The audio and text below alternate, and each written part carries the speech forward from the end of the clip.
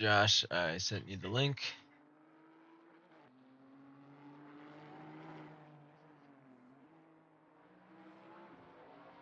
Allegedly? That doesn't look like it. Let's see how she goes.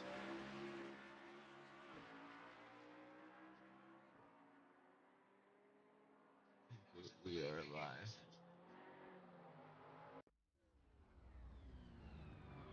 Yep, we did live. Yeah, I feel like the link I sent to Josh is correct.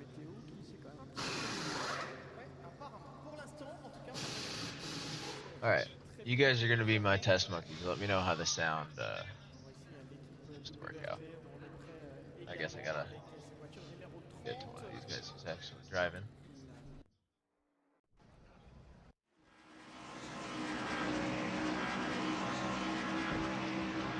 It's the LMDs that I'm a little concerned about. Got an hour left of practice here before the event. You guys let me know if things are too loud or too soft. What I got here? I only got you in here with me. All right, bot lane down. Hold on, I'm gonna make Josh watch the stream 1 second. Yo, Josh. Josh.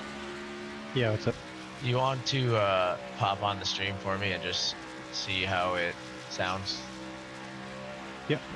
What a guy. I gotta pull it up on a different computer though. Okay. When I alt tab, my game freaks out. Fair enough.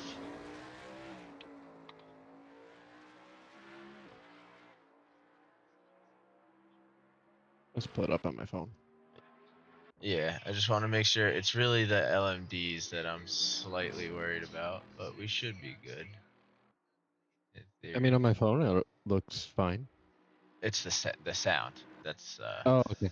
yeah, I want to make sure the volume's all mixed right because these things are fucking loud as shit. Hang on, let me get over to one. I don't know if these are a little soft also too, but you can let me know. The reason they're that level is because these fuckers are this level. Oh, I'm not gonna turn off.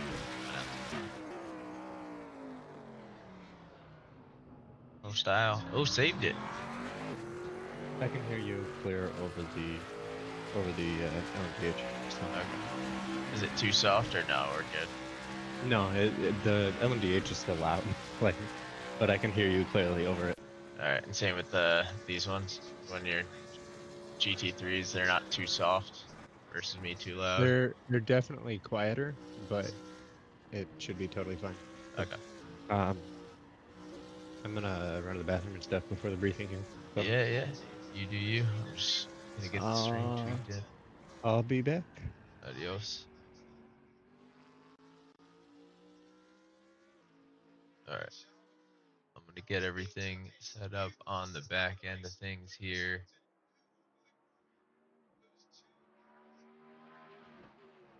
Nothing too crazy. Just trying to keep the chats open and everything. But we seems like we are live and good to go.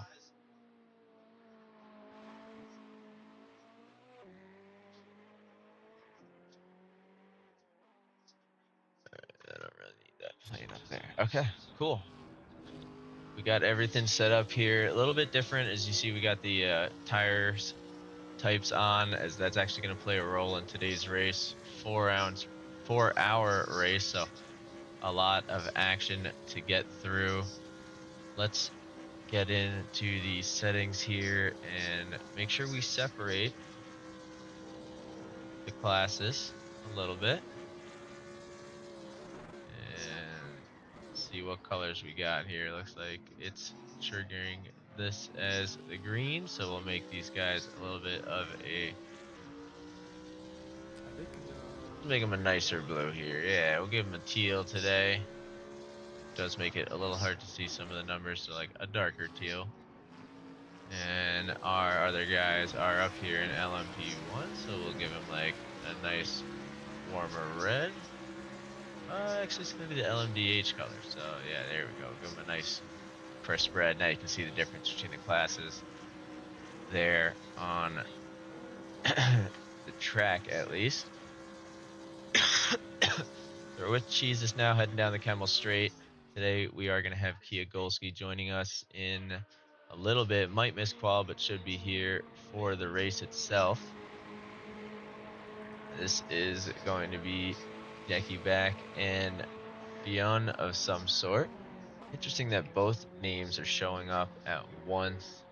Maybe we should show me the team names so we could easily call them by that. Can pull up the championship here and get that open, actually. Let me take care of that quick. See if I can sneak a little bit more information on my screen here. That we can. Alright, so now we can at least cheat a little bit. So we're looking at the GT3 classes here. This is going to be the Agri-Spec Eurosport Racing Team, number 92. Got a ton of teams signed up for today's event. I believe we're looking at 40 plus competitors. As you see, 25 already registered on the live timings there. We do have our own special broadcast car today, but we'll circle back to that as we look over to Jake Stieg driving in the LMP right now for Team Money Shift. A lot of custom livery, a lot of hard work went into this. Special shout out to Cameron Design. I believe he's responsible for 5, maybe 6 of these things. They're doing a phenomenal job lighting up our grid. But as we continue to watch the pace here, Jake Stieg heading through the chicane goes a little bit deep. Believe that one's going to be a little bit of a tighter track limit, so one that's harder to get away with. As we see some of the banners on the side of the track here. The purple and orange is not a combination you see too often, but these guys are really pulling it off well. So shout out to them. It seems like we've actually got quite a few guys in the pit lane, so let's jump over, see if we can grab a peek at some of these custom liveries. Wow, we definitely have a lot. I think a few of these cars are just placeholders as we wait for some others to join. We've got Hayden Ferguson, Lucas Martinek, Milan. A lot of guys just waiting for their opportunity to head out. You can see a couple of the broadcast cars snuck in there too. It's interesting to see how the presence of these broadcasters cars, although safely locked in place, will that throw off some of these guys as they enter and exit the pits. And these ones where they're side by side, will we get an opportunity to see these guys go side by side in and out of the pits? I know a lot of multi-class action going on there, but still could be interesting to see. So we're going to lock on with Hayden Ferguson here as he heads on an out lap to take a look at our track. This is for Fergo Production Racing as he heads through the radio.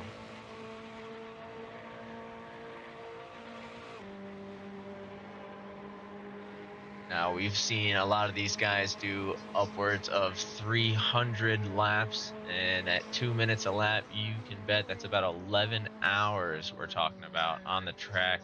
These guys are well prepared for the battle up ahead. Sorry, 10 hours, but well prepared for the battle up ahead. I think these guys are expecting to have some good showing, some good battles on the track tonight.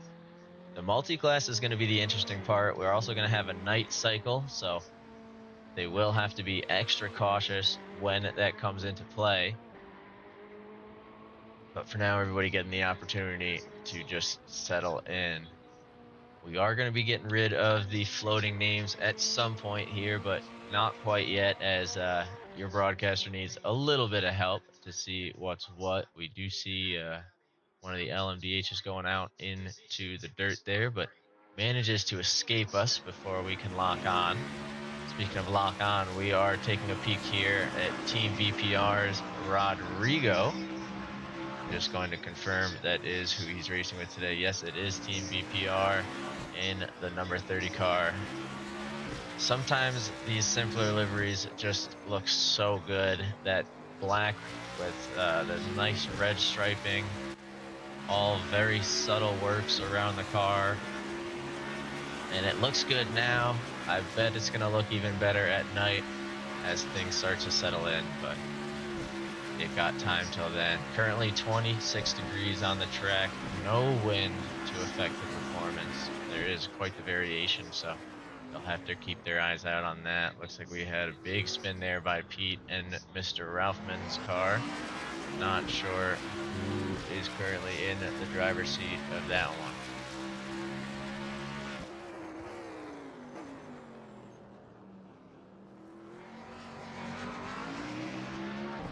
So we'll let Rodrigo go through the source. Again, we're trying to take a peek at as many guys on the grid as we can. Let's see, I tried to grab Pete and Mr. Ralphman, which we eventually were able to in the number 71 AMGG. They're going to let Declan McIntyre swing by in his GTR, currently racing for Team Straya. Little bit of a slip through the radium, but hangs on into Kimmel Straight. I like this green. It seems fitting, not only for the GTR, but just where we're at today. It makes it look a little bit more at home. And hopefully he can drive like it, as he is one of the top 10 GT3s at the moment. You do see about a 10-second difference in our fastest GT3 to our slowest LMDH. But a bigger difference in that to the men up top. That's going to be Andretta in the Andretti Cadillac. Something about that feels right. But the GTR showing us some solid pace here through. I missed the name of that turn. I'm sure some of you guys will be kicking and screaming at home because you know it. Oh, Bruxelles, there you go. But I'll grab on to Alex Sampson, one of the other money shifters that we'll see here on track. I believe there's 3 altogether.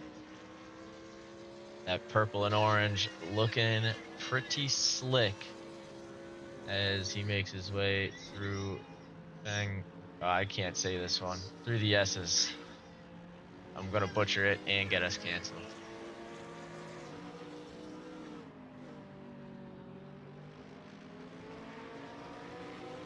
I like seeing this little 3-way practice going on between Mr. Ralphman, Alec, and Alex. All 3 of these guys are going to have to be racing each other at some point. Alex Manzone going to be on his own for the entirety of the 4-hour race there. And sending an early message as he makes it by both cars in that final straightaway. Starts to pull away with ease here in the chicane. So let's take a minute to talk to you about the hosts of today's event. Tekly Racing. I know typically we do our broadcast under the Real Rookie name, but tonight we are going under, or I guess this morning we're going under Tekly Racing as they're going to be hosting today's event. As a result, we are going to have real penalties, safety cars, extra long pit stops, the whole 9 yard. Everything's a little bit more tightened up here. There's going to be stricter track limits. This has been elevated from your typical rookie event. So everyone going to need to buckle up and really dial things in for their 4-hour event. So that's going to be Tekly hosting things off. Tekly is actually the one who hosts Real Rookie Racing. So big shout out to them. And then, of course, our favorite endurance racing server. I know they have plenty of other events weekly, and they do a GT3 series, I believe, and a few other series at that. But we always love their endurance events, so felt right to do one with them. So Venus Motorsports, definitely want to check out. They also have things tightened up on their end with real penalty and can provide some high speed wheel to wheel action. But let's get back to the grid on hand. We'll go floating and see what we can find. Looks like, ooh, an LMD going crazy here. Pablo Lacroute spinning out just as we tune in. That's going to be the dangers of passing at some of those high-speed sections. Not entirely positive what triggered that, but you can be certain that was at least a part of it. That will be Sim Racers Latam number 5 with that big spin there. Gonna take a moment for us to start to learn all the teams and the liveries. We've got 44 minutes left to practice, but only 15 minutes remaining until the briefing begins. So I'm sure we'll see a few guys start to leave, let their teammates hop in for a few practice laps.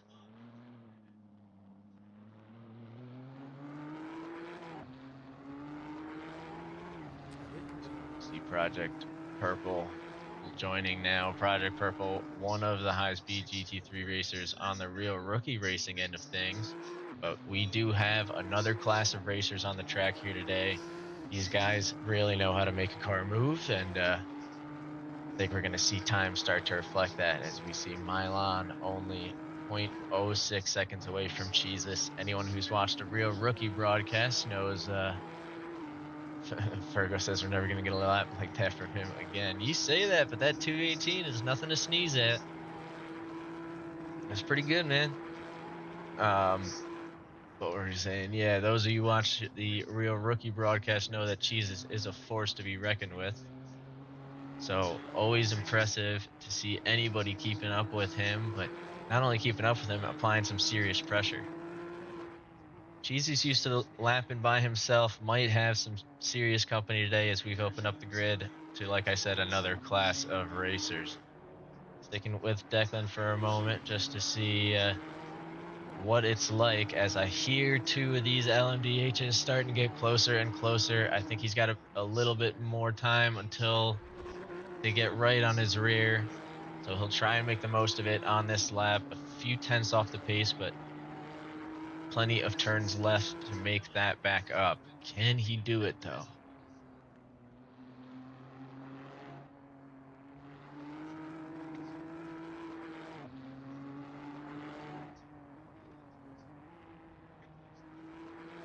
Gotta remember, this is Team Straya, which makes sense once you zoom in to see we've got brothers on the track tonight from Straya. That's going to be exciting to watch. These guys work together. Ripping through Blanchimont now is Declan. I'm just curious to see how it goes once these LMDHs start to get close. This is going to be the moment of truth shortly here. Ooh, and Declan's not going to give us the view. Jinx trying to keep up with Andretta up front. Jinx currently with a 2:05, almost 8 seconds off the pace of the man in front, so going to need to pick up a couple tricks here if he can. Andretta looks like coming in from Switzerland for today's events, as we caught just a little glimpse of the name. It's actually going to be Tong and Luca Andretta. For some reason, we've got both names showing in their scenario as well.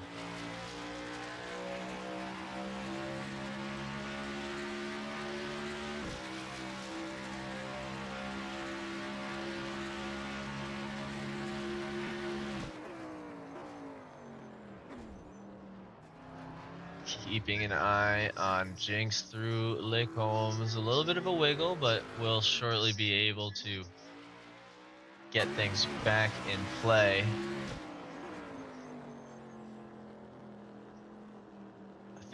Not sure, but I believe this is going to be one of the custom deliveries. Maybe not, but it must be with the Wayland one there. I don't know, hard to say, but I will say that it does look nice, whatever it's got going on. We'll take a look now with Dante Abal. I think the name tags will sometimes get a little skewed as people jump in and out. Currently, this is Bastian actually racing, so you can ignore the name of the thing below. But hey, at least the tags get it right, so that'll help us out a little bit with understanding who is driving. This Cadillac looking mighty good on the track right now. Fearlessly pushing through campus, half a second up on his time. Gonna put up a time that'll at least give Tong and Luca something to worry about if he can hang through these final few turns. He is pushing the limits hard. You can see him resting just on the edge of the track, basing the lap times that we do still have a clean lap. So can he pull it off here?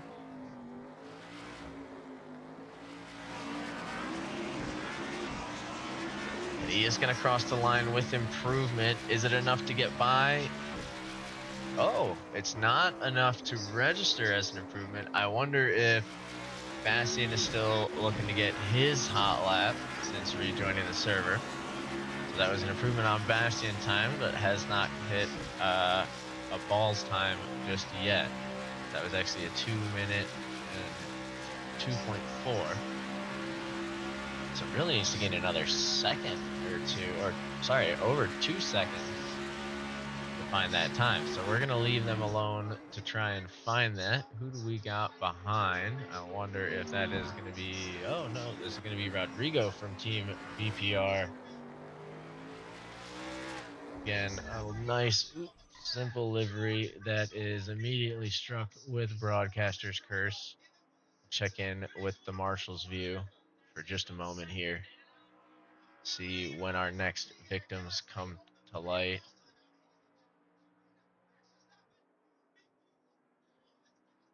Interesting that not too many are on the track yet, although they do have, like I said, tons and tons of hours of practice in at this point, and it is a 4-hour event, so they might just be waiting for their opportunity to strike. But speaking of opportunities to strike, we've got Martin Laratapia working his way through Bruxelles in the 311. I believe we just saw someone else driving this one.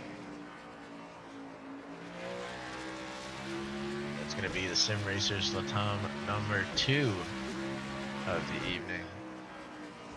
Showing through with some force. Are you still doing hot laps in the Mazda, Josh?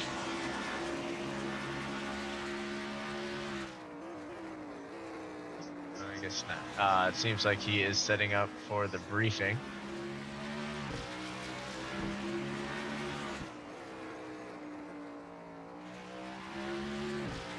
So 6 minutes away from the briefing. Josh just getting things dialed in now and ready to go. We are going to tune in so everybody gets the chance to listen to the expectations and the conversation for today's events. Viewers, please be reminded this is a live broadcast, so when we join the driver's briefing, we apologize in advance if there's any language used. Questioning. Martin putting up a pretty good lap there, 159.8. These guys still looking to get back to that 57 if they can. Track or road temps currently up to 27 now. Trying to see if we can grab onto Pablo here. Currently looking to get under that 2-minute barrier. Seems to be the big separation in the LMDH class right now. I see Jawa in pits looking to, are getting ready slowly to make their way out.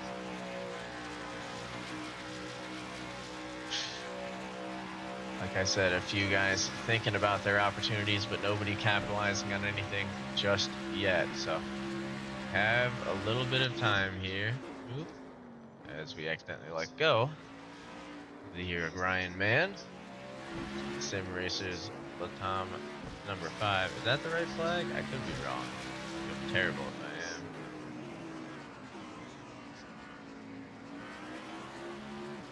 That Nissan gang. Let's see. We can check in on some of our Nissan brethren. Do we have any on the track at the moment? We do. We've got Declan still pushing along. The Nissans are actually getting closer and closer to that BMW pace. I do wonder where fuel and tire life is going to come into play on an endurance race in the battle between the two. Z4 does look to be a little bit favorable, just given what we have on hand. That Parmesan kid is quite insane indeed. He's currently sitting in pit, so we won't be able to watch and see how he's making that happen.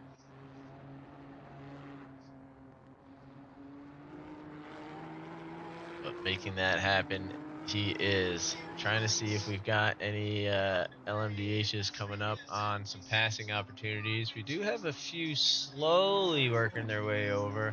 Let's take a look at Goshu here in a little bit of a battle with Bastian, who I believe is working with Mr. Abal, currently sitting P2 in the timings since the event has begun.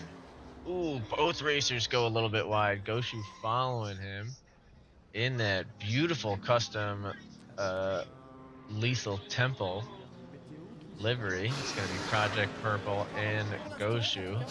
I don't think we've gotten a good look at this one yet, but that is certainly a radiant design. It's got some nice fading to it. And speak of the devil, Mr. Hayden has returned after saying he wouldn't be capable of putting forth another hot lap. He's still going to make a run for it. Sends a little blink forward to Marco, still looking for their hot lap. So both racers will need to use this next opportunity to make something happen if they plan to stop and be a part of the drivers' meeting. I do see someone getting flashed. Could that be the flashing of the LMDH all the way back there? It might be. Just trying to signal them to let them know that they are front. Team Money Shift currently sitting P7, also looking to find their way under the 2-minute barrier. These are just hot laps here, though, so right now these guys could be practicing with full fuel, just making sure they're comfortable for the beginning of the race, saving those low fuel runs for qual, just not trying to show everything they've got in the pocket just yet. As we see Josh Fulton in the safety car out on the track, getting the hang of things. We're going to grab on for just a moment. That is a beautiful safety car if I've ever seen one. I do see Hayden looking for a way around the safety car. I think it might have caused some confusion being out on the track, but it's just taking a tour, getting its hot lap down. You can see it's got all of the sponsors of today's events there: Tekly Racing, Venus Motorsports, and of course our own Real Rookie Racing. The man behind the wheel, Josh Fulton, the man in charge of it all. So getting himself a good strong lap in, getting the pace down, trying to see if he can maybe creep up to those 230s, somehow reach just the back end of those GT3s as it stands. We wish him luck. Switching over now to Bot Lando. I was going to say in the 904, 903 car, as we've come to know this one, but a little bit of a struggle. Juan Ma actually behind the wheel right now. Ooh, as he loses the windshield. So mechanic's going to have a little bit of work to do. We'll switch over to the Inferno, pushing in the Mercedes. The Inferno, I believe, is actually trying to take this thing on solo, racing under the name Glovington Finkelberry, or rather the team name. Getting lined up right now behind Declan McIntyre, who's got the pace to beat for the non-BMWs. Right now, they are currently cleaning up 1, 2, and 3 between Cheezus, Samson, and Milan. Sorry, Cheezus, Milan, and Samson. We do see Base Cannon has been kicked from the race. I know he was accused of doping earlier in the season. We'll have to see if that was the cause or possibly just some technical difficulties. And we'll be able to rejoin shortly.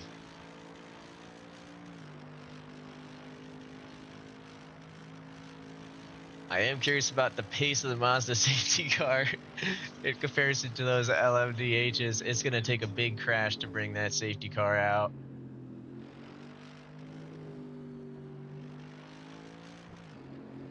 I like that they're red. I feel like it draws a little bit more attention to it. What would doping be in the context of sim racing?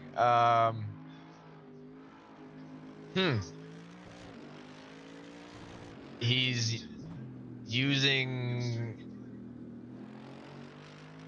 Yeah, there you go. Gloves. Fuck it. There you go. I like it. Oh shit. We're trying to keep it family friendly tonight, so I'm going to do my best. But yes, I would say that would be gloves. Good enough. Although I wear gloves myself. That flashing light keeps coming from somewhere. I'm not positive what it is that's causing that to go. It's driving me a little bit nuts because I keep thinking someone's getting flash to pass. But here is the man sitting P2 in the GT3s looking to shave off a 10th somewhere along the line if they can. Number 34 car with a beautiful abstract livery heading through the Paul Frere. Going to take it a little bit slow. I think just letting a gap build up to the number 25 car in front. Look, it's going to be the Inferno in the Mercedes GT3, but let's hang with Milan for just a moment here. Let's see how they kick things into gear. Or what could be one of the final laps. Let's bounce over to the briefing though and see how things are going. 120 kph, but we'll go from there. So we'll take that and we will do our formation lap. It's going to be a rolling start after that, so the safety car will go into the pits as soon as you get a green light on a real penalty. Josh the walking the lead car can drivers take through off. now. Make sure we leave a gap between the LMDs and the GT3s. It should be around 10 seconds. It doesn't need to be exact. It can be more. It can be 9 seconds as long as there's a gap between the cars. Those LMDs are going to be lapping a good 15-20 seconds faster than the GT3s. So as long as there's something there, so that you have a chance to react to the incident in front of you, that's all you should really do.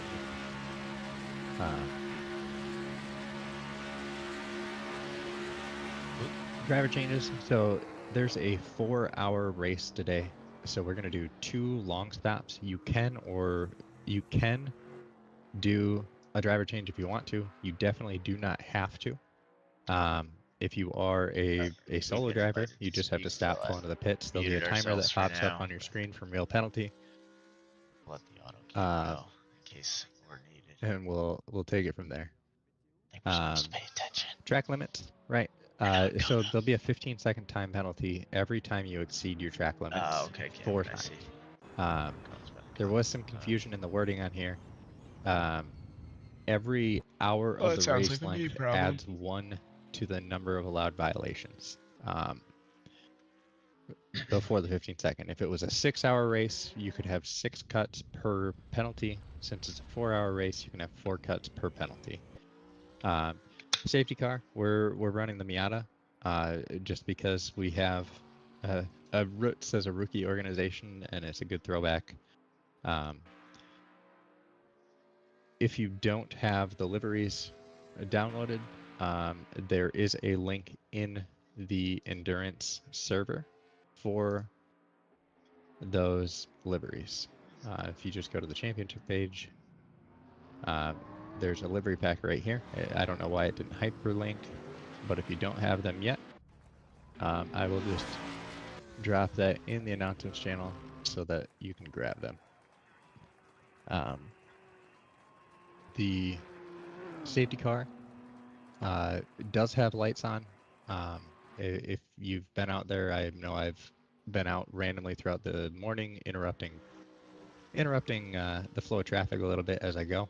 But we do have caution lights and everything, thanks to Cameron for getting that all set up. I didn't even know that was a possibility, but it's awesome.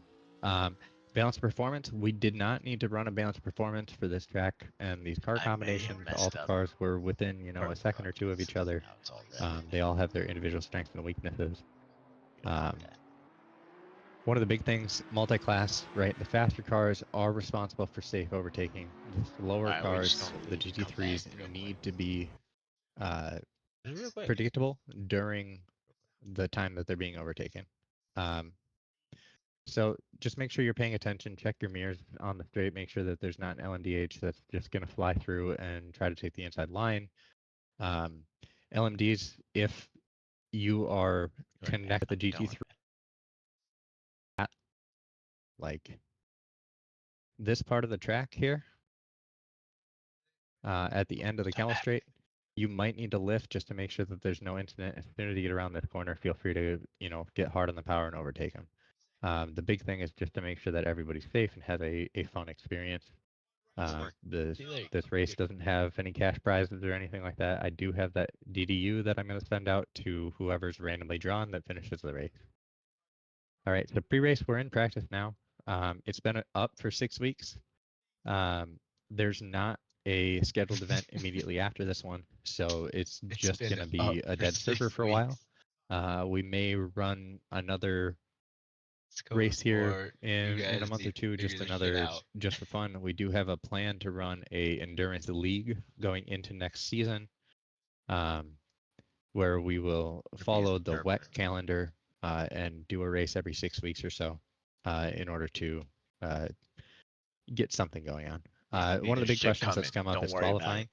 There was some confusion somewhere that it was going to be a multi-class qualifying, but the GT3s are going to have the first 15 minutes, and the LMDs are going to have the last 15 minutes. I don't know where you heard this shit, but it wasn't for me. If you start a lap and there is 15 minutes and 10 seconds left on the timer, feel free to finish that lap. It will go to overtime.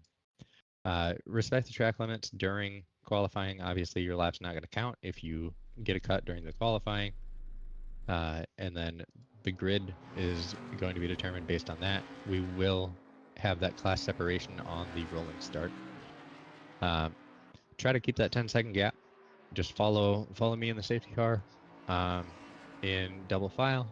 We will just do one lap, and I will go into pits at the end of the lap, and then as soon as the green flag is up, I should probably turn him off. Racing's on. There is a speed limit set. I'm not entirely sure what I have it set to for the rolling start. We can probably take a look here.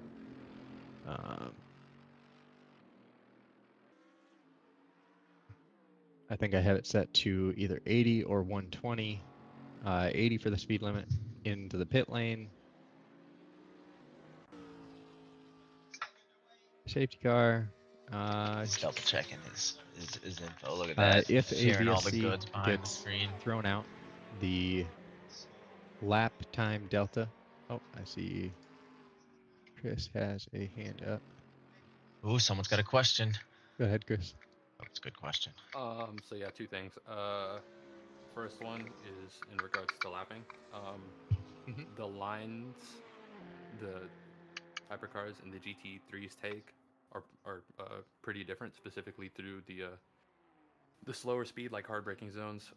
So like Lecombe, for example, at the end of the Kemmel, we have to use more of the track. So the line is after the first right-hander, we have to get.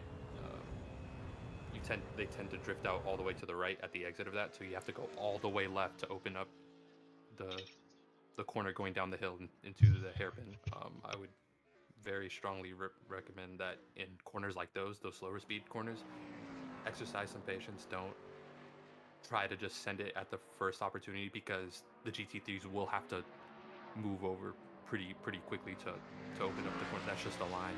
So yeah. And obviously, yeah, keep the GT3 should like signal and do what they can, but just don't send it. I've had a few incidents during practice where that's happened, where the overtaking car got a bit impatient and it caused an accident. That goes on to another thing. It's a 4-hour race, right? Good point right there. You don't want to ruin your race and everybody else's race in a corner because you got a little impatient, right?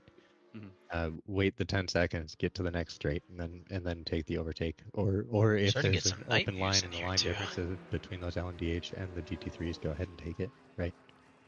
So let's catch a little glimpse of that beyond a safety car in the dark, shall we? I wanted to ask if about driver swap, like real penalty, because I know it's not exactly sure, because there's like a few different settings that you can broadcast take. There's like one where you can just stop anywhere and then swap, and then there's one a little harder to see that you move into. So the big thing with driver swaps is just to make sure you cross that pit line, or you cross the start finish line when you're going in for the driver swap. Otherwise, I We're don't definitely believe it'll starting to count get your some laps. night racing going here. Let's take a look. So just make sure that you pull towards the end of the pit lane. He's driving while he's before having you this disconnect to conversation. Make sure that it respect counts that. that lap. Caught, exposed, driving during the meeting. But yeah, that was typically just the driver swap and patience win over Tekly. Yep. It's a long race. Have your patience. It shouldn't be a major issue, given the flow of this track. So there are definitely some spots where it is dangerous to overtake, but make sure you take your time to hold on to that. So in race procedures, we briefly talked about pit stops. Make sure you cross the start finish line. I'll make a note in here to update that for our future events. Just make sure you cross the start finish line to make sure that it counts. If you're a solo driver, all you have to do for your long stops is sit in the pits for 3 minutes. You don't have to disconnect and reconnect. Nothing like that. Real penalty will keep it tracked for you. Blue flags. Again, slower cards. Hold your line. Maybe take a little bit wider line. Just good make sure you're staying predictable. Don't go out into somebody else while they're driving, right? If you can, map your blinkers, just so that you can indicate what side is safe to pass on. Yellow flags, just be careful. You don't know if somebody had an incident, bounced off into the track. Full course yellow, the only time that I plan on deploying any of these things is in the event that there's a massive pileup and we essentially need to soft reset the race. Other than that, full course yellow likely won't be played. Virtual safety car likely won't be played, and the full safety car outside of the dealing with here. Rolling start likely won't be out on the track. It is not a lot of visibility here. One of the big things that I don't have noted in here is when rejoining the track. You can see Team Straya actually on the inside of the car. Again, it's a 4-hour race. If you go wide, is attention to detail. Lose 20 seconds. You can make up 20 seconds over the course. Is this one of yours, Cameron? I don't know if you're watching this. You might be listening to the broadcast. Just make sure you're not getting in the way of somebody else, and you. That's fucking sweet. Drive safely. Color me impressed. So as to not mess with other people's races, right? Red flags, track limits. Red flags, if for whatever reason a little bit wide there. See, that's what I mean. Where it's a little hard to see some of the line. Just make your way back to the pits, and you'll start back up under the safety car. As he's got base cannon track behind. Limits we went over earlier. This is one of the liveries we were excited to see. Of course, it's dark now, so it's not going to be the easiest time, but you can see it light up momentarily there. If we see people abusing them, we're just going to Venus Motorsports LMDH has hit the grid. Oh, and it lights up exactly the way we were hoping it would. So those little specks of color. Say gets 10, 15 second penalties. Listening. But they, somehow finish 3 minutes ahead of everybody else. You're probably going to lose those 3 minutes. And it's making it look easy. Reporting and stewarding. There is a ticket system in here. Trying to find the channel. Request staff V2. It's under the support section. Get loud. Give me just you go in there. You can hit either the report player or general request, and we will we'll review those for race incidents after the fact. Post race, right? We will post the results immediately, and then go back through and add any additional reviews, penalties, anything like that we need to add afterwards. And then the participation prize draw. I'll send a link over to Buggy, and he will run it on the live stream. As soon as we know who won, just open a ticket with your Steam Code, and you can check your Steam Code mapping to the actual driver mapping to make sure that you are who you say you are, and then I'll get you information, and we will get that DDU sent out to you. It may be about a week, because I'm not sure what type of wheelbase you have. and I may need to print an adapter for you so that you have a way to mount it. I don't have any All right, survey I'm back response here. or any survey forms Just or check anything and right see now. what I the. don't know if All right, fix that we'll rather put so one you can together see or the not. angle If of we the do, wind correctly. we can send one out. It looks like Basecamp Later. is actually going to be Otherwise, coming if up you on a have any GT3, feedback, so that's some of the things feel that free to I just was very take it interested as in feedback, watching and is we will how some of these take passes are any going to work at night. You can see it's criticism low or visibility of anything that like car in that front. You to- can get a couple glimpses that it's there. It's going to be Team Money Shift. to know, and we'll Blake go from there. Gettings here. So now, open the floor to any questions. We have As Base able to deduce a little bit of time left to which practice before quali GT3 starts. he's got in And front of we'll him go from there. and make his way Lando, around. go ahead. Hey, Ooh, as quick Blake question. misses You the turn mentioned the there, is race forced to take the starts at runoff. 10 Don't a.m. believe he's So going the to. quali also starts at 10 a.m. just to complete. The quali will start in. 13 I minutes. mean, in game time though. No. Oh yeah, yeah. The weather schedule is 10 a.m. in game time. So, yep. So it'll be a daytime Okay. qual And was then, part of the Purple. concern. Go ahead, Purple. Just for clarification, the driver swaps is not go into your pit boxes, go to the end of the pit lane, correct?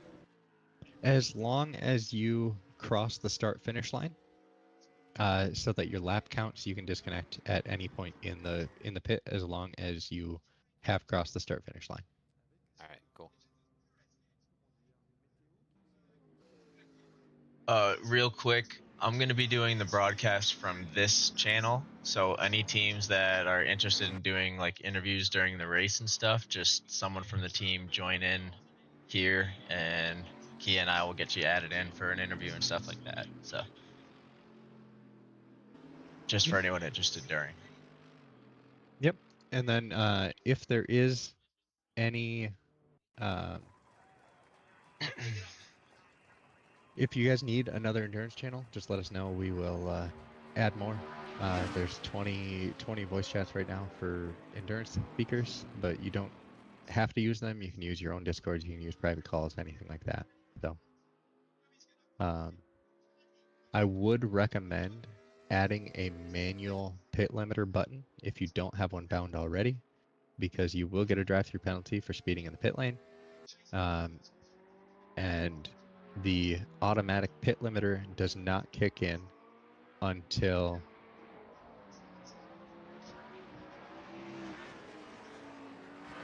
I don't know why the names got messed up on the registration somehow. Carl and Chris's names are switched. But I'll have to look at that. Yeah, feel free to use whatever VC you we're have. gonna have I think some there's fun still here. There's a couple of things like about 10 that minutes of based on practice what I'm before we seeing, roll into but quali. There will be a little I think overtime it'll as be well. okay. So That's all that matters. feel free to jump out there. I'll probably. We hope. The real penalty pit line is the same pit line that Spa has. I would just hit your pit limiter when you're going into the pit lane after the bus stop. Chuck, I'm muted, so they can't hear me in the Mr. actual Ralph, man. thing. Oh, and Rev and Thorn seem to be switched as well. Okay, so it's another one to keep an eye on. All right, go ahead. I got you, Ralph.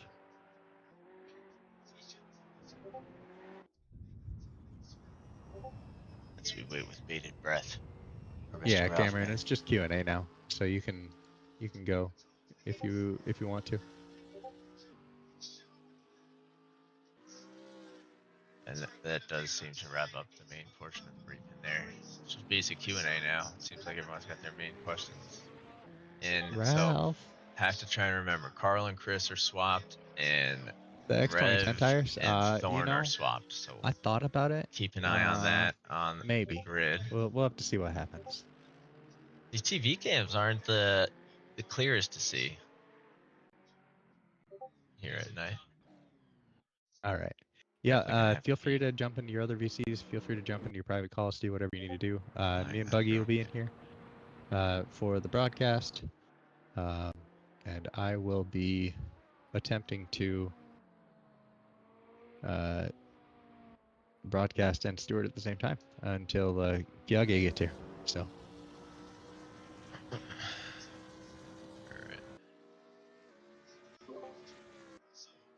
All right, Okay, you wanna let me share my screen so when Kyagi, I guess he doesn't have to, but Yeah, go ahead. good man.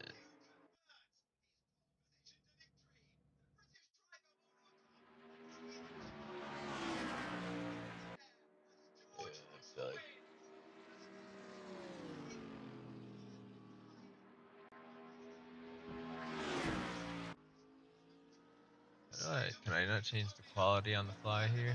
There you go. All right, there you go. Cool. Yeah, so if anyone ends up wanting to join for interviews during the race, this is just where they can.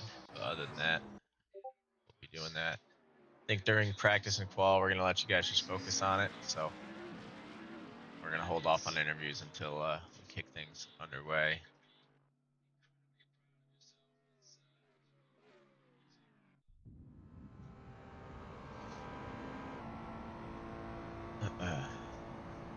And for those of you racing, I am going to be commentating in here, so might get a little confusing as I watch a bunch of you guys leave. Yeah. All right, swinging over to base cannon through Radeon. Again, still haven't gotten to see that livery during the day, but with only 8 minutes remaining of practice, I don't think we're gonna. That sun is not going to rise. See him doing some wiggles down the straight, trying to let us catch whatever glimpse we can, but we'll let him go. Some of these darker liveries are going to be harder to see coming, and that'll be interesting along the way. Sergio Castro currently rocking the Guinness livery in the Z4 through Lacombe. I want to say this is one of the Latam racers, but let me double check. It is going to be Latam number 4.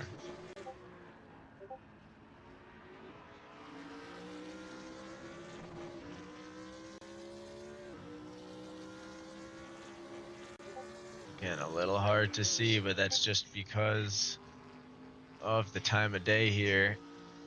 Once we got a few more cars close together, I'm sure they'll be lighting each other up, as we'll see shortly 2 GT3s coming around together. And it's going to be Team Straya once more. We seem to be like a magnet to these guys, with an LMD looking for an opportunity through at an interesting point. Dave is going to have to find some wiggle room through the S's, and wiggle room it is, as he manages to hang on. He gets back on the gas through the bus stop. I guess they don't call it that on this one.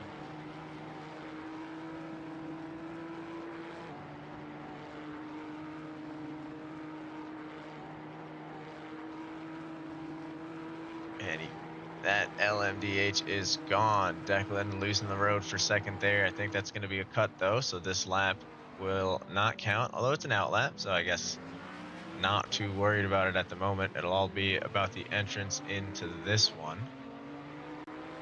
Not sure if we've got Pete or Mr. Ralphman currently on the track.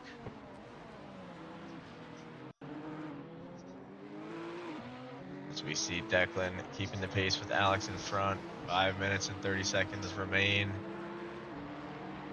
Trying to get the last little bit out of practice if they can. The road currently 30 degrees, bobbling back and forth as, ooh, Angelo keeping it a little bit safe, has to zigzag through these GT3s as they pick different lines to let him through.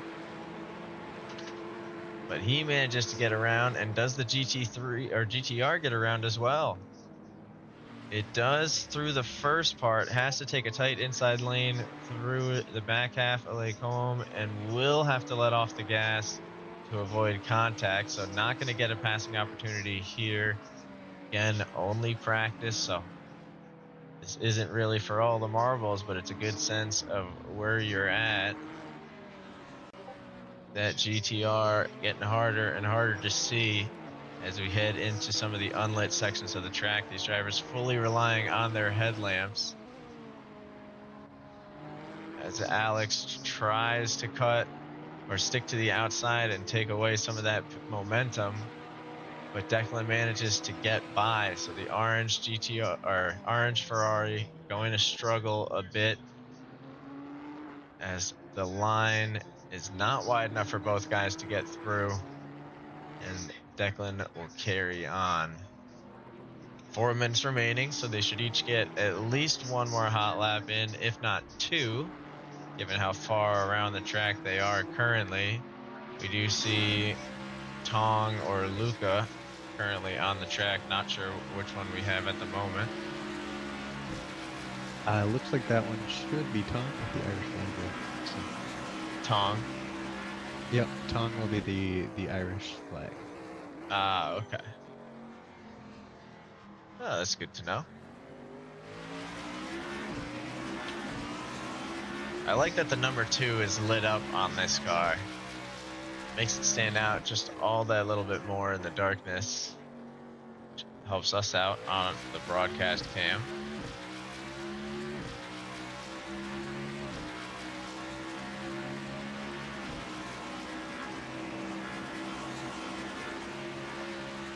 Tong, I believe, does already have the top lap at a 1:57.7. That was before we had to leave and rejoin.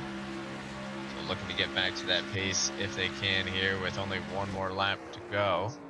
Base Cannon setting a 1:59 at the moment. Going to be only enough for 5th position based on the updated standings over on the live timings end of things. Tong's looking good, but this track is starting to get pretty crowded. I don't know if he's going to get the space to do that 1:57 until qualifying is back underway.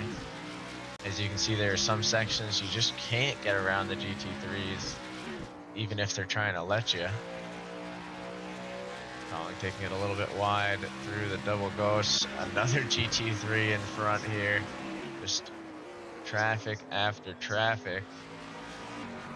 This is honestly good practice, though, for the race itself. Tong's going to have to find a way to be patient and get by. And probably around this same point when it's pretty late at night. Both these cars, or rather these different classes of cars, are going to have different pit strategies and different obligations for how they have to get around. Take a look here at Team Money Shift. Seem drawn to the orange and purple here. And that's a little bit nicer on the eardrums as we quiet way down with the Z4s. We've got Blake Geddens looking to set a strong lap here if they can. Currently sitting P13, so 5th or 6th in the GT3 class. Oop, as we see Tong go by.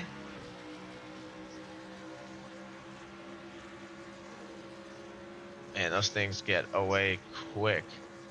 It's going to be interesting to see what it's like to have 4 or 5 of them pass you at the same time, especially when the GT3 class themselves are close together. But that is the exciting part of the multi-class racing. We do see car 16 driven by Patchy joining in now with only 45 seconds to go, so not really a lot of time to even get an outlap in. I think Rodrigo looking for the same opportunity here.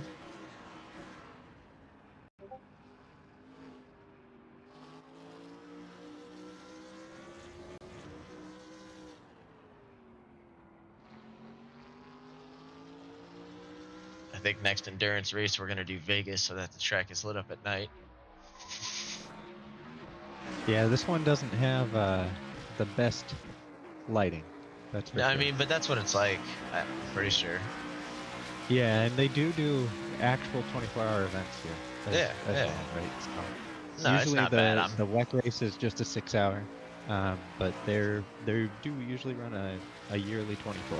So I was thinking we could do LaSalle maybe, because that one's lit to fuck up. I know that one. yeah.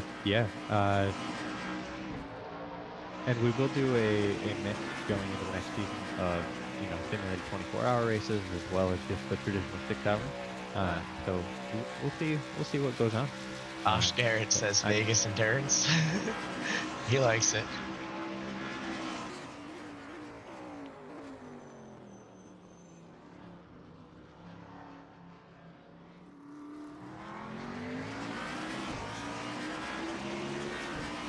David Castro looking pretty strong there. Was at a 2:04.2, so that's going to be a personal best since we rejoined the server at least.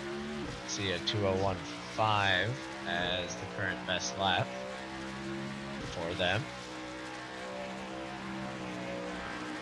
I believe this is going to be another one of our Latam race teams. Let's take a look here. Yeah, the Latin Tom number America 5. Racing Organization, they ended up submitting, I think, 5 or 6 teams to the event, which is pretty exciting. What did you just say? The Latin team, the Latin America team. Latin America. What does it stand for? They have a Latin America Racing Organization, sim racing organization that they're all from. Did you just say what LATAM stands for? Is it not Latam? Does that stand for something? LATAM is Latin America. Oh. Josh. Josh. I should have made coffee this morning. But yeah, so they have like 5 or 6 teams that they submitted, which is pretty exciting. We have people from the UK. We've got some people from Switzerland, Ireland. We've got people all over the world in this race. That was live on the air. It's exciting to have so many people from all over the world joining in on our first official just for fun Tekly sim endurance race. I'm gonna go make some coffee. If you want to narrate as AutoCam takes over here in the final seconds of practice. I hate you. I'd like to apologize to all of Latin America.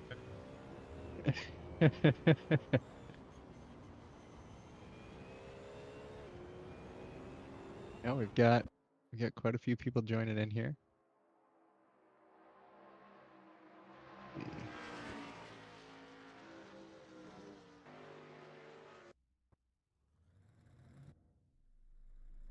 It's like the practice session is officially over. We've got 5 minutes here before quali starts. As soon as this kicks off, GT3s will be the first ones out.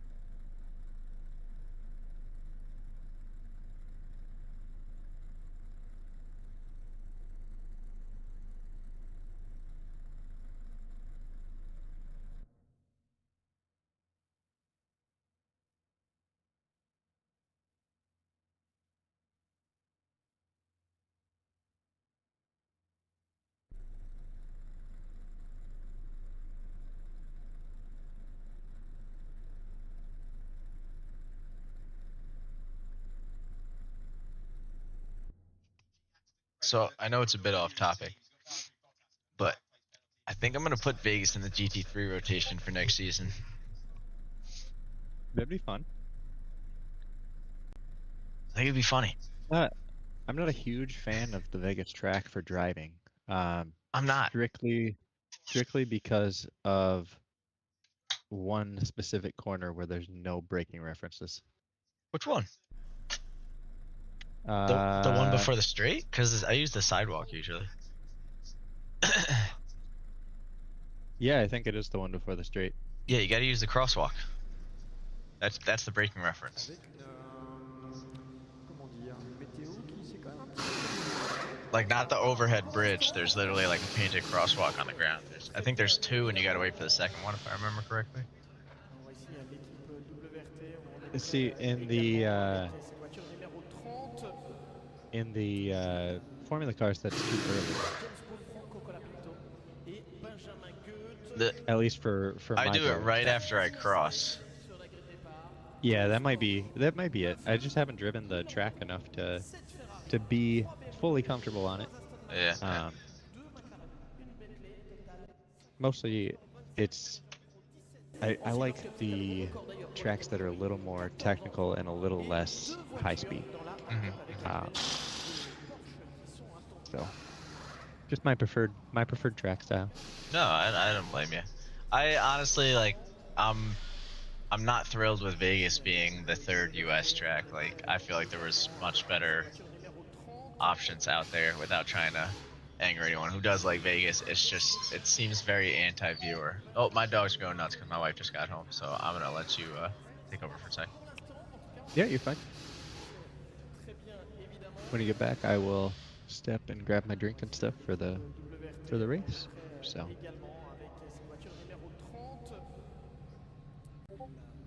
There's about a minute left until quali starts. Give some of these guys a second to catch their or stretch their legs and stuff. Oh, Kiage's in here. Kiage, give you permission to speak. Hey, Kiage. Whoa. Whoa, whoa. Whoa, whoa, whoa. Hello. How are you? Hey, baby. Oh yeah, I'm just feeling the effects of a late night at Vegas. Oh yeah, yeah. I ended up falling asleep super early. I was gonna stay up and watch it, but I figure I'll watch it after the endurance race here. So. Yeah, I thought I could tough it out and fall asleep immediately after the race. You know, that was my plan. But has anything ever gone to plan? Oh, never. Never. I'm on 4 hours of sleep. I believe in you. Yeah. Yeah. Yesterday night I just tried to go to bed and was just so worried about not being able to fall asleep for today's race that I didn't fall asleep, which is a bit not good. But I'm We're here. gonna have a lighting shift here as the countdown timer ends.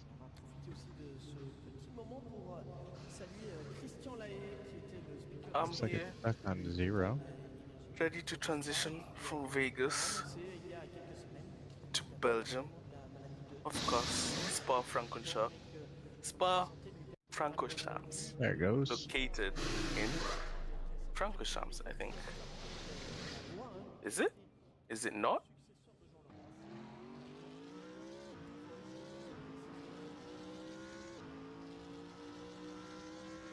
I believe so. That would make sense. Well, looked it up and it says Liège. Alright, they're gonna go crazy again in a minute, but... Francorchamps is in Liège. What's up, Kia?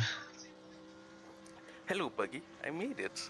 Welcome, welcome. It looks like we got the GT3s all getting out on the track as they are the first ones to go. Not a lot of wind today. This is the highest we've seen at 3 kilometers an hour, so not really enough to affect anybody. 27 kilometer an hour track, so you know there's going to be some not in favor. And cue my dogs. Kia, it's all you. Yeah. Very excited to see how the GT3 drivers today are able to show their peak pace. Of course, qualifying isn't everything. There are no points in qualifying. The main job, the biggest part of the weekend is the race, but it really does help if you're at the front of the pack. because we do have quite the pack today. I think we have about 28 signups. How many? I think there's 44 signups for this event actually. 44. And how many in the GTs? Okay, yeah, 28 GTs and like 15 or 16 of the LMDs. Whew. Yeah. I want to be at the front of that crowd. Holy. But we have got quite the race for you guys today. 44 cars on track. Thankfully on a track like Spa that can handle that number. But it's gonna be really busy in the block surface, block tarmac Spa track we have here in Belgium today.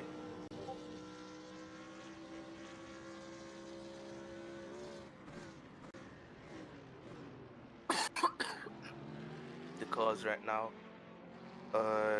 doing the outlaps. Forgive me if I'm a bit coughing.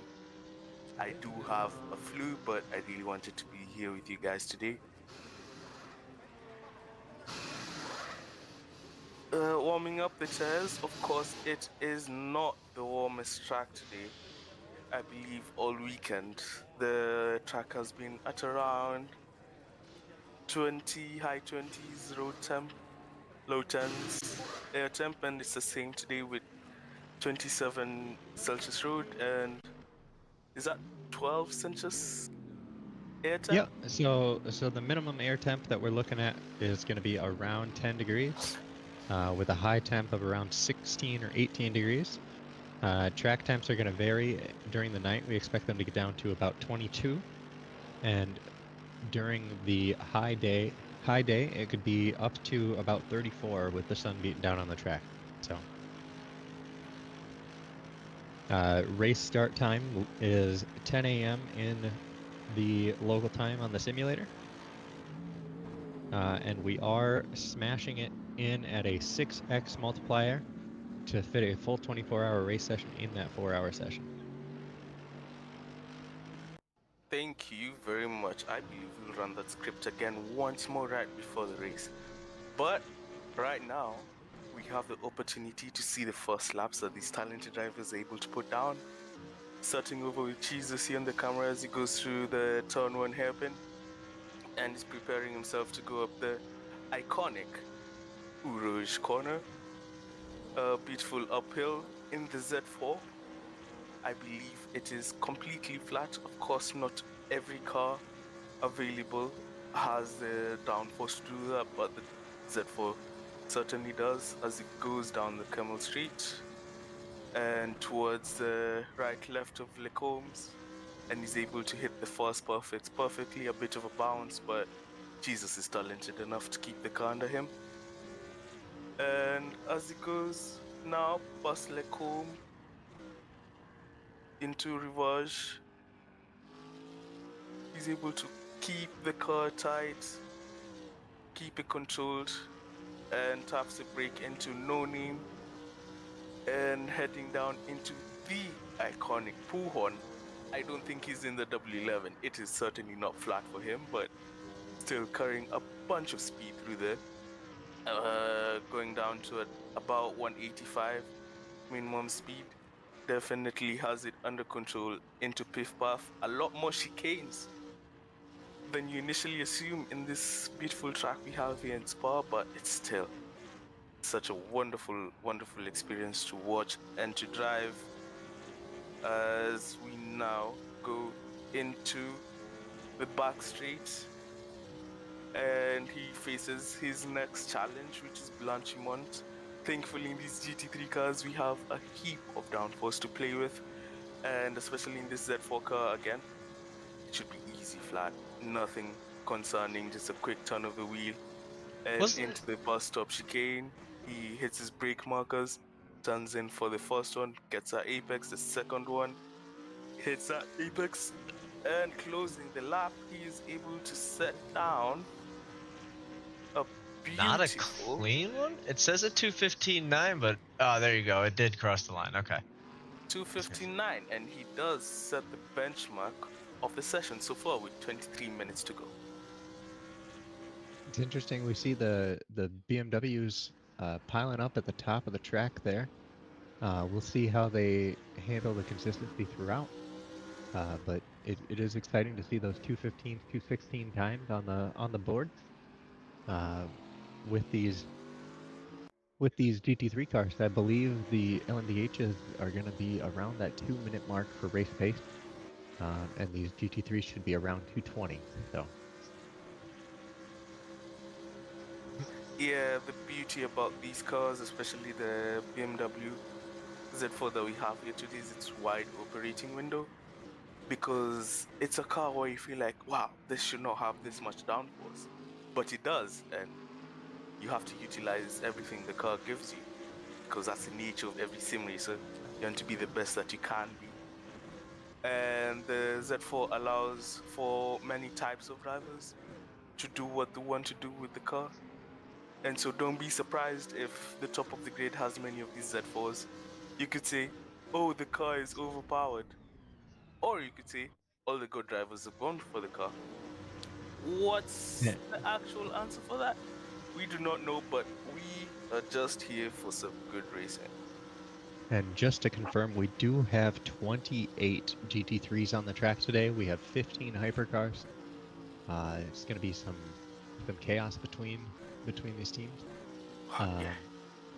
We do have members from the Latin America teams joining our event. We also have a special visit from our sponsor team, Project A, which is an esports team that we help fund and get into their events.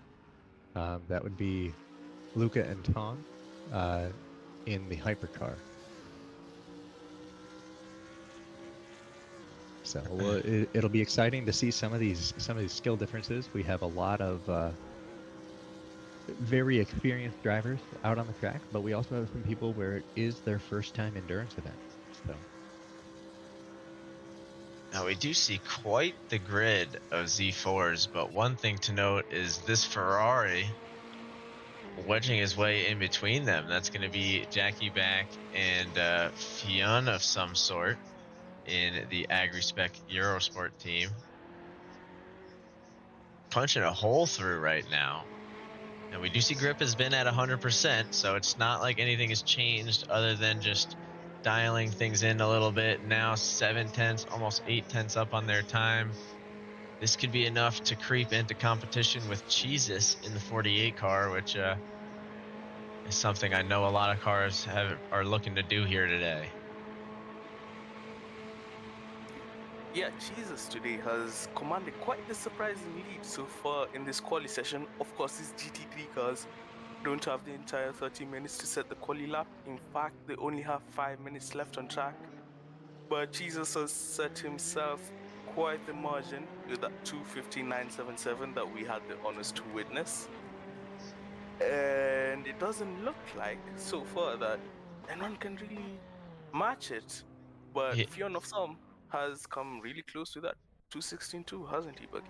Absolutely. That's going to be at least something to get competitive. Now, obviously, with a race this long, you wonder who's got the better fuel usage, who's got the better tire wear, and those things do tend to lean towards the Z4, as we've seen in previous events, but times like that could make an undercut strategy pay off for the Ferrari down the road.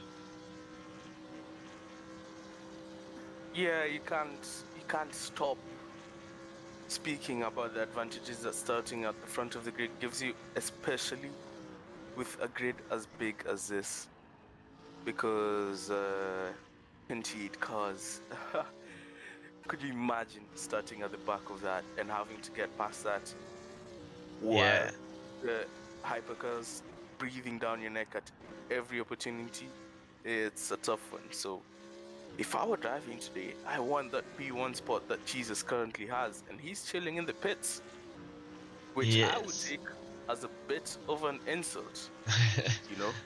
Yeah, he was happy with that time. I think he heard you, though, because he does seem to be heading out for an outlap now. I think he's going to go low fuel and just take one more stab at it. But we'll see if any of these other drivers are able to catch up. I know we did see Milan was one of the drivers during practice who got within a couple hundredths of one of Jesus' top times. So hoping we can see something happen there. That AgriSpec team, though, definitely looking good. I think they're going to be the closest shot at competition as these qualifying laps stand. But again, everybody seems to have headed out with enough time to get one more shot in. Hopeful we'll see that today. Guys, there are 17 minutes on the clock. There's 3 minutes for the drivers in the GT3 cars right now. We are witnessing the final laps for them in this quali session. Starting off with Williams Castro, who's down in 13th and would want to improve up the grid. He stays in 13th with still an improvement in his time. But I just can't wait to see who's able to take the lead of this grid. Every car is out of the pits apart from Manzone down in 17th. I seem to have lost the ability to pick cars. So hang on a second here. Just reset something on the stand-ins here. Sometimes that helps.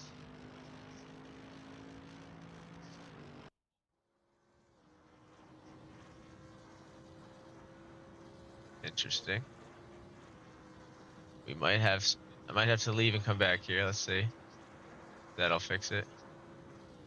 All right. Yeah. So we'll leave once the hypercars go out. Then for now, we'll turn it over to AutoCam so that we don't lose everybody's progress, and we can at least keep an eye on the lap times.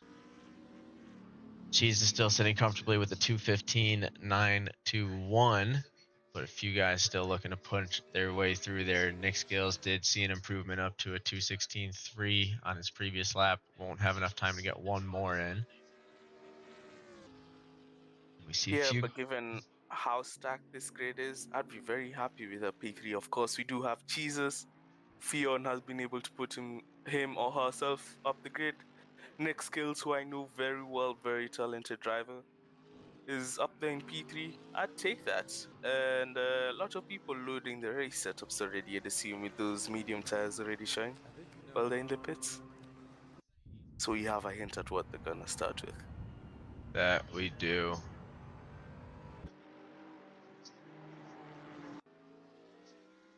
Plenty of cars on the track trying with this last opportunity they have to set a competitive lap time that could change the outlook of the race, you know? And there are only 3 podium positions available. There are 28 expected drivers, expected entries in the GT3 class we have today. That's a lot of competition. And I don't know about you guys, but when I enter a competition, I want to win. Many cars in the bus stop trying to set the final time. Rathman in the pits. However, we get Booby here currently in P8. What does he go up to? Did see a little bit of an improvement from him up into P6 with the 2:17.1. The LMDH is now heading out on track, so all these GT3s will be pulling into the pit lane shortly here, or rather getting a little jump over to it.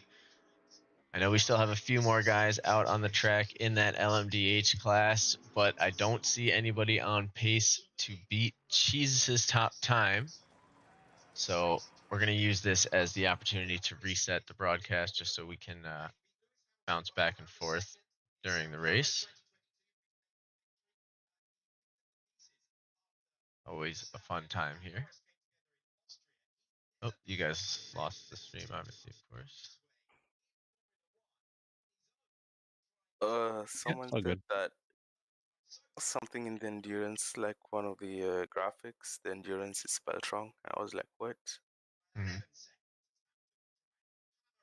Which I was one? like, okay, there's nothing I can do, but I don't know. One of the black bars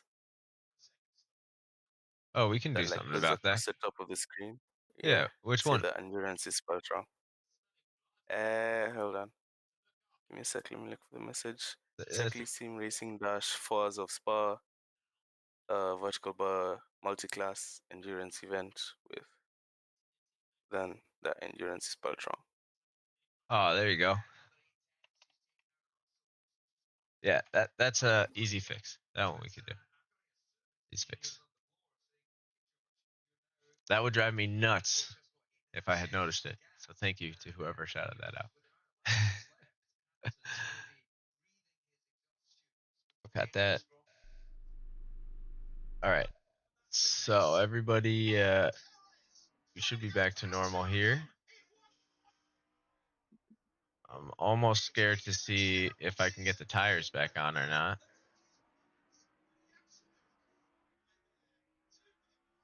No, for some reason I can't get the tires on anymore without messing that up. So we're gonna have to just kind of relay the tires to everybody, as for some reason it won't save our setting here. Working during practice, but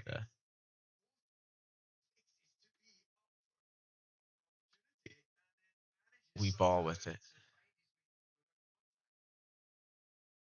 We don't have any LMDHs set in times yet, so don't worry. We haven't missed out on any hot laps. So hopefully we can get that all back in order before we do. Are they still in the pits? Huh? No, most of them should have Someone Are left. they said, on? Oh, they're okay. They're up. press F3, buggy.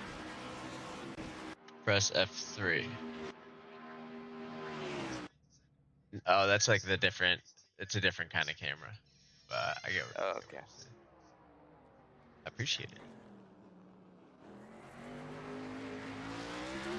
But we're back on with some LMDHs. And we'll see if we get any times going up on the board. Again, we don't have any clean laps that have been put in just yet.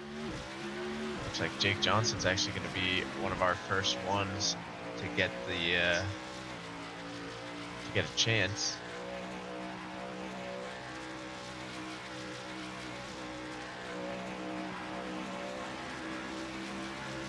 So we see Team Money Shift barreling down the Kemmel Straight. A couple of guys starting to creep in with some times here. 159 from Angelo Galici, Tong, and Luca setting at 157.9. So we do have hot laps coming in actually from some of the leaders. Take a peek over with Base Cannon here in Venus Motorsport. I'm sure he's on a hot lap himself. So see what he can come up with through the final corners of Spa.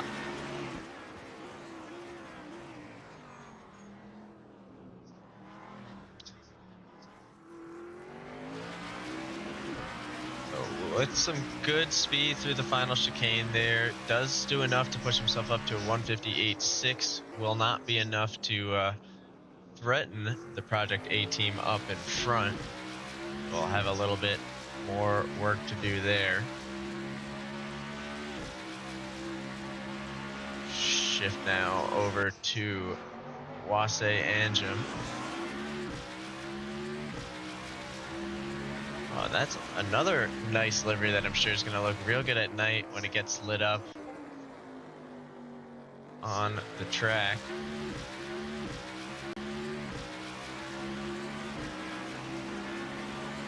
Now, Kia, you've done a couple of these endurance races yourself, haven't you? Oh. Yeah, sorry about that. My Wi-Fi had a hiccup. No, you're good. I needed to even rejoin the call. Sorry, what did you ask me, Mr. Bug? I just said you've done a few of these endurance races yourself, haven't you? Yeah, I've done a bit of these endurance races, and as a result, I have retired and joined you guys up in broadcasting. Call me Julian Palmer. No, I'm joking. These endurance events are a real test of your grit, your speed, your ability to work with others. Of course, I had the honor of driving if you knew him, over in the Venus Motorsport races. Done a bunch of my endurance racing with him.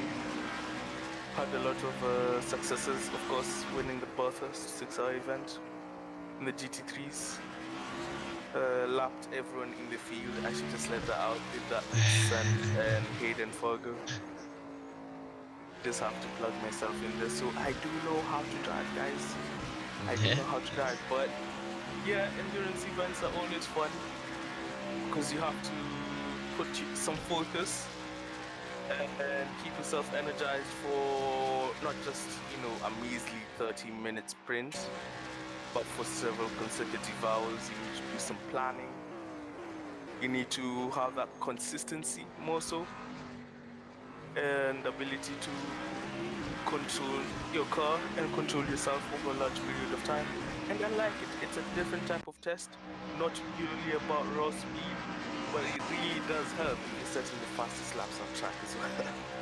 Yeah, absolutely. So, with that experience under your belt, I mean, what do you think is going through some of the team radios right now? Where do you think they are as far as preparation goes and getting ready to take on today's challenge? Given the nature of endurance events and given that sim racing doesn't really have the sort of practice sessions that you normally see in real life, right now the teams are just gauging who's my competition, where am I in that competition, where do I rank, what's my speed so far, at least for the peak speed right now. So a lot of the guys in the top 5 are saying, okay, for the GT3s at least, Jesus is the guy to beat. He's put himself P1. Right now, everyone is thinking about him because they want what he has, that #1 spot. Of course, he does have it for the starting grid, getting that deservedly through that beautiful quali lap, getting under the 216s, and I believe he's on to do so. But right now, they're just setting targets. They're saying, okay, who's in the tank that we're in? Who should we have to beat? Do they have the consistency that we think we have? Do we have the consistency that we think they have? How do we plan ourselves around that? So a lot of things going through their minds, at least in the GT3 class, and should be about the same in the hyper class as well, as they're setting the laps and track.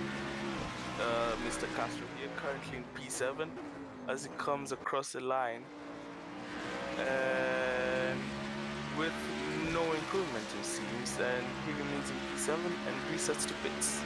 Dante Abel now the car camera.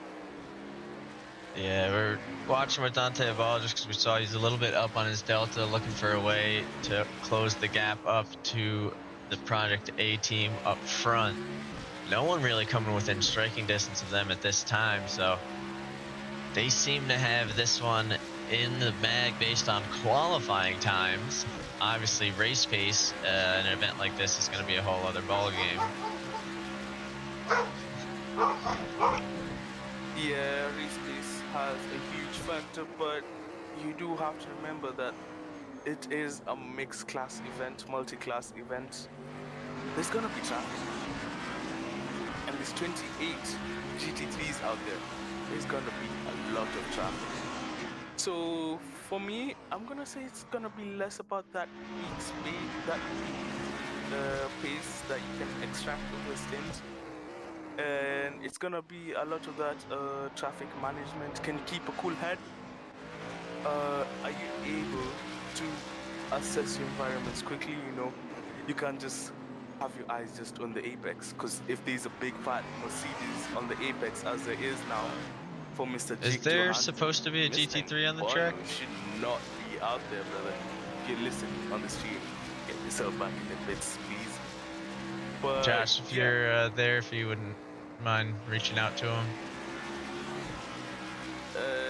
It's a lot of a bit of that, driving your way around such a track. And Spa has about 19 corners. There's a lot to think about just driving on your own car and track. But you put so many cars out there, and it becomes a puzzle game. There's Right. a lot to think about. Mr. Inferno. I reckon someone just woke up today morning. I'm looking to see, but I don't. Okay, thankfully they are still in the pits currently. Hopefully they stay there. Nope, they're trying to go out again. I'm not sure. There you go. David's trying to stop him. Was trying to give him the message. A spin on the exit. Everyone's of going to be the voting to kick, but that'll kick first him from the corner. event itself. That is going to be problematic. Hopefully we can get in touch.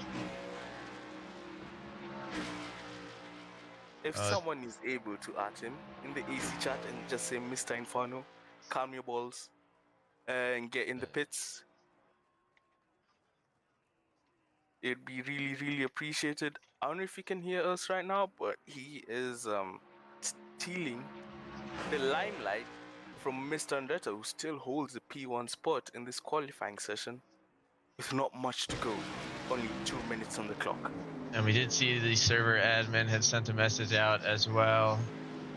The Inferno, for some reason, still out on the pits. This is going to cause definitely some frustration for those LMD classes here. Yeah. You know what this sounds like, Mr. Inferno? It sounds like drive-through penalty for him. I'm not gonna say too much, but yeah, it does seem like something will end up happening there as a result. Hopefully they eventually got the message there as they return to pits. Let's hope they stay in pits this time.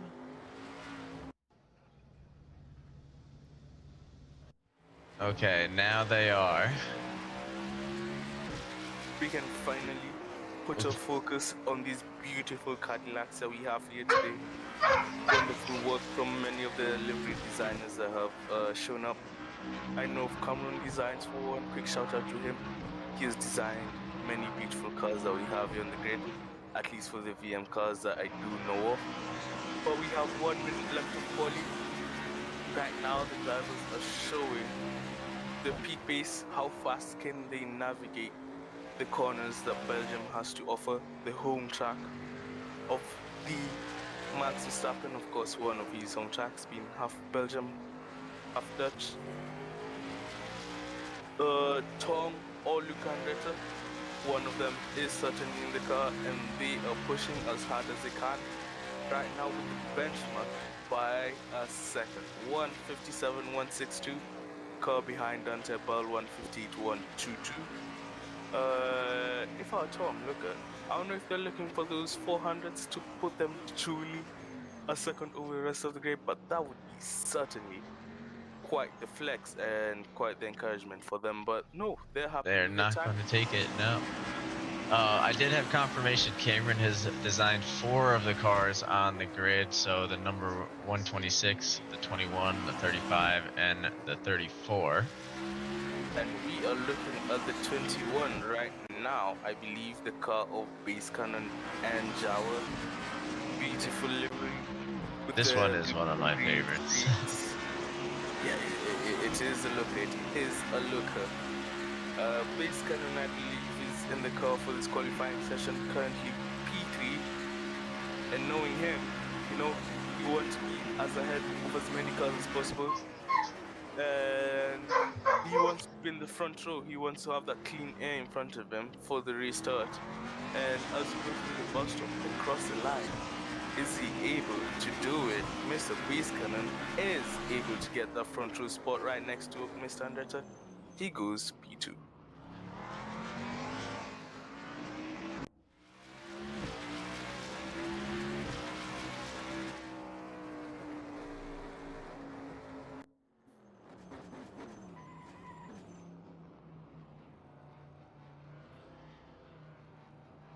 Looks like there was some confusion. I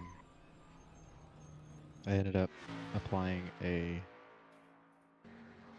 multi-ton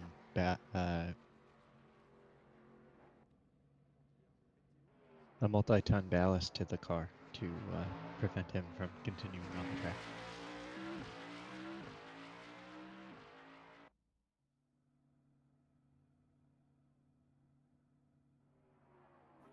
is one of the smartest things I've heard. I would not have thought of that. Thank you, Mr. Josh. But yeah, checkered flag waving. After this beautiful qualifying session, we've had the honor of witnessing.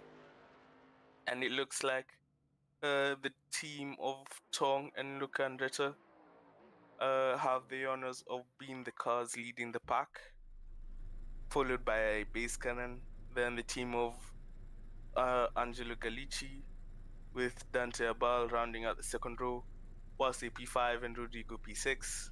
You have the team of Castro P7, team of Johansson P8, Maverick P9, Goshu P10, and the team of Energy Quadra rounding out the Hypercar grid, I believe.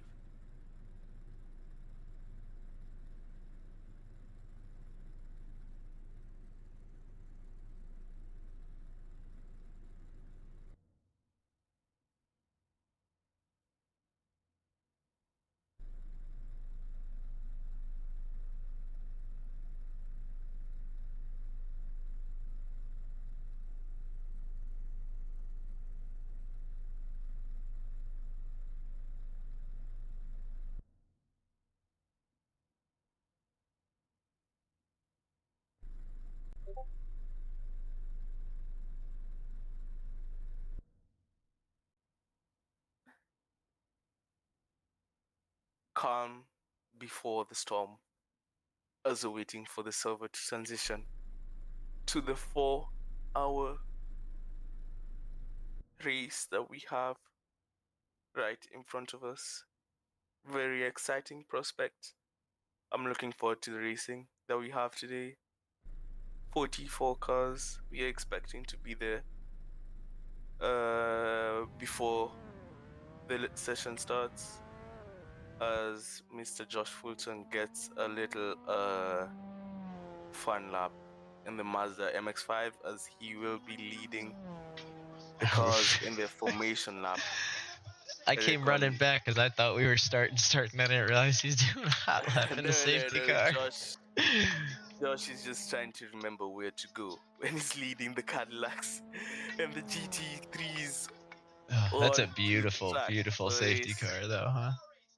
Yeah, this MX-5 is such a fun car to drive. I think this is one of Cameron's also.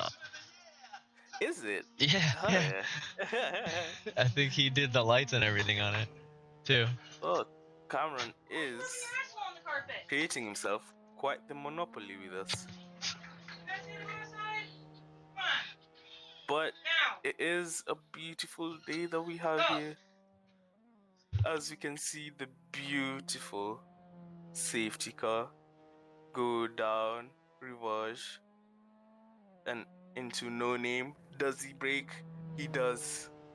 Why did you brake, Mr. Josh? It's full push, full power. In the MX-5s, of course, it's a momentum car. You want to carry as much speed as you can in every corner that you can. As it goes through Puhon now, slightly misses the apex, but look at how hard the car is leaning on his tires. He is pushing as hard as this car can. How much less power does this have than the Cadillacs? We should put Cadillac engine in the Miata. We have on the server, we have the F2004 engine in a Cat. Oh, we need to see that. That was a broadcast. These? We should race that. We did. I forget where, but we did do a race with them. They are something else. Oh man, I cannot imagine. Josh right now is getting himself close to the left curve of Blanchimont. Josh, if you brake for Blanchimont in this car, I will kick you off the server. Does he brake? Oh my god, he does. Can't believe it. Get him off. Unreal. We've got live telemetry too. We witnessed it. We know what you did. He is heading down towards bus stop. He went off. A bit of lawn mowing for us. I don't know why the overtime is still on. Maybe it's because of you. Wait for all cars on track. Yeah. Try cross the line. I think Well, what Just did allow you me set to it take for? over. Because usually it's It's a defaulted to like spectator car. 120. Yeah, but no, usually it's defaulted to like 120% of overall time. Like, it could be for the GT3s that it's not triggering or something. Yeah, I don't know why it's still active, because it should be done. It'd be like that sometimes. They don't think it'd be like that, and then it do. Well, the longer the server takes to take over, the more you guys have the honor of hearing my voice, my very nasal, Yeah, and we can get a little more very familiar ziggly with some of voice. these liveries here. Yeah, beautiful car of Brian number 7, the 17 car. Goshu with that wonderful maroon red livery. And look at that monkey racing. I know, I like That these two next to each is other. top 3 for me. What a livery, Mr. Nick. Inferno, who certainly made a name for himself in the quali, not for the right reasons. Ricardo with another beautiful livery in that Cadillac. That Whelan Cadillac, very beautiful, as well as Jesus's BMW Burnout Z4. Oh wow! Whoever is in that purple It looks like we don't have anyone in the car at the moment, but I hope we see that one out on animal the track. livery, yeah, can't wait to see that. Jinx, right next to the safety car here. I wonder what he did to have the police stay next to him, but something very naughty. Angelo, another one in the wheel and Cadillac livery next to the other safety car. Also, Key, I don't And know if you know, but Pablo, you have a spot on the grid if you wanted to. I do. Yeah, so you can also spectate in game. I will try. There it goes. Yeah.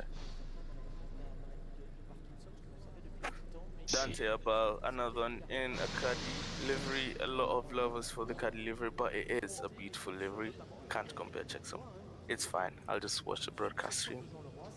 Oh, you might not have all the stuff. Yeah. Potato in that Nissan and a beautiful money shift livery for Jake's T. I must have seen him bust this last week. That one was made by OSM Speed, also known as Jesse Hoffart, I believe. Toltec Sporting. Oh, we do have one. Sporting at Cameron Designs livery. And Matthew Shelton. What a livery you got going over there. Many colors, many beautiful colors. That's a big ass. So Zero to Hero wants us to refer to them by their full name whenever we mention it. For those who don't know, it's Nissan Nismo GTR GT3 Red Bull Powertrains Aston Martin Tag Heuer Porsche Strike Petronas Potato Zero to Hero Mashed Potato Osh Aimbot Made in Italy Emilia Romagna Racing. I am reading all that. Yeah, if I have to say that every time he comes on screen, he is never coming on screen.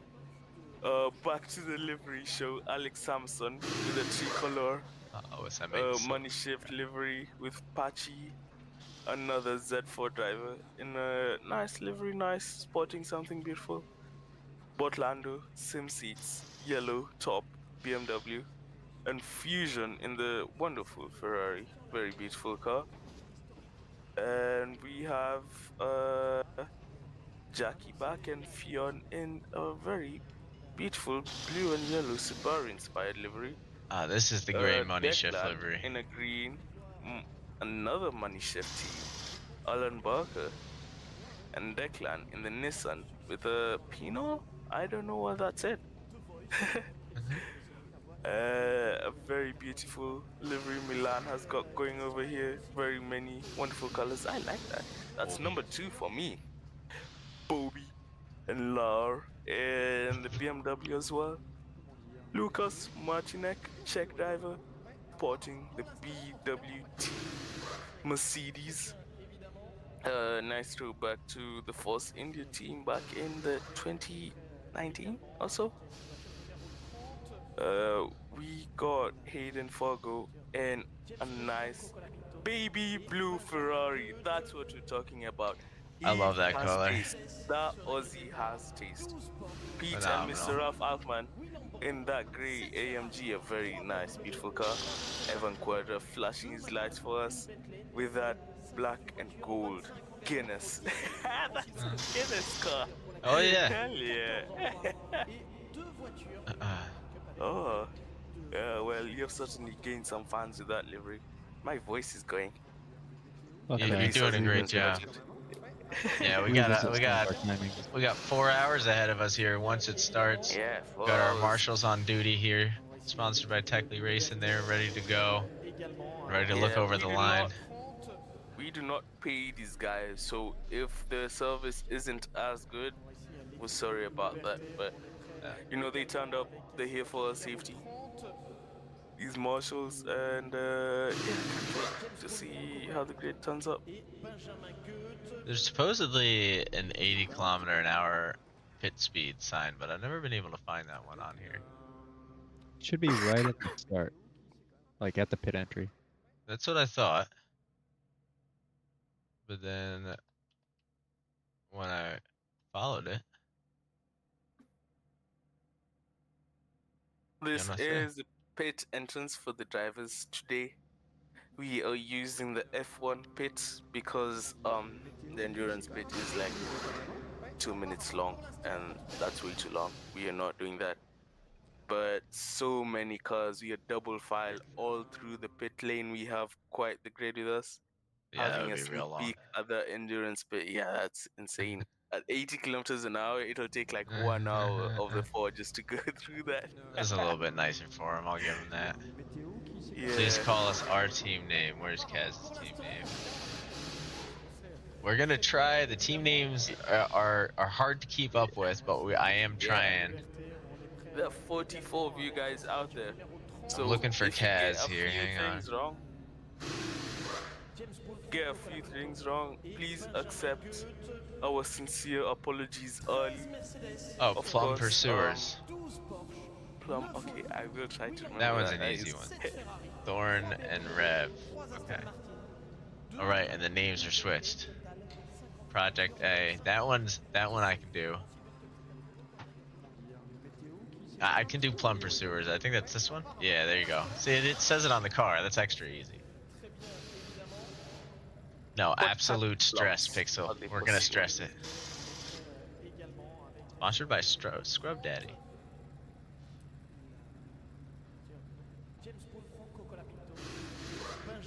All right. We might as well do a track walk because it seems like we got a little bit of time here. So, turn 1, following a rolling start, shouldn't be too chaotic. Plenty of space to take it real wide with the size of the grid we have. So, not expecting any issues through there. Everyone will have to narrow themselves out. I'm expecting no more than 2, maybe 3 wide into this point. But then comes the struggle. This is going to be where I think we'll see a little bit of that chaos today. And, you know, for those who make it through, they're greeted with a nice long straight to think about the battle for, well, the S's down here. It's going to be tough. There's a lot of room for failure, so to speak, although we don't really want to call it that. But a lot of things can go wrong. These guys are going to have to be respectful of each other. You can see another opportunity right here where I'm sure we'll see a little bit of contact. Sure, a few racers might get pinched into using the runoff there. Same with trying to go around the outside here. Might have to take it a little bit wider than they want. I don't know, Kia. How many do you think make it through lap 1 of this 4-hour event? I want to be positive. I want to lean on the talents of these drivers to keep it clean. And it can happen. It's definitely happened before. Not that I've ever witnessed this, but you always have to have that positive feelings, and I really don't want anyone to crash. So what I hope for is that everyone goes through clean. And given the nature of lap 1s, it is still that lapping aspect to the blue flags between classes hasn't begun. So as long as no one is too overambitious and everyone remembers where the brake markers is, actually, I'll go with one. Just one unlucky brother and sister out there for us on track, I expect, during the lap 1, lap 2 shenanigans. But once the GTP cars come around and catch up to the GT grid, oh boy, I'm very happy I am not a steward today because I am expecting a complaint or two. Don't be surprised if some drivers out there already have drafts. I Complaint wonder. drafts in order. I wonder if we may need to do a little bit of manual movement here. Nope, maybe not. That was it. We just needed Commentators' to threaten it. curse I just or commentators' switched it to the blessing. next session. Oh. Well, it seems to have worked out. We've got 3 minutes remaining. Everybody's going to bounce over to the grid in just a second here. And it is one long, long grid. 2 minutes, 30 seconds to go. We'll take a look here. We've got Project A leading the pack, followed by Base Cannon. Not fully familiar again with these guys. Angelo Galisi. See, now I got to keep my team names open here.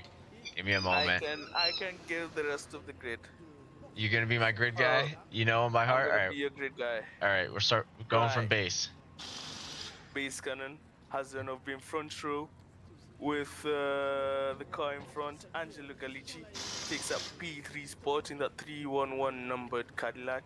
P4 we do have Dante Abal, I believe, has the honor of lining up in that spot. Coming down to P5, Wase Anjum in that beautiful livery that he's got going over there, the Resurrects livery. P6, Ricardo, Team VPR. Is that Viper? I don't know, but beautiful. Pinstripe. Vasco, Paul, and livery Rodrigo in Motorsport. that livery. That sounds more like a law firm. But I like that. Pablo Lecruy lines up in P7 in that number 2 Cadillac with the beautiful stock livery. Tricolor, Money Shift team, Jake Steeg hoping to bring in the points, bring in the honor for that team. And P9, we have Mr. Maverick in the number 3 car, flashing his lights for us, looking nice and pretty on the grid. Goshu in that 337. This is my favorite livery on track. I will just let that out. Project Purple and Goshu take a bow. Jinx, P11, lines up and at the end of that hypercar grid for us. We're getting close to And the end he is here. We're gonna old have to go man. quick. So through the GT3s, you ready for the Jesus speed livery. run? Jesus, P1 burnout livery, very beautiful. We have Nick Skills in P3, Toxic P4, sorry for P2, I missed your name. Milan P5, Brian number 7, P6, Bobby P7, Alex Sampson P8, Botlando P9. P10, your name's not showing up, my apologies. Hayden 11, Matthew Shelton P12, Declan McIntyre, P13, P14, your name's not there. P15, Alan Bucker, P16, Bachi, Marcus Sturgis P17, as the safety car passes, Alex P18, Ton P19, and the cars are off the grid. Fusion is at the back, and there is our contact And it already. looks like we already have someone with a drive-through penalty, but I think that was waived. It's just me. Ah, okay. It said Alan was as well. May want to take Yeah. a peek at that. I believe a couple of drivers in the back of the grid got a bit too excited to start this race. But We've got a nice little parade lap here. cars are off the grid spots as we are doing, I believe, the one and only formation lap we have for today's race. Josh Fulton's safety car lights flashing for the cars as they come up too wide during Eau Rouge. This is the easiest it'll be for them, carrying so many G's through that corner. Even though this is just a sim race, we like to imagine. We let ourselves get the creativity running in our brains. But it is a 4-hour race, of course. A lot of people say that a race is not won in turn 1. I don't really believe that. I want to have that clean air. I want to be the first car on the grid. So as we GT3 head is out not leaving a lot of to start the space. race. Yeah, GT3 is hanging in close. Jesus, I assume, just wants to keep his tires warm, of course, on the medium tires. I am not too sure, but I'd like to imagine so. But as they go through the first chicane here, the beautiful Lacombe chicane, and as they head down into Rivage, you're just trying to keep your tires warm, not to get into any silly contacts, because if you drop down the grid in the formation lap, a lot of checking up there. If you fall down the grid during the formation lap, you can't get back. Wherever you rejoin, that's where you rejoin. Speaking of, Holy cow. looks What like the we've traffic got some jam we have chaos going going over on here. back here. Hopefully everybody refinding their position. Yeah. Let's just hope that everything goes smooth here. Remember, guys, not to jump the gun with the green flags to whoever's listening to this broadcast stream that we have here today. Don't jump the flag. Keep it clean. Try to keep your front nose intact, and pray that you have your rear wing intact by the end of lap 1. Fusion But I with a trust nice you guys. strategy here from the back, just taking a little second to warm up the tires, fall back from the pack, and move forward again.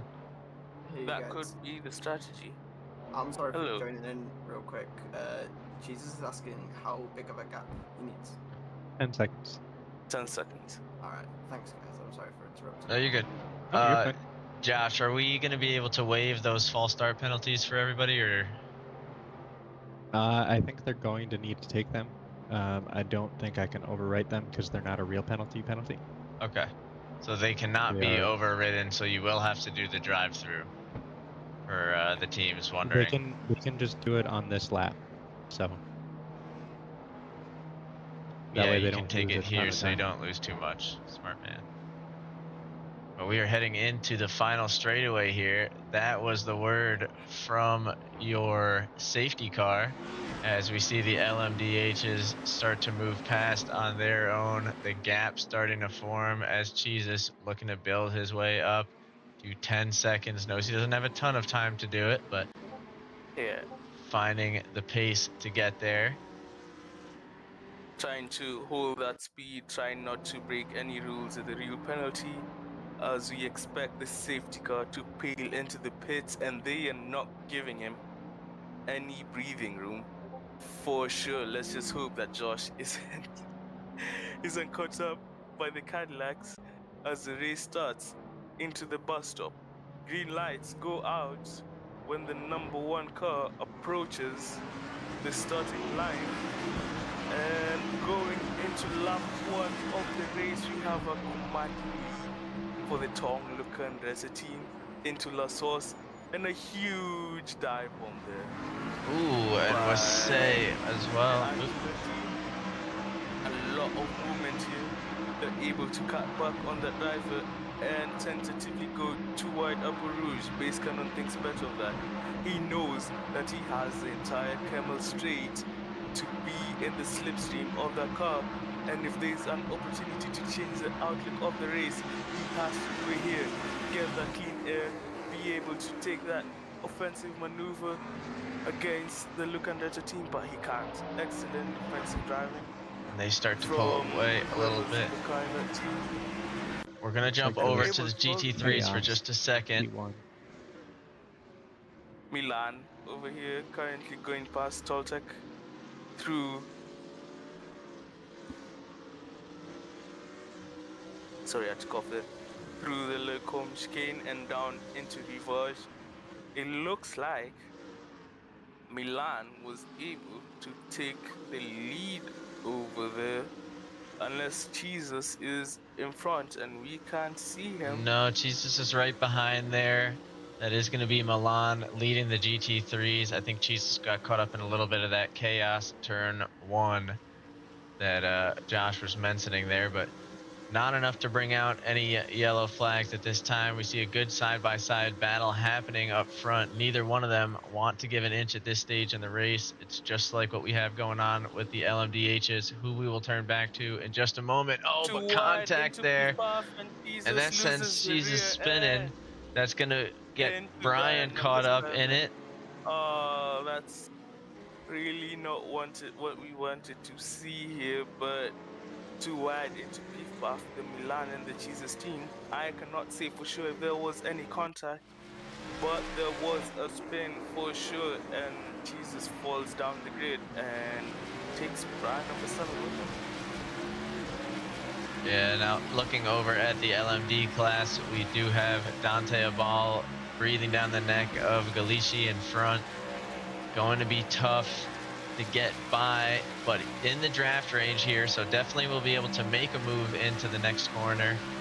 Will he have the stones to pull it off? Galici going to have to late break himself if he wants to hold the position, and he does. The two cars that we're watching right now, Dante Abal and the Galicia car in front.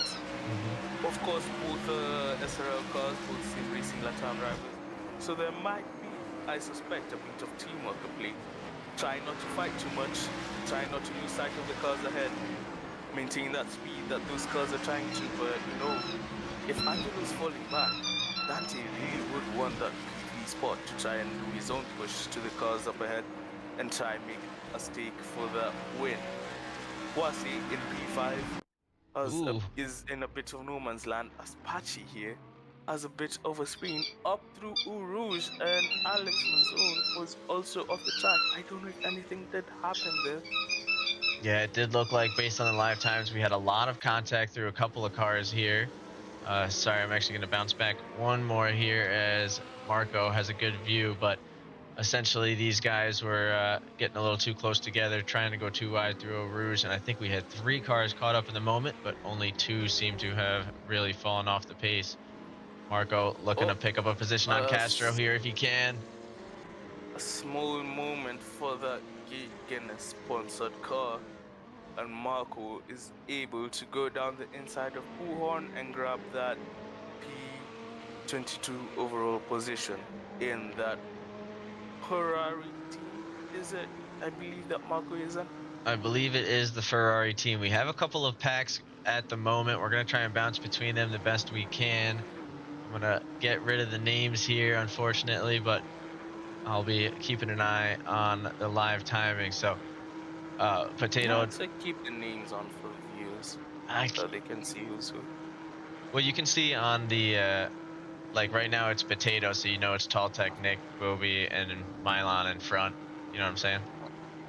You just got to look at the standings, see who's highlighted. Only reason is because it's cutting off the cars in front, so I can't see what they're doing. All right. We have the Nissan Nismo of Mr. Potato over here, staring down the rear end of that Toltec car, and he wants to have a sniff into La Sauce. I think he knows what he had for breakfast. Close. Yeah. He is feeling a bit hungry here, and he does have that slipstream opportunity down the Camel Straight as he goes up Eau Rouge in the dirty air. Loses a bit of time to the cars in front, but he should now be able to stretch his legs in that Nissan car and try and get as close as he can to the cars in front, but there's not enough time for him, not enough speed, and he holds position right now, P16 overall. And we're going to bounce back just a little bit to check in on Shelton, looking for a passing chance, if he can, to the Ferraris in front. That's going to be the Agri Spec team. Agri Spec pulling away, though, so maybe Agri was able to pull off a pass into that corner. We just weren't privy to. You see 30-second gap between the classes now, so definitely a nice spread, but that spread is growing quicker than I'm sure they thought it would, as we actually have Fusion starting to get caught up by a couple of these lead GT3 cars. Sorry, these lead LMDHs.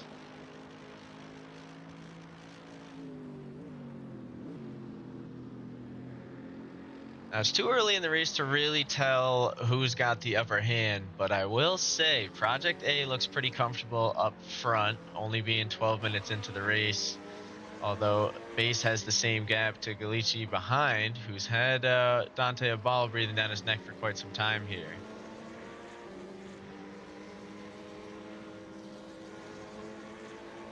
we've been showing a lot of love to the GT3 battles, but these guys are changing positions left, right, and center. You see The Brian. Ferrari on the medium tires, the yellow wall medium tires.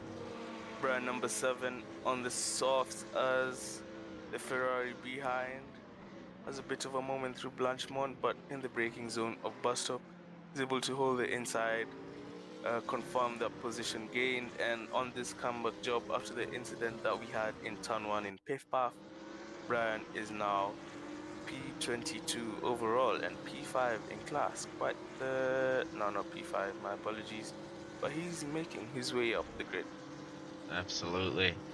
Now, speaking of P5, we're looking at Jesus looking to steal that position from Potato if he can get the chance. You can see actually damage to the side, the complete side of the car, so might be dealing with some suspension issues or at least some aerodynamic issues. But powering through, only 0.5 seconds away from the man in front. There's a really solid group here up at the front of the GT3 class. These guys are all sticking close together. Cheese is taking away P5 as he works towards climbing to Milan up ahead.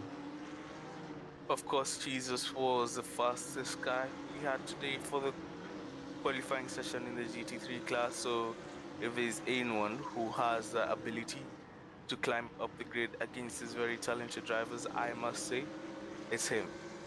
It's Jesus. He has such a big impact on Triple R server, and he is trying to make that same impact today in Spa as through Piff Puff again. Tries to go too wide. Sorry, we But see takes control Dante of it. Ball dropping back a spot after trying to make a move on Galici. I want to say probably had to take an awkward line through, and Anjan was able to use it to his advantage. As he climbing into P4, but he got on the grass a little hard to lift. And just as he gained, he loses into Puhon, the P4 position, and he slots right back. I don't think he's going to give it up too easy, though. Sorry. He is able to maintain the gap, not lose sight of the car in P4 ahead, as Mr. Steve is also not too far away to the car in front of Steve as they go through Piff Path.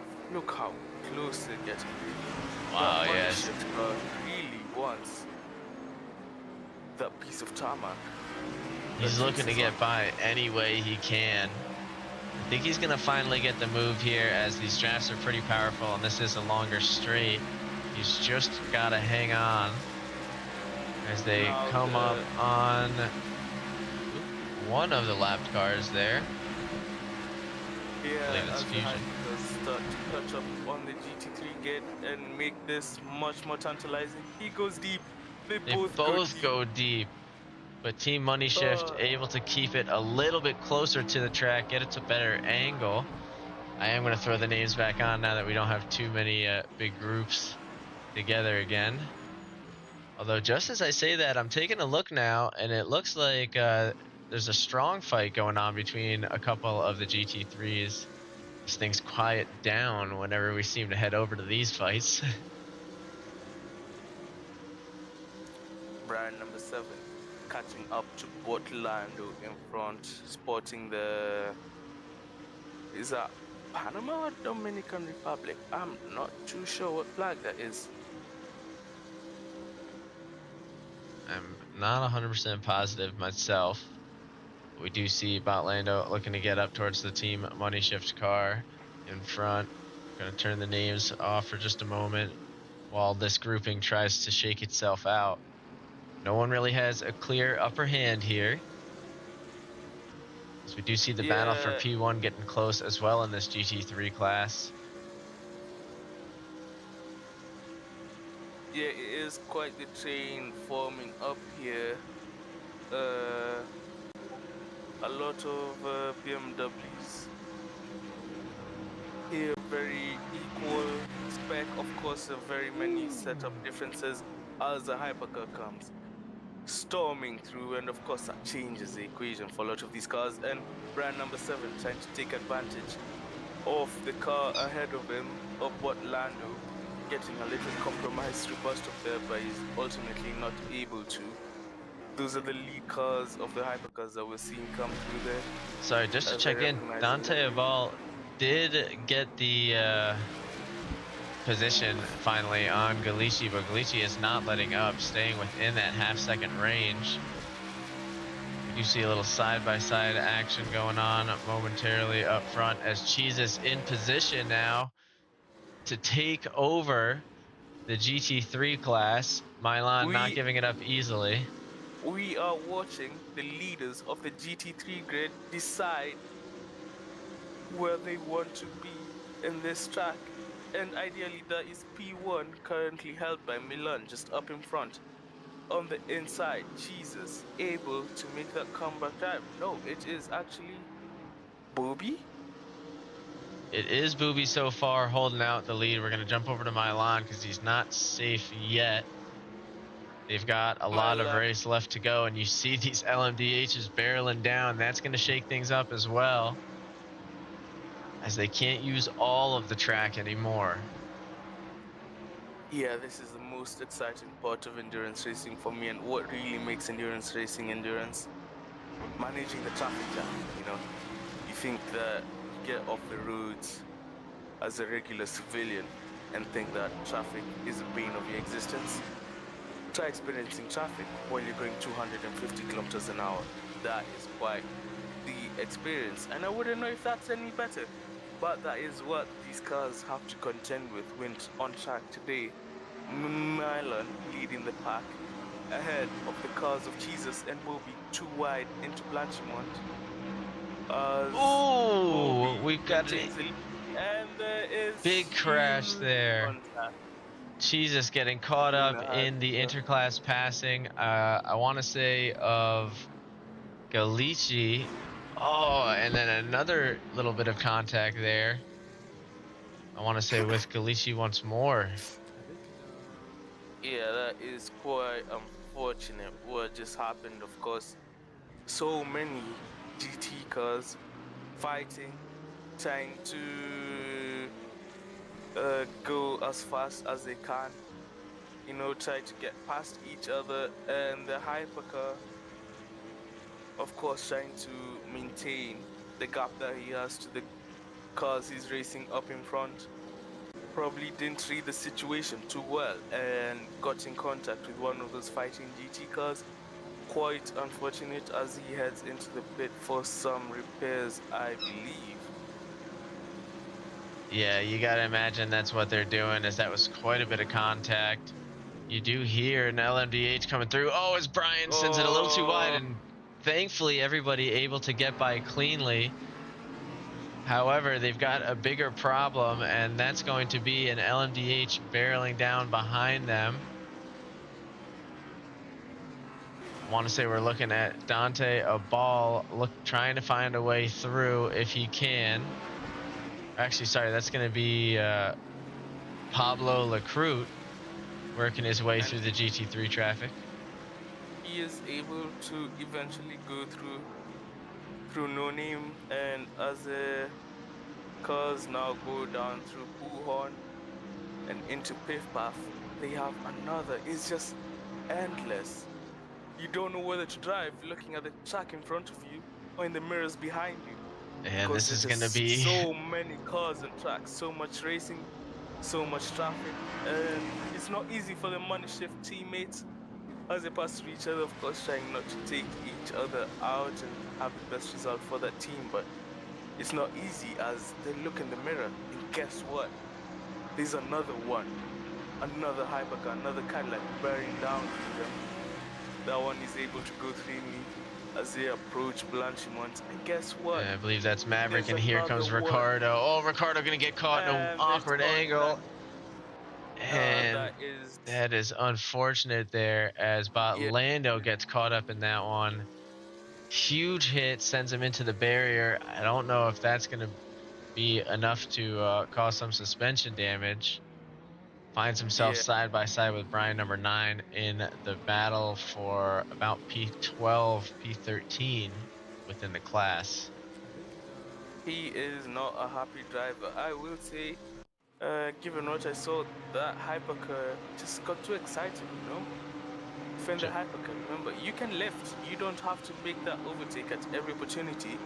But Potato will try to take that opportunity to go through here. And there's another car, the Wise car Z4, going through. We have 4 cars wide. I want to say that was Through the Tall left Tech who corner. did that. Toltec And goes up into P14. Are we sure it's a Toltec car? Tall Well, Tech, we are looking at Potato, so yeah, it is a Toltec car. You are right. yeah, Tall Tech goes flying past Nick Skills and Potato into that one there. Now, Jesus finding a little bit of pace once more. We've seen him make the climb before. There's plenty of time left as all the racers just got a warning from the FIA to, remember how much time is left. A little bit of a lag spike on the broadcaster, and thankfully, as we see 2 LMDHs go wide. Oh! And Team Agri able to avoid it. Agri Spec thankfully still on the move, but cost them a little bit of time as now Jesus and Shelton are the 2 currently looking for positions in the GT3 class. Yeah, it is quite unfortunate. I will say that these hypercars today have looked a bit excitable and a bit too excitable. I feel like a lot of these incidents could be avoided if they just toned it down a bit. But as they go through traffic, I believe Matthew Shelton is tucked up right behind Samson's team. And as they head into the bus stop, they are lying astern, ready to take off the next lap here. These cars are P19 and P20 overall. Yeah, and it does seem like the GT3s are getting a little concerned about the way lap traffic is being handled, but hopefully things are going to clear up here as we enter or almost enter the final 3.5 hours of the race. I say final as if that's not a small chunk that has been done. Man, Jesus, making this Tall Tech car look like it's standing still down the straightaway there. Yeah, Cheese is having to do it all over again and catch up to the cars in front. Right now, he's tucked up behind Toltec after they go through the Lecombe chicane and go down into Bruxelles Rivage. He is able to command his car very well. You wonder, is it the setup of the car? I do know he has that talent, but it takes more than talent. Yeah, I mean, he's definitely dialed into the track today. You can see he hasn't left much room for mistake on the part of his competitors in front, as we see Potato dropping back a position to the AgriSpec team. The Nismo here, the yellow Nismo of Mr. Potato on the soft tires. Just a correction, Chloroform is the one driving at the moment. Let's take a look a little bit further back on the grid, as I know we're going to have a lot of passes going on, so it will be hard to keep up with everything, but let's show everybody a little bit of love as we hit that 30-minute mark, see where people have ended up. So we do see Fusion actually starting to get lapped by members of his own class, currently driving with a little bit of damage, as you can see, so gonna make it tough, especially it looks like those headlights might be busted, something that they'll want to fix before we hit the later hours of the evening.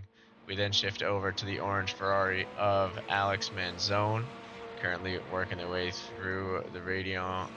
15 seconds to go to make it up towards the rest of their class, starting to get a little bit of LMDH traffic barreling down, but nothing they are too afraid of. We then shift up to Alan Barker, Team Money Shift's silver livery, seems to have suffered a little bit of misfortune throughout the race here, as we see many cracked windows, but not the windshield, which is all that really matters. Currently trying to chase down the Plum Pursuers in front, as they've got Thorn Maddox behind the wheel. Actually, I believe the names are switched currently, so that would be Rev 174. We then have Declan McIntyre in the Team Straya GTR, whipping through Blanchimont in a little bit of no man's land, but can see his competitors just off in the distance. A long way to climb as he works his way towards Patchy, who's just exiting the chicane. Patchy, I thought I heard an LMD, but did not. Do see a lot of damage, but we caught that one early on. I think Patchy was caught up in the first couple laps of the event. Evan Quadra, another car you see with a little bit of damage. I think a lot of these guys at the back of the grid are just victims, we'll call it, at this early stage, all working to just kind of make it back, as we see a nice flyby there from the I can never get the name correct here, from one of the racing teams. Pete and Ralph, man, looking pretty good through Lacombe until broadcaster's curse sends him a little bit wide. Managed to avoid contact with Quadra on re-entry, even though it was an involuntary re-entry. Shift over to the race taxi of Lucas Martinek through Bruxelles, slowly keeping the pace. A lot of these guys, again, still in no man's land. Same with Marco here, just trying to make their way through the stint and hope for some opportunities to catch back up in front. Things getting a little bit close between the classes here, as Dante Abal momentarily held up behind the Ferrari, but manages to keep going through. We do see Willens Castro looking for a chance on Botlando through Blanchimont, sends it real wide, and we now hear an LMDH barreling through, so gonna have to be careful with how they get around. Is he going to make the move? Very tough to tell at this time. I think a lot of these guys have learned their lessons, Q. What do you think? Yeah, it has become so much cleaner for the past 5 or so minutes. Of course, Angelo Gallicci was able to complete his pit stop, do his repairs. I don't know if he changed his tires or added some fuel on, but he is currently P10 on the grid. I On did the track, see sorry, not Osh was made a speaker. Did we get any chat from him? Oh, I don't think we did, but we are still open to having any of the teams doing interviews. Obviously, at this stage, some of these interviews might not be the most friendly, as I'm sure teams are trying to take stake of what's happened here in the first half hour. Taking a look now at Brian, number 7, another one of the cars we've seen get battered up a little bit throughout the track. Hayden Ferguson, though, carrying that baby blue Ferrari with ease, doesn't look to have a scratch on it, so they're playing the consistency and the pace game, and they're making it look pretty easy at that. Shift up now to the team money shift. Alex Sampson has Shelton in his view, actually. You can see Shelton just up ahead getting passed by one of the LMDHs. And this is the one, the anime livery of the Mercedes-Benz. Looks like Team AgriSpec is willing to do an interview. Kia, if you'd like to run point on that one. Kia, you still with us? Oh, Yeah, I'm trying to figure out the controls. There we go. there you go. Fion, hello. How's the race been going for you so far? Of course, we've seen how eventful it's been on the broadcast. A lot of overtakes, a lot of contact. How has the feeling been for you so far in this race?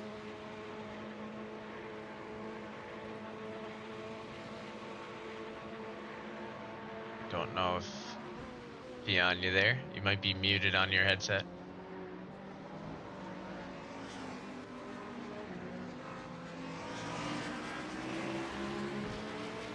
Peon might be coaching Jackie currently through some of the harder passes going on here with the interclass. Oh, we see side by side with the GT3 action while on LMD's trying to get by up in front. Jesus, Yeah. and Nick's skills not making it easy. Oh, is that Fion? Oh. LMD has to exercise some caution, of course, not making that overtake through nooning, thankfully, and down into as they approach Puhon is able to go through. As we see base cannon, Take flight. the team of base cannon get in the air there, going wide through Puhon, catching a bump, and we thank God that they're still facing the right way on track here, as Nick Skills is still bearing down on Jesus and trying to make life as difficult as possible for him. Speaking of Patchy difficult, we got here. a little battle going. Patchy here on cam with his car looking very patchy, quite a bit of damage on there.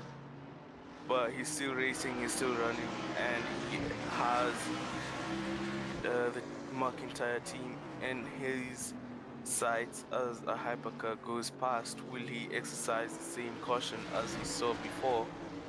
It goes past the Mercedes through No Name and down through Wuhan. He should get the other car, but that Mercedes of Rathman losing a lot of time through that, and does Patchy take opportunity to give him more misery, and he does as he climbs up into 29th position overall past Rathman.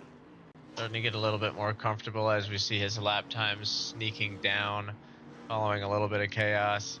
We've been jumping all over this GT3 grid. We haven't paid pretty much any attention to the LMPDs, so let's start from the back here. Goshu a little bit a ways right now, trying to work off of the back foot. Does seem like they've taken one of their pit stops though, so that could be a strategy call for where they're at. Currently, driver number 1 is setting a strong pace with a current best lap of a 2:03. So hopefully we'll see them start to climb up. We then have Angelo Galici, who we saw get clobbered a few times following an inept passing opportunity. And clobber. Right around here, actually, so we'll see if flashbacks kick in. As it seems they were able to shake things off and get back on the pace, keeping relatively quick with their delta through the final turn. So doing pretty good, holding in our top 10, or rounding off our top 10. We then go now to Jinx in the 3-1 or the other 3-1-1 car, barreling down one of the first long stretches they get, looking towards Eau Rouge. If they can get it there. And they managed to go a little bit wide. I was wondering about the angle they had going in. Remember, these guys only get a certain number of cuts every so often. We are going to try and work our way up a little bit faster, as it seems like that battle for P1 in the GT3 class is starting up again. I see Ricardo now kind of still floating around in no man's land. 6 seconds to the car behind, 18 seconds to the car up front. We then have Maverick in P7, 17 seconds to the car in front, 18 to the car behind. So talk about no man's land. This is one that is probably going to take a big refocusing to shift up in those later stages. Jake Stieg looking for a chance to lap Goshu. Team Money Shift car is given the pass by the 11th position car. Again, they will have to do their stop at some point. Then go now to P5, 25 seconds away from P4 in front. These LMDs are really splitting up a bit here. As we see Pablo just looking to follow GT3 after GT3 at this point. Same goes for Wasey, currently passing the Plum Purple team. This is the Razor EX Racing. Oh, it says that on the fin. I should have seen that one.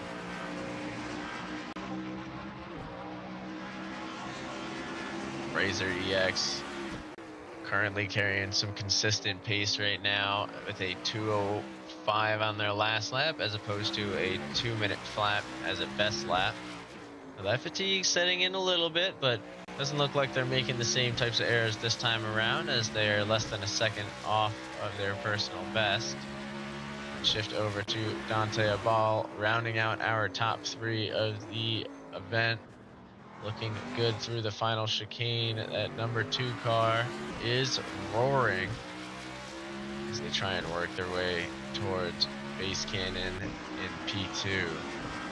You see our first penalty of the event, 15-second penalty, goes to Evan Quadra for cutting. That's going to be the P28 car. Currently, that will drop them down behind even Pete and Mr. Ralphman. So, gives Thorn Maddox a little bit of hope now if they can get on the gas. Base Cannon does see glimpses of Project A up front.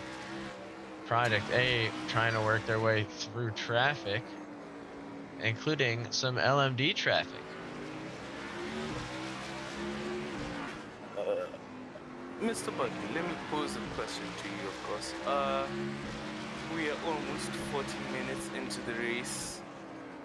You were the Project 80 of Tom and Luke and Detta that we're watching right now. 40 minutes into the race, approaching the end of a first stint. What's going through your mind?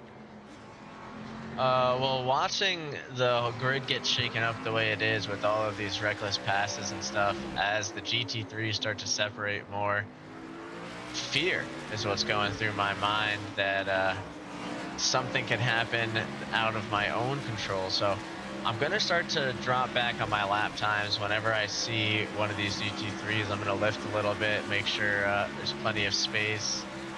Patience is going to start to settle in a little bit more. As long as base stays outside of that 2.5 second gap, I'd be comfortable.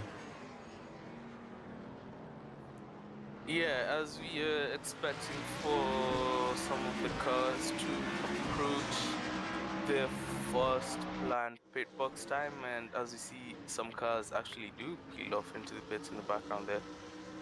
It is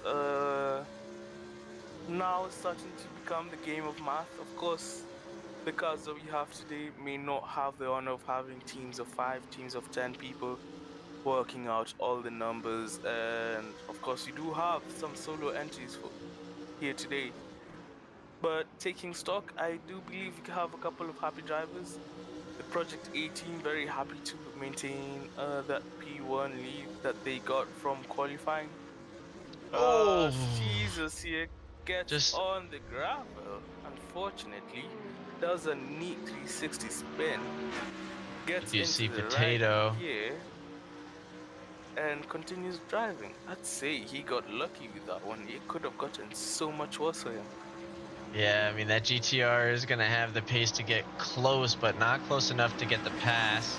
Jesus has 4 seconds to build up to get back up to the P4 of Team AgriSpec. Oh, and caught up again in someone else's misfortune. This car is just getting clobbered tonight, unfortunately. Yeah, when it rains, it pours. Jesus, of course, having that commanding pole for the GT3 class is not having it easy. Here today, as you see the Guinness, I really love this livery. The Guinness Z4 of Williams Castro up ahead, chasing the Ferrari, the Ferrari. I believe Mr. this Marco was started. one of the liveries found on overtake, just for clarification, so nobody gets in trouble for that. Yeah, don't drink and drive, kids. Also, just as a clarification on blue flags, the reason why it's not a move over situation in these events is because sorry, I got distracted there. It's because we don't want an unpredictable line, so it becomes a question of when people are going to move over. If everyone's expectations are the car in front's going to stay the line, I got to get around them, then it's just blanket same page kind of thing.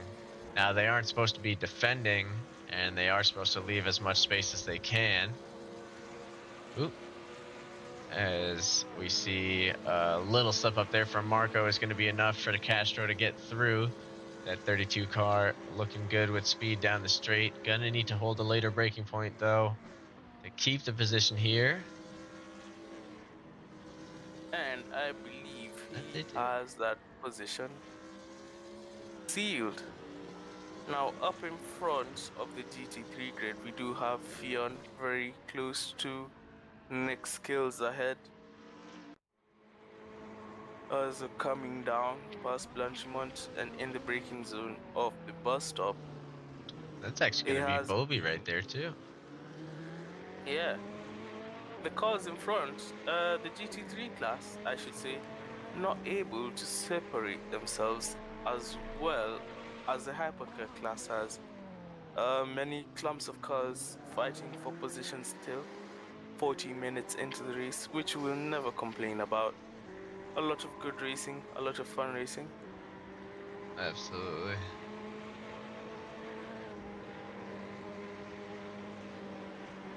Now we do see Project. Oops, sorry.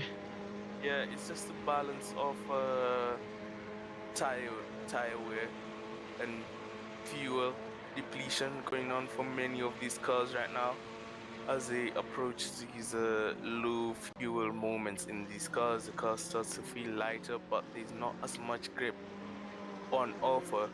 The medium tire cars may be having a bit better experience than the cars on the softs, but it's still not easy in these cold temperatures that we have here in Belgium.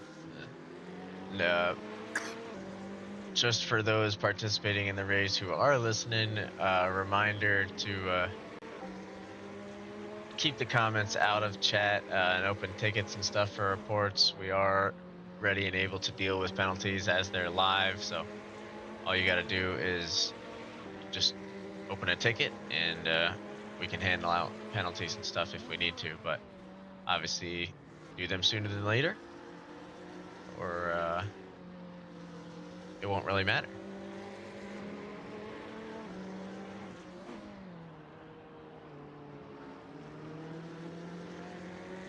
Now taking a look still here with Project A, trying to catch up to the Monkey Racers in front. Bobby's getting a little bit more comfortable out of this because I think Nick's going to be looking back on the mirrors. I also hear an LMDH coming up, diving for the inside line. Going to be a tricky one, but manages to slot in cleanly through Blanchimont.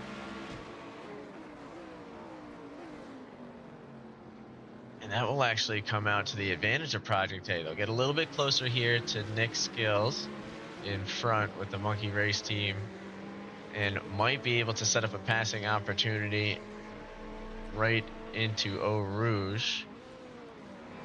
You see one of the first fakes that we've seen of the evening into La Source. I keep saying evening. It's actually pretty early, isn't it?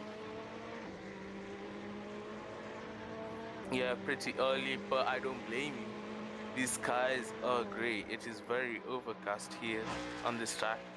I don't expect any rain, and I don't think any drivers will appreciate if any rain falls on track as you go through some traffic. But yeah, there's not so much light on track, not so much visibility. Some of the cars already have the lights on as the sun finally pours through the sky as you go through Lake Home. But yeah, the Jack back, I believe, in the Minecraft livery as they deal with GTPs as well. Now this is interesting. That's going to be a blue flag moment in the LMD classes there, while the GT3s are trying to get around as well. So actually pretty well handled, all things considered. Everyone manages to get through their spots where they can. Looks like we do have a request for a speaker there, Kia. You'd like to invite them in.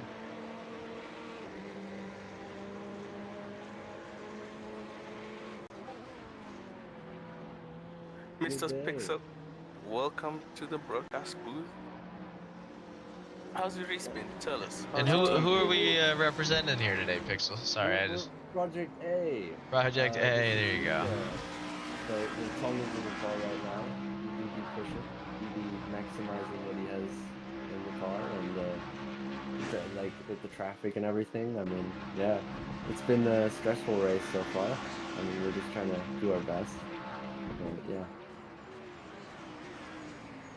Now, of course, this is an endurance event.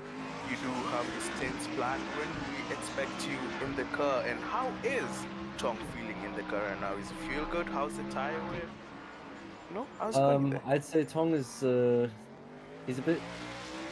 It's a bit stressful with all the traffic with the GTs. He's had multiple moments where he raged for a quick moment because GTs were just being unpredictable and just swerving on the straights or whatever, just to a complete different line. But overall, we're just trying to not cause an incident. And regarding stints, I mean, we have no clue. It's just drive. He drives half the race, and then we see from there what we're gonna do. Well, Yeah, that's yeah. certainly quite the strategy team we have there. Let's hope that it's more of the Red Bull type strategy than the Ferrari type strategy. Yeah. But I will say one thing: you guys certainly do have the pace. Of course, your main competition right now is base cannon. How are you guys feeling looking in the rearview mirror? Do you have that confidence to maintain this P1 through the race? So currently we've seen Base got involved with some kind of incident. I saw in the live timings he does have rear aero damage a little bit, so we are gaining out of that. Mainly what we're struggling with, I don't know if it's just Tong not being able to keep up through the traffic as fast, or if it's just Base is getting like super lucky through the traffic and just getting, you know, good exits or slipstream and whatever. But yeah. Base was spending some time on Shitoko in preparation for the race, I believe. No, Shitoko's fun. No, it does help a bit with staying tight with the cars, but during a race, I think it's a bit different than Shitoko needing to brake and, you know, get through the corners, through the limit next to GTs, or, you know, you can't, on Shitoko it's all AI, you don't have GT swerving over on the straight before a braking zone. Yeah, well, as we just saw GT3's re-entering right as you were coming around the final straight there for a moment. I didn't see, sorry. So, if my math is right, we should be expecting you to get in the car when the night begins, I believe. Somewhere around the 2-hour mark. I'm very excited to drive. I have barely any practice. I don't know how many laps I did. I only practiced today, done like 40 or 50, but it was enough with because Tong made the setup. He just passed that over to me and was like, all right, here, drive.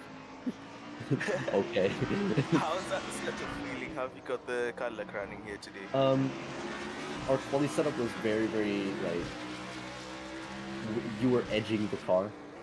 It was quite on the like limit. It was very like sharp on the turn end, but our race pace setup is a bit more stable. It's a bit more comfortable to drive, but it's still quite sharp. So if you do make a few mistakes, it could spin you if you brake wrong.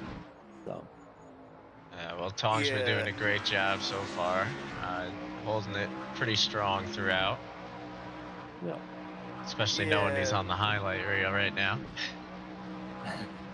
When this race was announced, I did have the opportunity to try out this Cadillac, did a couple of laps and did about 5 or so.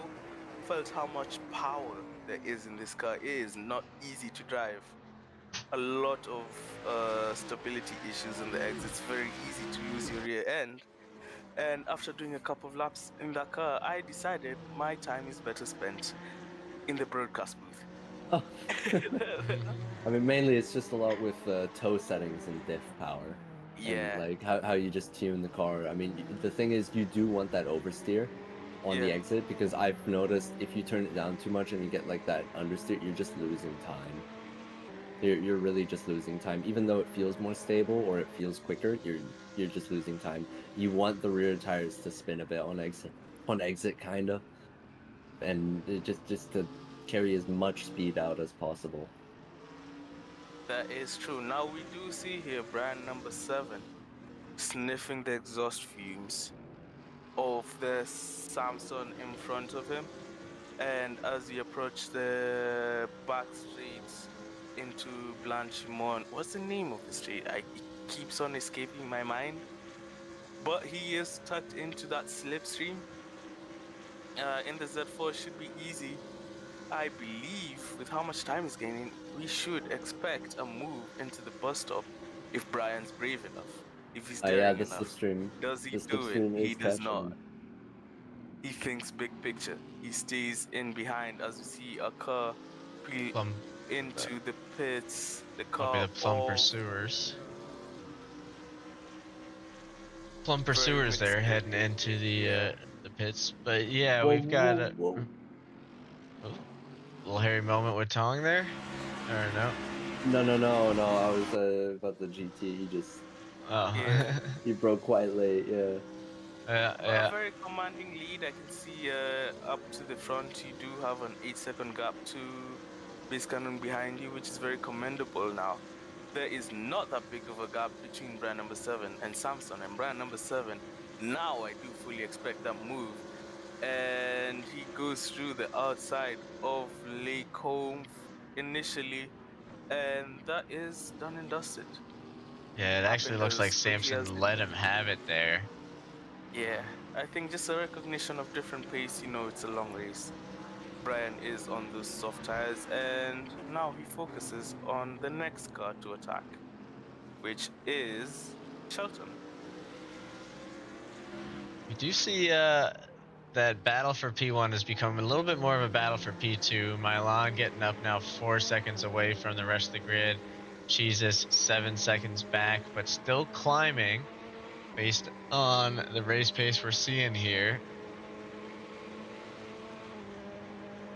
It's going to be tough. There's no way that Jesus hasn't taken on a little bit of damage as they enter the end of the first hour of racing.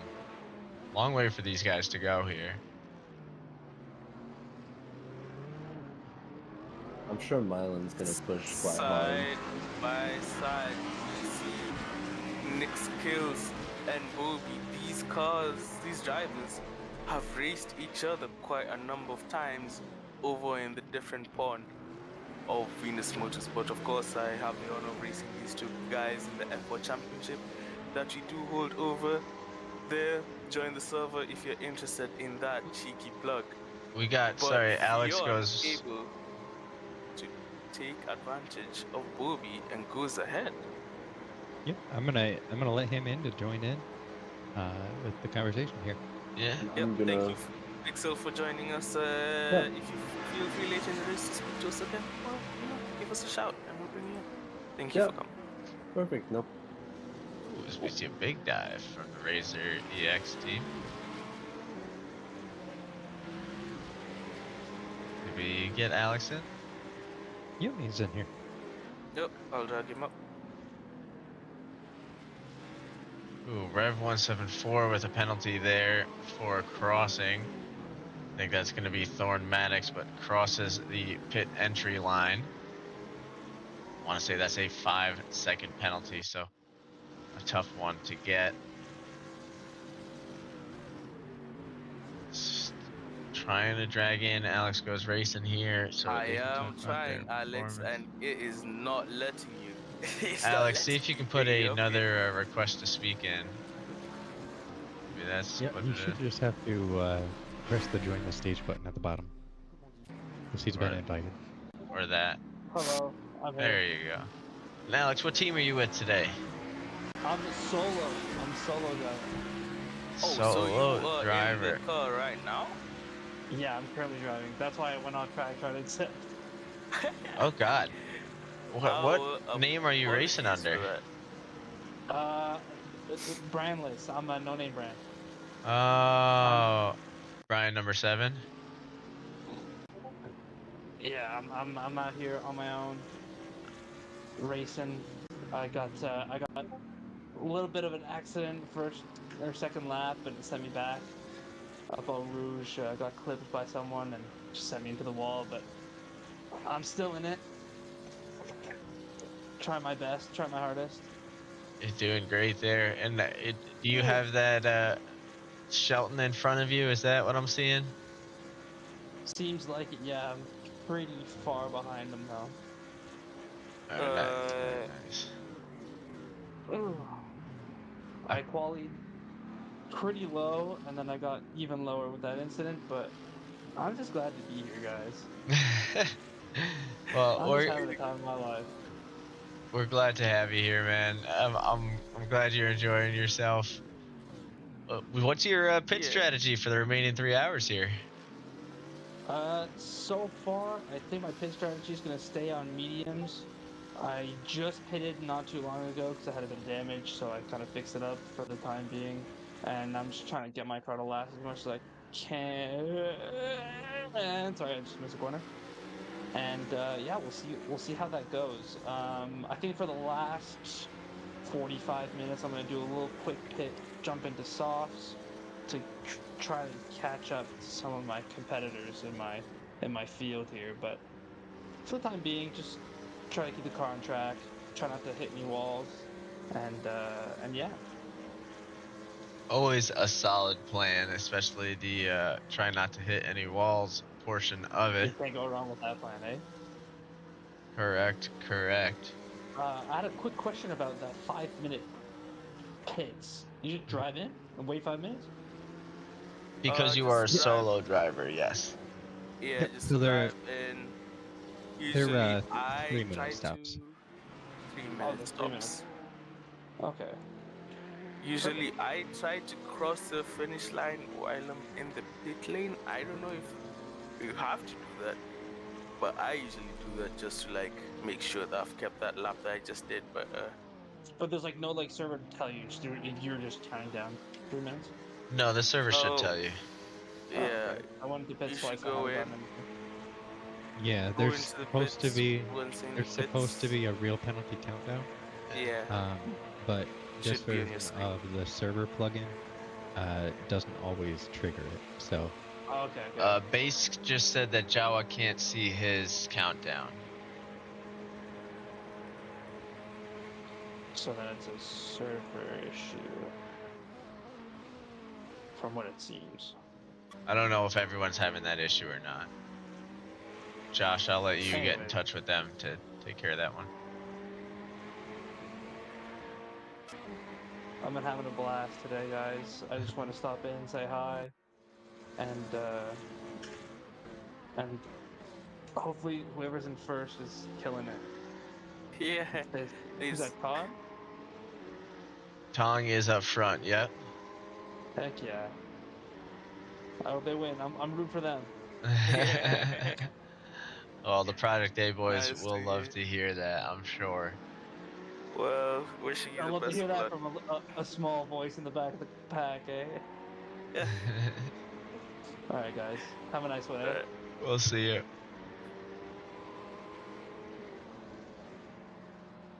Rev 174 seems to have taken a drive-through penalty. I wonder if that is the penalty. That would be for that. Yeah, that would be for the crossing.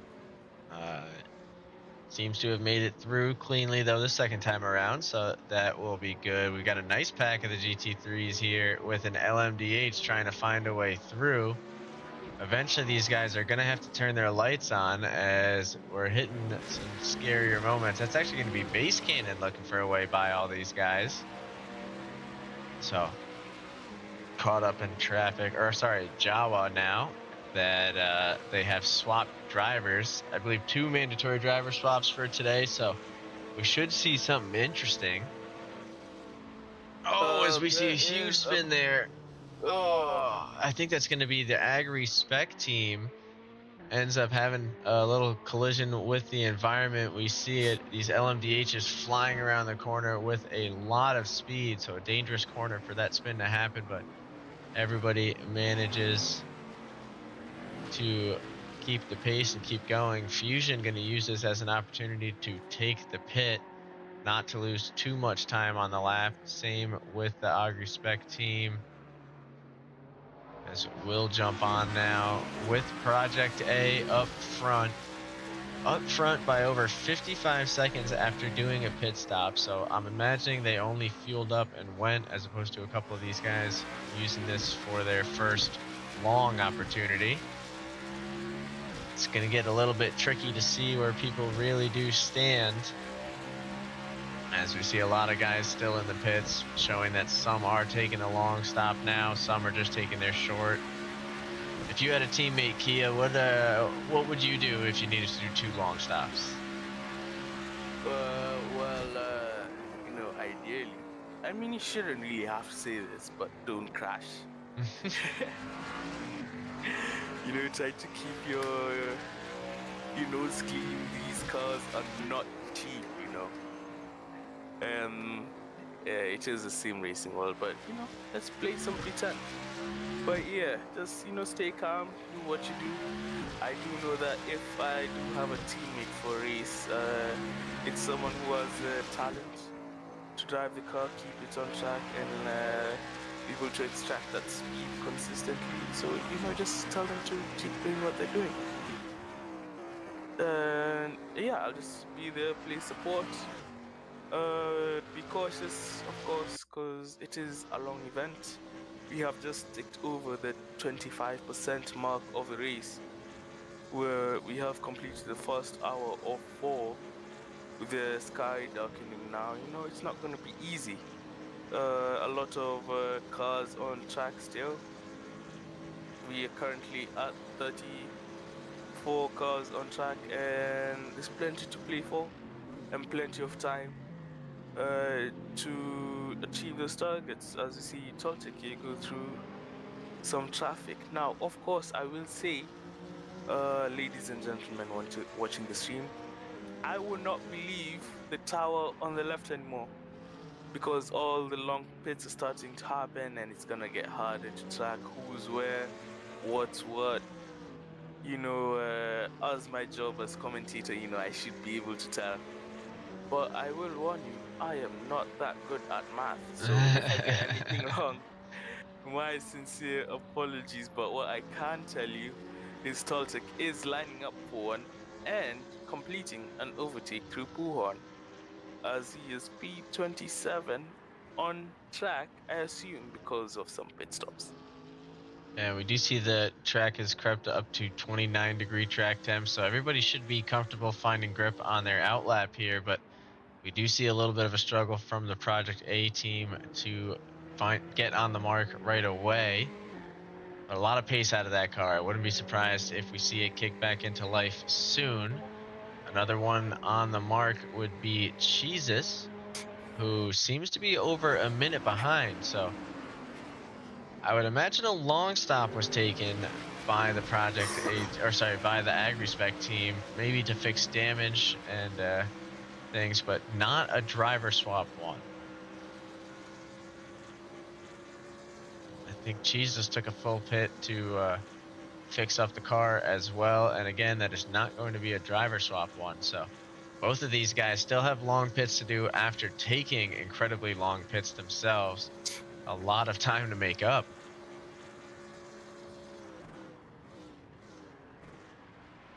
Starting to get into the nighttime phase here. They're going to have to rely on their lights a little bit more, really pay attention to the brake lights ahead, and look out for these high beams of the multi-class cars in their rears. You can already hear a few of these guys starting to barrel down throughout the dead of the night. Yeah, most, if not all, of the lights should be on now. Time to maximize peripheral vision that you have, and try lean on the track map. Of course, there are plenty of tools that these drivers have accessible to them here in this Assetto Corsa race. As you see Goshu lock up a bit through La Source, but right now it's playing the long game. Not too many cars up close to each other on track. Plenty of the race has opened up a bit. with the Project 18 still way ahead with a minute gap to the car in front. Of course, again, pit stops have been outplayed so far in this race. Base Canon team has taken the pit stop, and I believe they should be net P2 at the moment, but you never know how things will shake up at the end of the race. Right now, we are 1 hour and 7 minutes into it. Goshu, into No Name, being able to get past that GT3 traffic and continue on the hunt forwards to the car in front, which at the moment is Dante Abal, about 36 seconds up, so won't happen immediately unless Dante has something to say about that. But Yeah, and I will say Dante was P3 before Base Cannon took the long pit stop, so I wonder if Dante also took a long pit just to get one of them out of the way. Dante does have a teammate, but they might be just taking these pits, still doing 2-hour stints, and Dante might be responsible for getting rid of the first long stop. That's one of the two strategies I'm curious to see play out here. I mean, obviously there is take a long stop at the 2-hour mark and have someone else take a long stop somewhere along the way.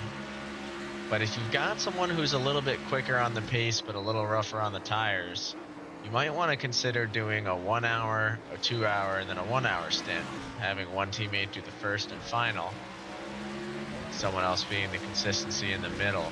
Because as we hit this middle 2 hour sector, you can see the gaps have all really started to spread out. Track's getting dark, so you want someone who's comfortable and who's not going to push too hard because, well, you don't know where to push.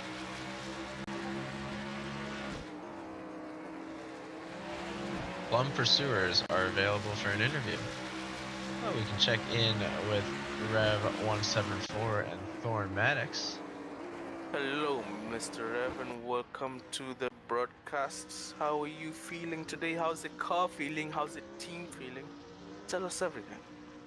We're doing good, thank you. This is my first Enduro event. I believe this is Thorn's second after he did Feldberg Ring with Base Cannon, so we're feeling good. He's been an absolute, like, rock of a teammate. He's helped me so much with setup. He's great at just telling me where everything is, and I'm just having a blast. The car, doing all right. We're getting used to the temps, but, you know, trying to stay out of trouble. Yeah, as you approach the nighttime here, of course, we know it's not easy. It's hard enough driving on your own.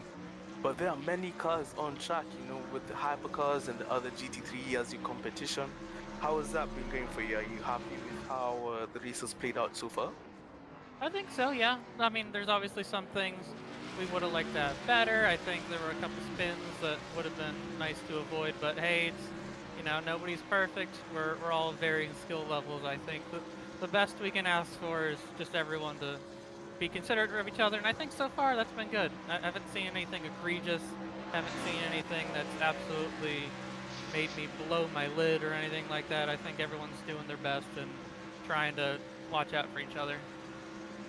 Yeah, I will say that for your first endurance, this is quite the performance, and I will commend you for that. Now, of course, this race is 4 hours long, and we are 1 hour and Sorry to 11 interrupt, minutes Josh. into this race. Patchy doesn't have their timer either, Josh. Just to let you know.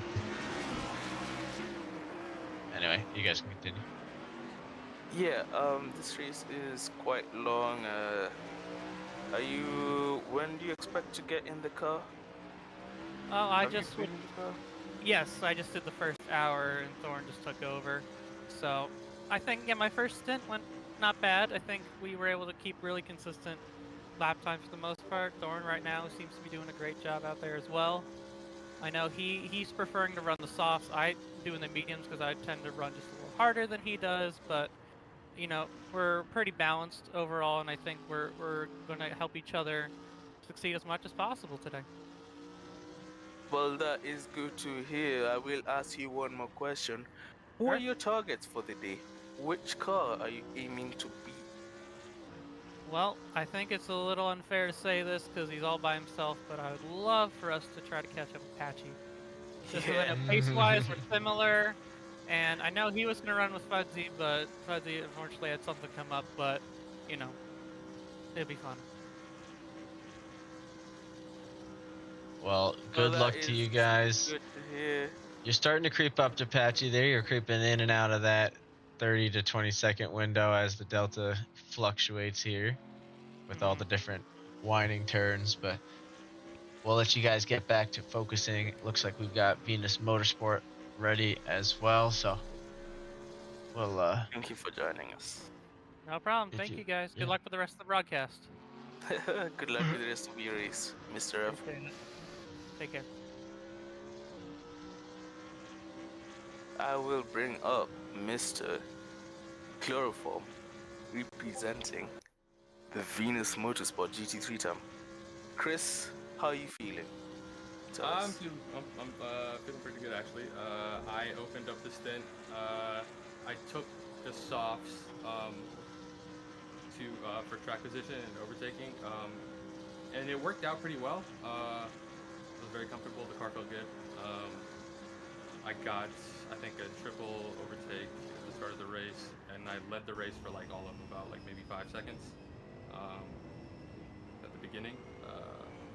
Then we started running into incidents. I had to take a lot of avoiding action, but no, the pace is good. We're right with Mylan and Jesus in them. It's pretty easy going right now. We've had a few setbacks. I think I got punted by one of the Cadillacs, and I took massive damage. But even with the damage on the softs, the pace was still pretty all right. I was still, mid-20s and whatnot. The deg got a little worse, but otherwise it was pretty good. I'm happy with our pace right now. Yeah, I must ask, as a GT3 car, how difficult is it today to balance, driving with your eyes on the road in front of you and still having to look into the mirror because these Cadillacs close in really quickly? Yeah, so we're taking turns as kind of like each other's race engineer. So right now, not really. He's able to manage by himself, but we're giving each other updates, lap times ahead, behind us.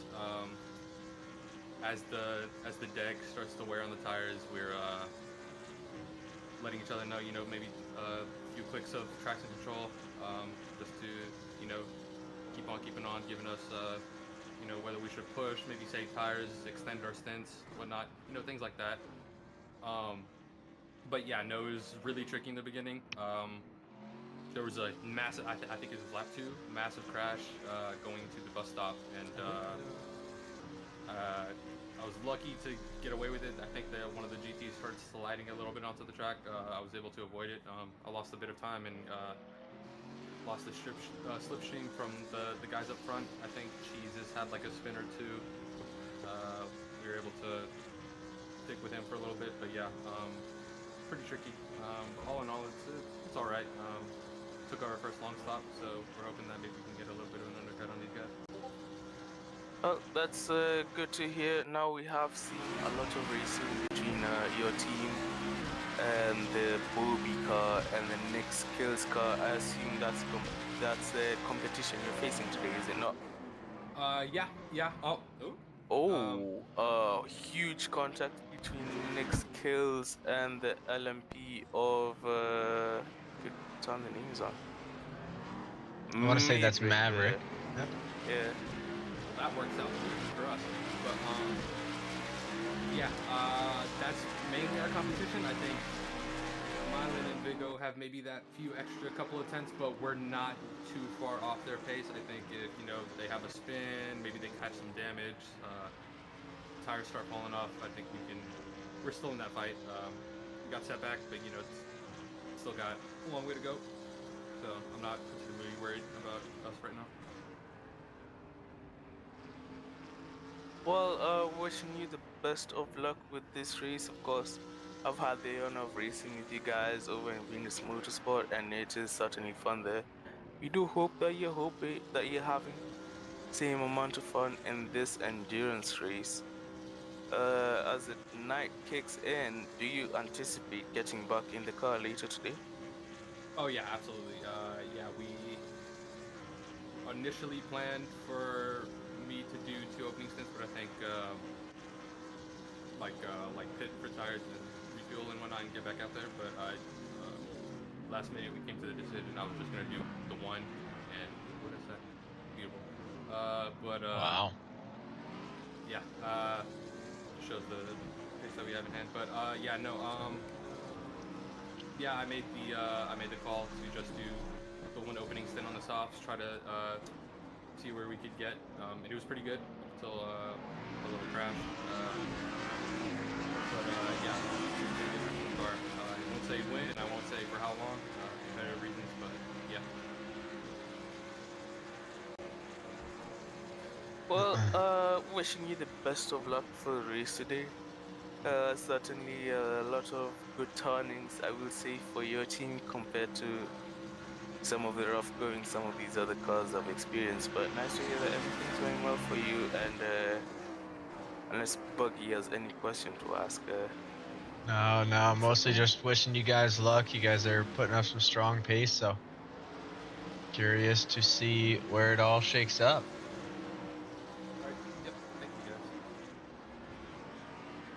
guys. Godspeed. Looks like we've got Nick Skills looking to join us in a minute here.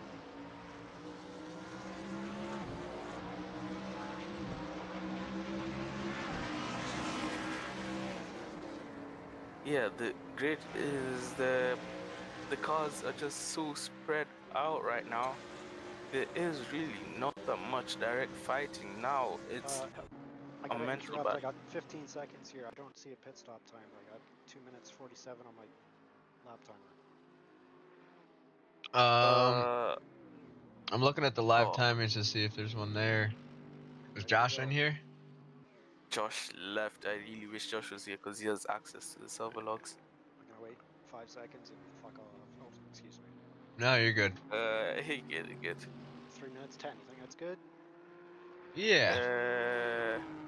I 15. Mr. Tekly. Oh, here he's it back is now. Alright, I'm just taking off. Adios. Okay. Yo, what's going on? Can Nick leave the pits here? I should be able to. Yeah, he just doesn't have the timer.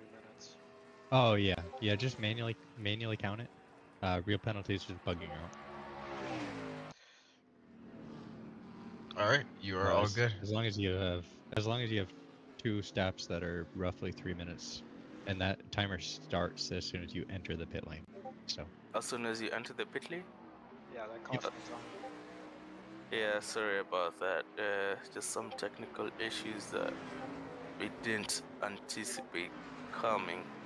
If any other driver has any questions with that, you're welcome to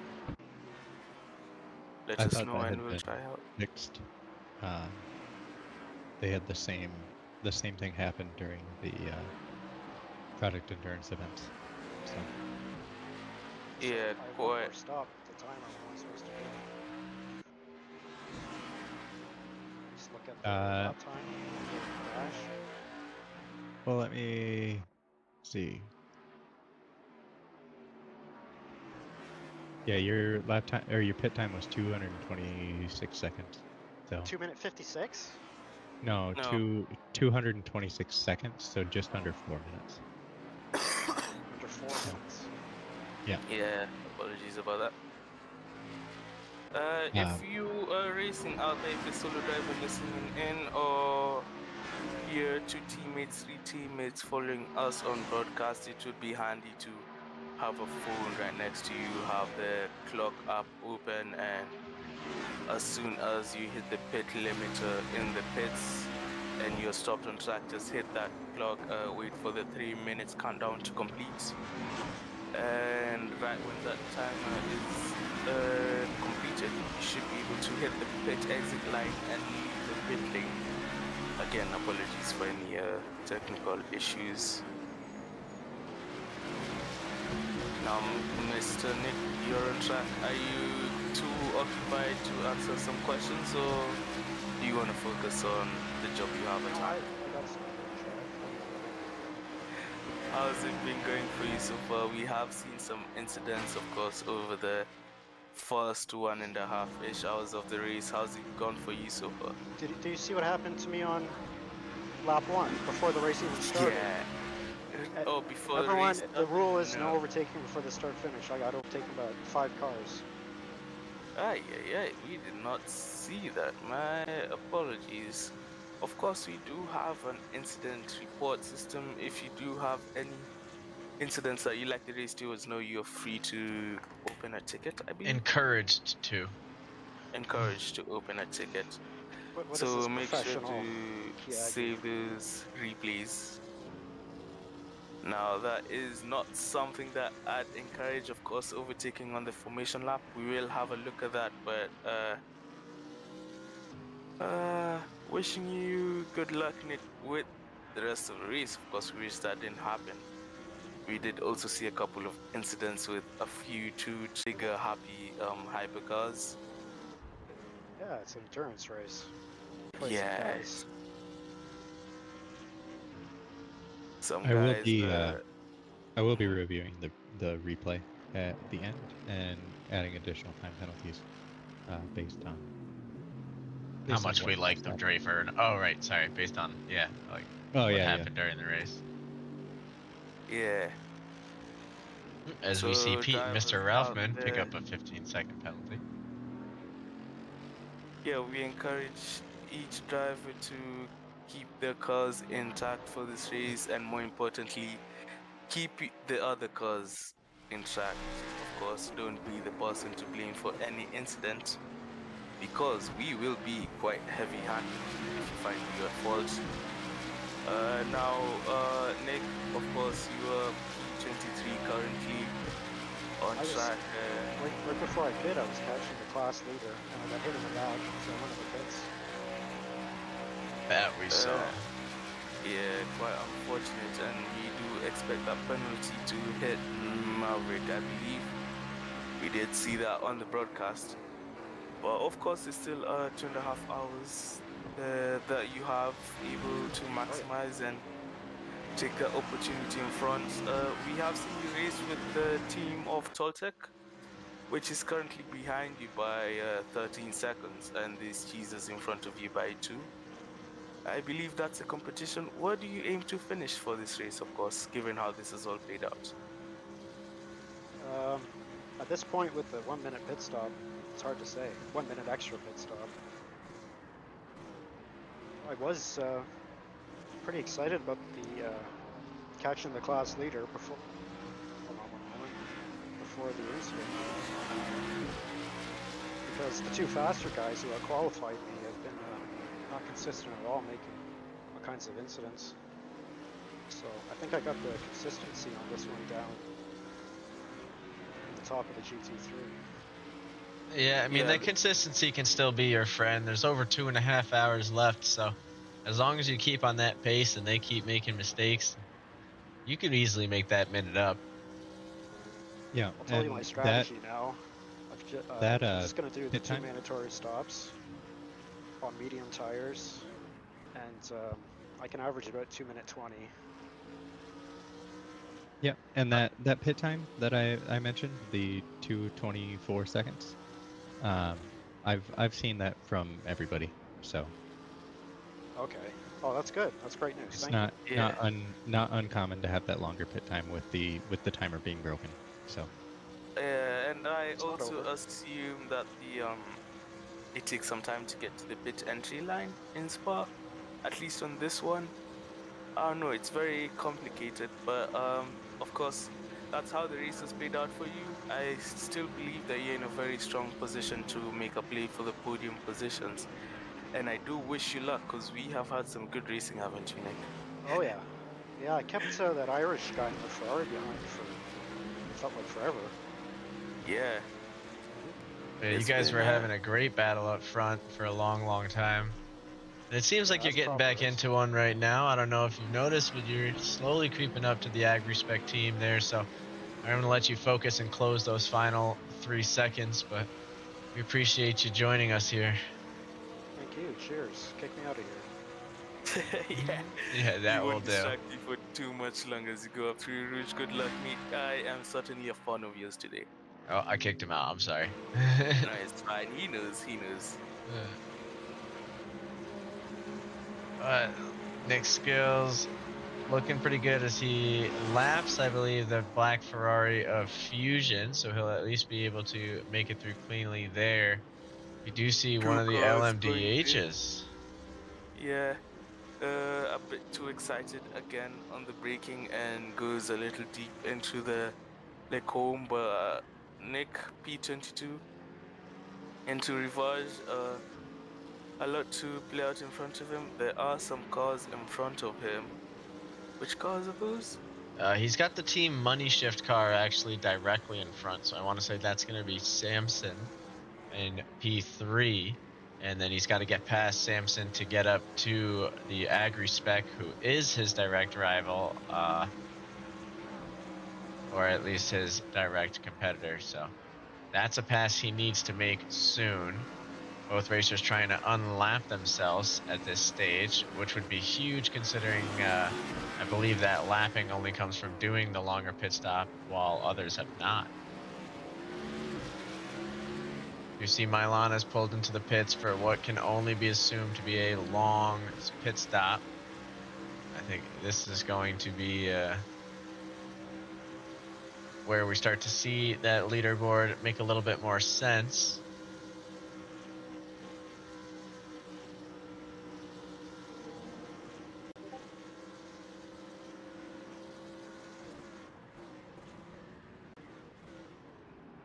Trying to take a look around. I see a lot of cars are close together, but still very hard to tell who's actually battling who at the moment. We did see someone pull into the pits there. I think that was going to be Botlando in the 904 car.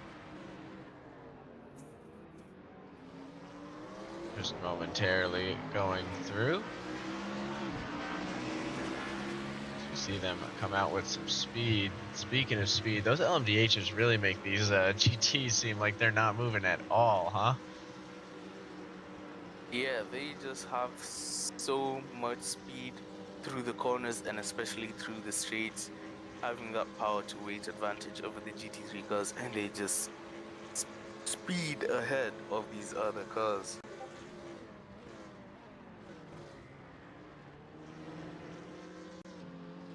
Speaking of speed ahead, huh? Just a second here. I'll be right back. Speaking of speed ahead, we've got Nick Skills closing that gap to the AgriSpec team in front significantly. See Rev 174 picking up a cut penalty. Currently will put them back behind Shelton, so they need to start gaining some time, putting a little bit of a cushion between them.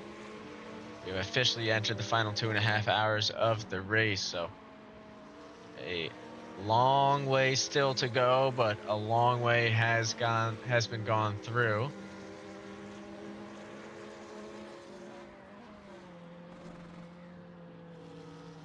Yeah, this is that point of the race where the strategy differences of the different teams really comes to light, of course. I don't anticipate any car today as really dared to go on the hard tires. I am seeing mostly medium and soft runners for the GT3 class, especially today. I do have knowledge that the softs in the GT3 cars last about 19 laps. Sorry not to interrupt, but we did just see Nick Skills pull off a nice passing opportunity into the back straight and is holding on to the position firmly following the chicane. So a little bit of an incident on that last lap there for the AgriSpec team. Finds himself 7 seconds off the pace on the last one. I'm almost wondering if they are wrestling with damage. And if that damage has caused them to be 7 seconds off a lap, then do you pit to fix things rather than try and hold out any longer? Yeah, let's see how it plays out for them this lap, see what type of pace they're able to hold, and hope that everything is going well for them in the car. But a big moment of Rouge with the hypercut going up and 9 times out of 10. You'd expect an incident through that, but nothing happening there. he does lose a position To as I Mylon. am getting a phone call. I'll be back. No, you're good. Lose that position to Mylon, who's actually our race leader, who has, I believe, finally done a long pit. If that's the case, that does seem like Jesus has made up the time finally, and now finds himself 14 seconds ahead. Again, very difficult to tell given this stage of the race, but Mylon won't be sure either, and will just start climbing in case. You have to take everything you can at this point. As Pixel says they've lapped Jawa according to the live time, and yes, Project A has indeed lapped Base Cannon at least once and Jawa. So we'll see how that plays out as far as the pit strategies go.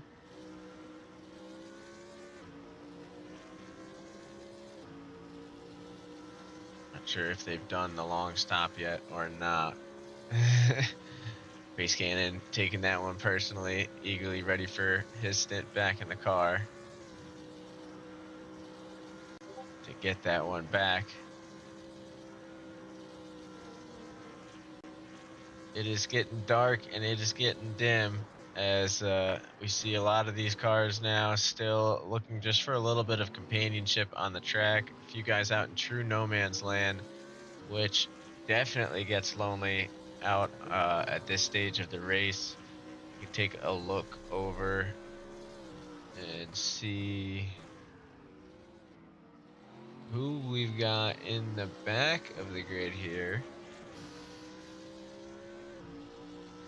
Trying to figure out, it's going to be one of the GT3s, but there is someone out there in absolute no man's land. I'm just trying to show them a little bit of love if we can. I want to say it's going to be the Ferrari, yes, of Marco. So this is what it can look like right now for these guys as we try and hang on with Marco to the best of our ability. You can see there's not a lot going on, not a lot to look at in front. That is a rear view cam that shows you nothing behind as you are just lapping into the abyss. So a lot of work to do for the man here in the Ferrari. Like I said, no one in front, no one behind. So really got to work on the mental side of the game.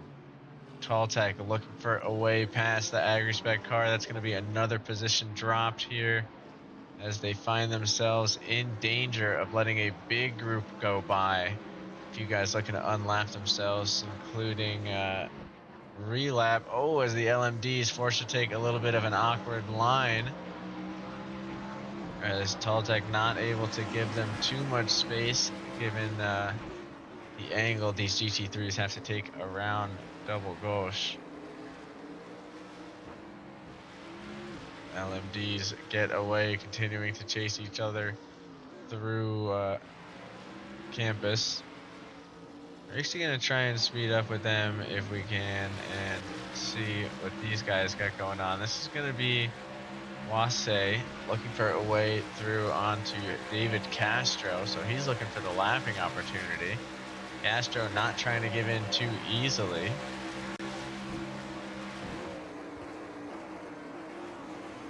Got Jackie in. Huh? Jackie. From AgriSpec, how you doing?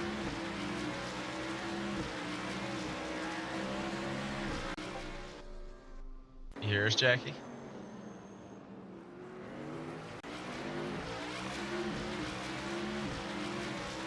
Don't know if Jackie's with us.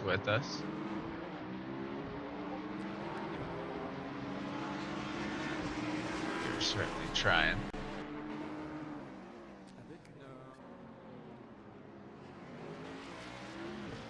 Did we miss? Do money shifts then for now? Yep. I invited Crush Nut. Okay. Crush Nut, you hear us? Yes, sir. There you go. And are you here to represent all three money shift teams today? foolishly enough, they sent me in. Very I was nice. driving the first stint in the Buick LMDH, but we're all kind of chatting together for the 3 teams. Very nice, very nice. Well, you guys are certainly putting on a show today, holding down a strong top 10 in the LMDH, as well as a pretty dominant performance in the GT3s. How you guys feeling about your odds overall? You know, we all kind of came in here not really expecting much more than just to have fun and not finish last. I think we're all accomplishing our goals. You know, I think each and every one of us could probably be a little happier with fewer mistakes and just faster lap time. But I think overall we're doing good. Yeah, now, has there been any chatter when you guys are having those interclass moments as to who's expected to get out of whose way and things like that? No, actually. I mean, we kind of stick to the same rules. The faster car is expected to make his way around. We're not going to have... Yeah, there's been a few times where we catch up with a team car and we don't want him to jump out of the way and lose track positions. So we're playing by the, you know, find your way around and don't hurt anyone else is kind of what we're doing. Yeah, and we were witness to a few of those moments. You guys do seem to be doing a good job of executing those team radio calls, we'll say. I'm sure it's led to a few funny moments, though, overall. Oh yeah, it's a high buy every few laps. Yeah, although I'm sure at the same time it's a little bit of a nice moral support there, seeing another car and seeing that it's your teammate at the very least. Oh yeah, yeah. Always good to have a line of communication to the guy you're next to. So what are you guys expecting to happen over the course of the next 2 hours and 20 minutes here? You've got 3 cars in very different spaces. You're gonna have to go for some very different strategies to make something happen. Yeah, we've actually kind of been talking in between ourselves, building strategies as we go. Thankfully, we have 8 or 9 people, you know, at any given time looking at different things and adjusting fuel calculations and stuff. So, you know, we're letting the drivers drive and we're kind of doing the math in the background.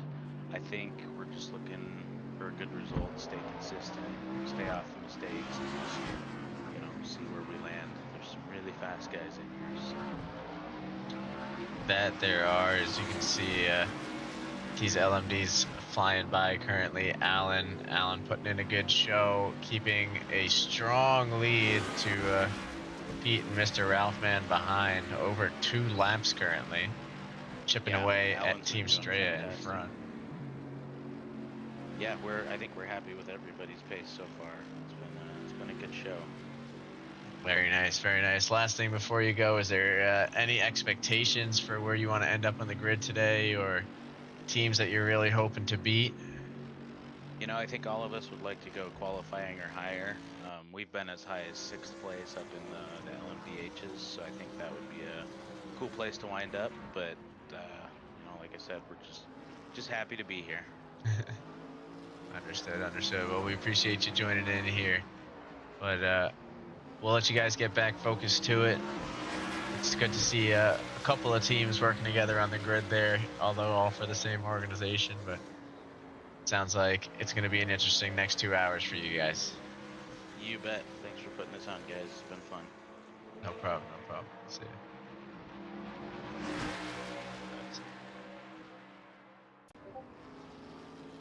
Sheen, how are you? Hi, Louis. I'm good. And you?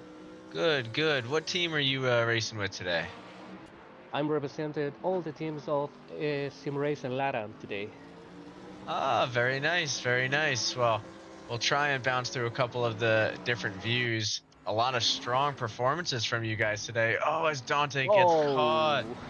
Oh, that is so unfortunate.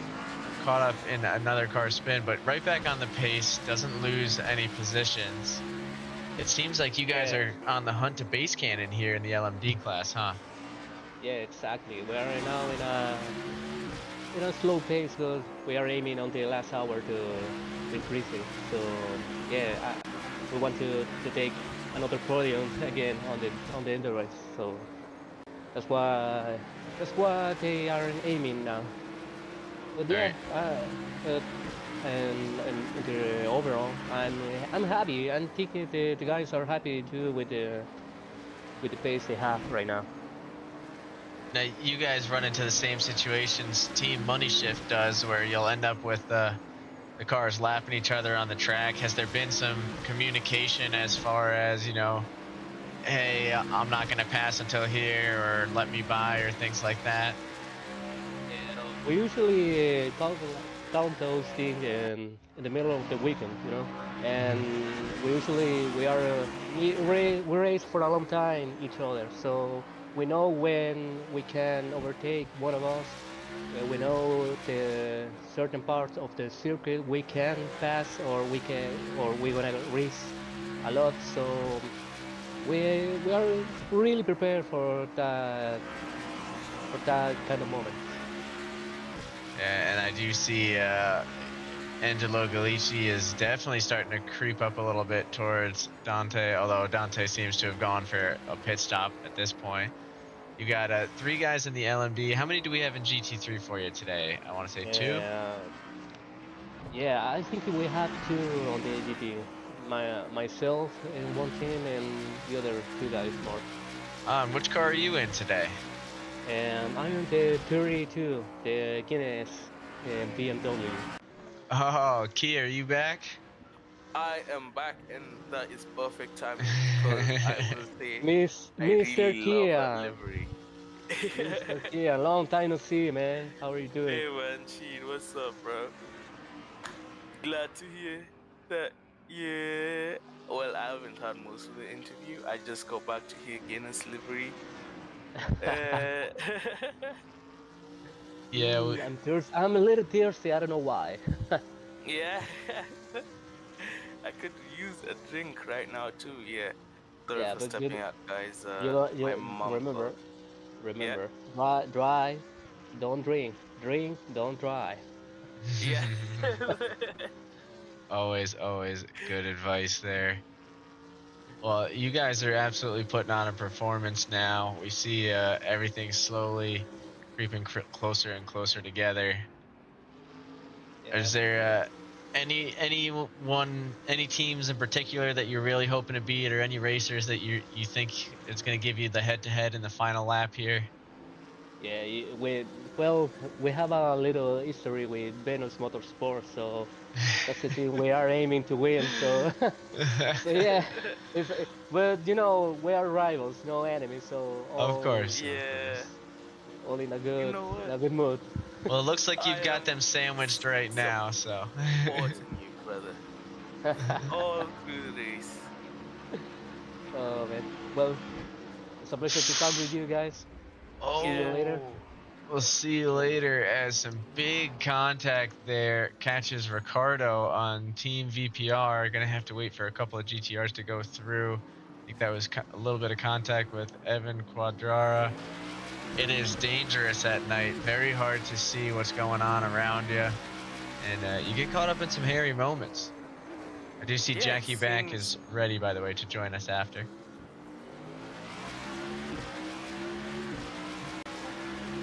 Hi, can you hear me? There we go. Yep. Jackie's back. Hi, how's things? We should be asking you, how's things out there, man?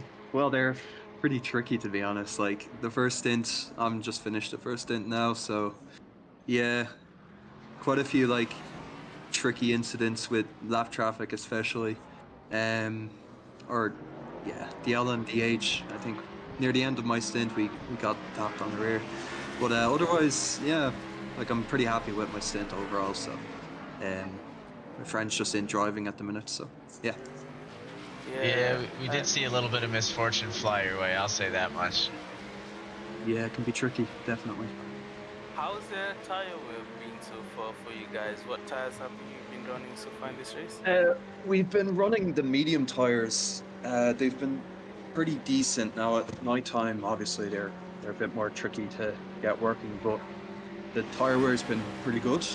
I think compared to the other cars, we're we're about the same level in terms of like tire wear, if not a bit better. I noticed at the end of my stint I was catching a lot of cars, so yeah, we're pretty good in terms of tires. Yeah.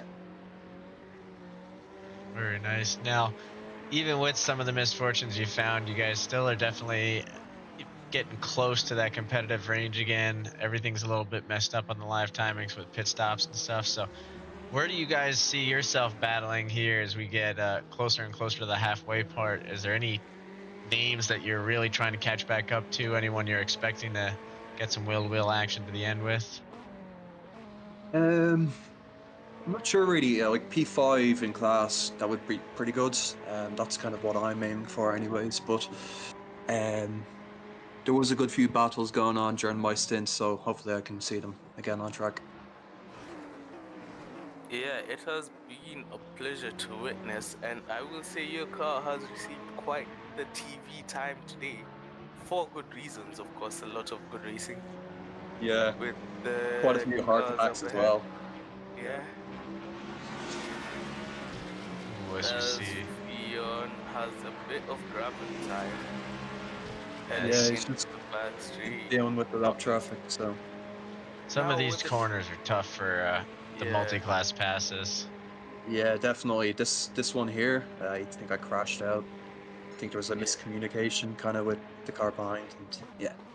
But otherwise, it's been pretty fun, and we're here to have fun after all. So that's kind of the main aim. Tire temps been for you guys? Of course, it has been quite chilly out there, I believe. During my stint, it was actually pretty good. I think it's gotten a bit colder on track, so obviously the tires are getting a bit cold now, and that can be tricky. But overall, it's been all right, and the tires don't actually wear that much compared to like softs, for example. So they're pretty good. Yeah, I do know of quite a number of soft runners out there today, as Toltec and Fion gets into a bit of side-by-side action. Toltec is able to get ahead before the late comb. I guess it's a bit of settling in and trying to get on top of things for you guys today. Yeah, definitely. And I will say, my friend as well, he's driving at the minute. He is very new to like league racing and endurance racing. This is his second race, so it's kind of been it's been difficult, but he's getting used to it. He's going keeping it well on the and- track. He's doing well. Exactly, yeah. So, yeah. And he's got a tough stretch to do. He's driving through the night as the temps are falling. You are correct. We've seen them go from 30 down to 28 so far, and I'm sure they will continue to drop at that. The wind has even dropped down a little bit, so he's picked the tougher stint, and he's making it work without a doubt. Yeah, definitely. But we'll let you get back to some coaching there. I'm sure you guys have all sorts of plans that will come to light in the final 2 hours here, but we appreciate you stopping in. All right. Thanks for chatting. See We'll you. see you. Bye-bye. Just want to take a peek around the grid. We see a couple of guys still doing their long pits and various things here. Lucas currently in giving... Ooh. I'm not sure what we just watched. That was a little bit of a scary lag situation. Are you seeing what I'm seeing here? Someone's internet is dying, and we hope it's us. Yeah, that LMP car is not having it easy. Whose car is that? I'm gonna guess that'll be the car of Maverick, as we see them currently sitting around 7,000 ping. So we've got some severe ping issues for the number 3 car right now that could cause some problems for the guys behind. Hopefully they're able to make it by safely, as this is a lapped opportunity.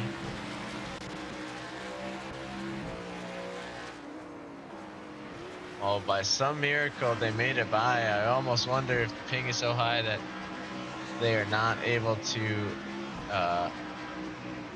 register on the server at the moment. Currently with 14,000 ping. Let's hope that things don't get too crazy for them. Yeah, and it does look like they're being called into pits to try and see if there's something they can do to tweak that.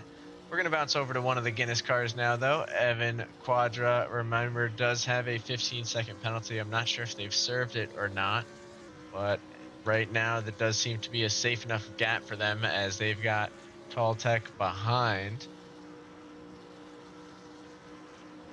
I am looking to see what I see. We've got Brian, number 7. Currently going for an Is opportunity on Potato. Yeah, Brian, number 7 is currently behind not Potato, but the Nissan Nismo GTR GT3 Red Bull Powertrains Aston Martin Tag Heuer, Horseback Petronas Potato 0 mashed potato Irish bone made in Italy, Emilia Romagna Grand Prix. No, I messed up at the end. He is behind, but that team is They and he are is flying through. pushing. And it does seem like they've called Maverick into pits over the ping issue, so hopefully they are able to do something with that. Brian, number 7 on the inside down the Camel Straight into Lecombe. Is he able to finalize that trade of position? He is. On the soft tires, is able to get past that Nissan Nismo and into P13 overall Oh, and a little P2 bit of a in class. spin. So Potato in a dangerous spot there, thankfully able to get on the move before the first few cars come around. That is an LMD that's going to have to get around in a tricky spot. Oh, thankfully manages to. 0 incidents through that, thankfully. I'd say the Very drivers have surprised. wisened up a little bit as the race has gone on, not seeing so many egregious incidents as you have over the first half hour of this race. No, definitely been. My drive-through handouts have gone down significantly since the start of the race. That is good. That is good. That is also one thing to consider is as people pick up penalties, it's throwing not off, but changing these live timings and stuff. We do see Botlando looking for an opportunity to join the broadcast there. Kia, I'm going to turn this one over to you as we'll get him in here. Hey guys. Mr. Botlando, welcome to the broadcast booth. It's been quite the eventful race for you. Of course, you're now P23 overall. Maybe you can give us a quick rundown of how the car has been for you guys, you know? I think we prepared pretty well. Maybe even a bit more than we expected. So we came here this week like almost zero expectation. This is my first endurance. Wow. Warma, who's the one driving? I'm pretty sure this is his first GT2 race. He raced a couple, but on MX5. And he kind of wanted to join to the event, but he was reluctant, so I kind of pushed it to just do it for fun, like not worry about times or anything, and just do it. So far it's been a blast. Yeah, it's going well, I think. Pretty fun. Yeah, it's always good to hear because you know everyone has that first time. No one is born with any experience, and it's nice to hear that you guys have been able to break the duck on that and be able to join this race. How's it been so far for you? Who are you guys racing? You know, as there's a bit of an incident there with Yuanma getting in contact with the LMP car. Yeah, it's definitely been a different experience doing multiclass.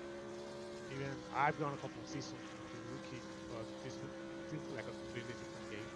So I think even at the beginning, I think the LMDs were a bit eager, like especially in the curves. I got like a bad incident on one of the early laps. So by the end I was kind of almost a little bit scared of them. So it's definitely like a whole different element to take into play. But all in all, I think we're still going pretty much to what we planned. We'll see how it comes at the end, Nice. but yeah, kind of now setting into the rhythm. That's kind of what I was telling Juan to get comfortable. He got a long sync, he got the night one, so that's also not so easy. But yeah, I think we're doing pretty well so far. That's good to hear. Currently, I can see Mr. Yuanma is running the medium tires. How long have those tires been able to last for you guys? I did 35 laps, which is pretty much the full tank. And I think they performed as we expected. They really started to drop off probably the last 6 laps. Right. But yeah, I think the medium's done reasonably well. We tried the soft, but for the stints we wanted to run, we just couldn't make it on time. Now, of course, you have given Mr. Yuanma the honor of driving this night stint. Are you gonna hop back in the car later today for this race, or are you done with the driver's seat? No, I should be driving the last one. We're still gonna see how it plays out. Maybe we split this remaining time into two more stops, or maybe just one. So that one's still kind of to be decided. But yeah, I'll definitely be doing at least one more stint. Right, that is good to hear. You guys have certainly a very good position. You have very good pace in that car, currently P22 overall in your BMW. Sorry, just had to cough there. Wishing you the best of luck over the race. And I do have one more question, sort of a personal question, because it's killing me. I can't tell what flag that is on the car, and I guessed Panama, but I wasn't so sure. You're right, it's Panama. I was Yeah. telling Hey, Buggy good earlier. job. I was telling Buggy earlier. I kind of was showing you guys a banana peel with the name. I will have to go back to the broadcast to see what you've been calling it. So it's I kind of a don't. bit of reference to that. Los Yeah. cuatro. Wait. Los. Oh wait, no, because it's not like that. So it's like los cuatro. Curateros de Pedregal. There you I'll go. help you on this one. So it's Cutarra, which is kind of like a standout from here. Cutareros. So los Cutarreros de Pedregal. Pedregal is actually where Juan Mauricio. Cutareros de Pedregal. A play on those words. Okay, I like it. Yeah, that's beautiful to see, man. Yeah, wishing you the best of luck for the rest of this race. And you're always welcome if you ever want to come back on the broadcast booth, have anything to say, give us a shout, and we'll get you in. You guys are killing it, and the event's doing it's awesome. So let's see how it turns out at the end. Bye, guys. Yeah. See ya. Thank you for coming with us. Now, of course, if there are any other listeners on the broadcast here today, we do have an open booth. Just shoot us a request in the Real Rookie Racing server. Just scroll down to the live chat's broadcast booth. Join the audience, and if you want to speak, we're open to let you in. Currently, though, we are watching the hypercar of Basecanon go up Rouge and into the Kemmel Straight. That was the GT3 car facing the wrong way. I did not see that. It is very dark out there. It looks like Thorn Maddox, I believe. Oh, and a bit of contact up in front. As you see, Maverick unfortunately get kicked for the server. Now, I will assume it might be for the ping issues that we see earlier, but I cannot confirm that. That is just an assumption from me. But, hopefully that there wasn't any major issues, malicious from there. And there were some good running, a few incidents, but always good to see them on track if they're able to join back, We'd be happy to see them. Now, Basecanon is 1.2 seconds behind Wasi, who is currently standing on the second step of the podium. Ooh, and Base pushing a little too hard. Yeah, pushing a bit too hard. Slow down, Base. There is still half of this race to go as we cross the halfway mark. Yeah, it's looking very eventful. Things are starting to liven up again as The cars race each other on track now, balancing traffic between This is these actually two going to be cars. Jawa. Sorry. Oh, Jawa's in the car. Well, Jawa's still on the push now as we start the next lap into La Source, turn 1. The gap is fairly the same. He maybe lost a bit to traffic there, but pushing as hard as he can to make those positions. And Jawa definitely doing a good job to push through. Ooh, got a little bit close there. And it looks like we've got Base Cannon actually ready to talk about his teammate as he lines up a passing opportunity. Bring him up so that he can play us through this racing. Mr. Base Cannon, welcome to the broadcast booth. How are you feeling today, brother? How's the car? How's the race? Oh man, I felt really good in my stint. I was cooking.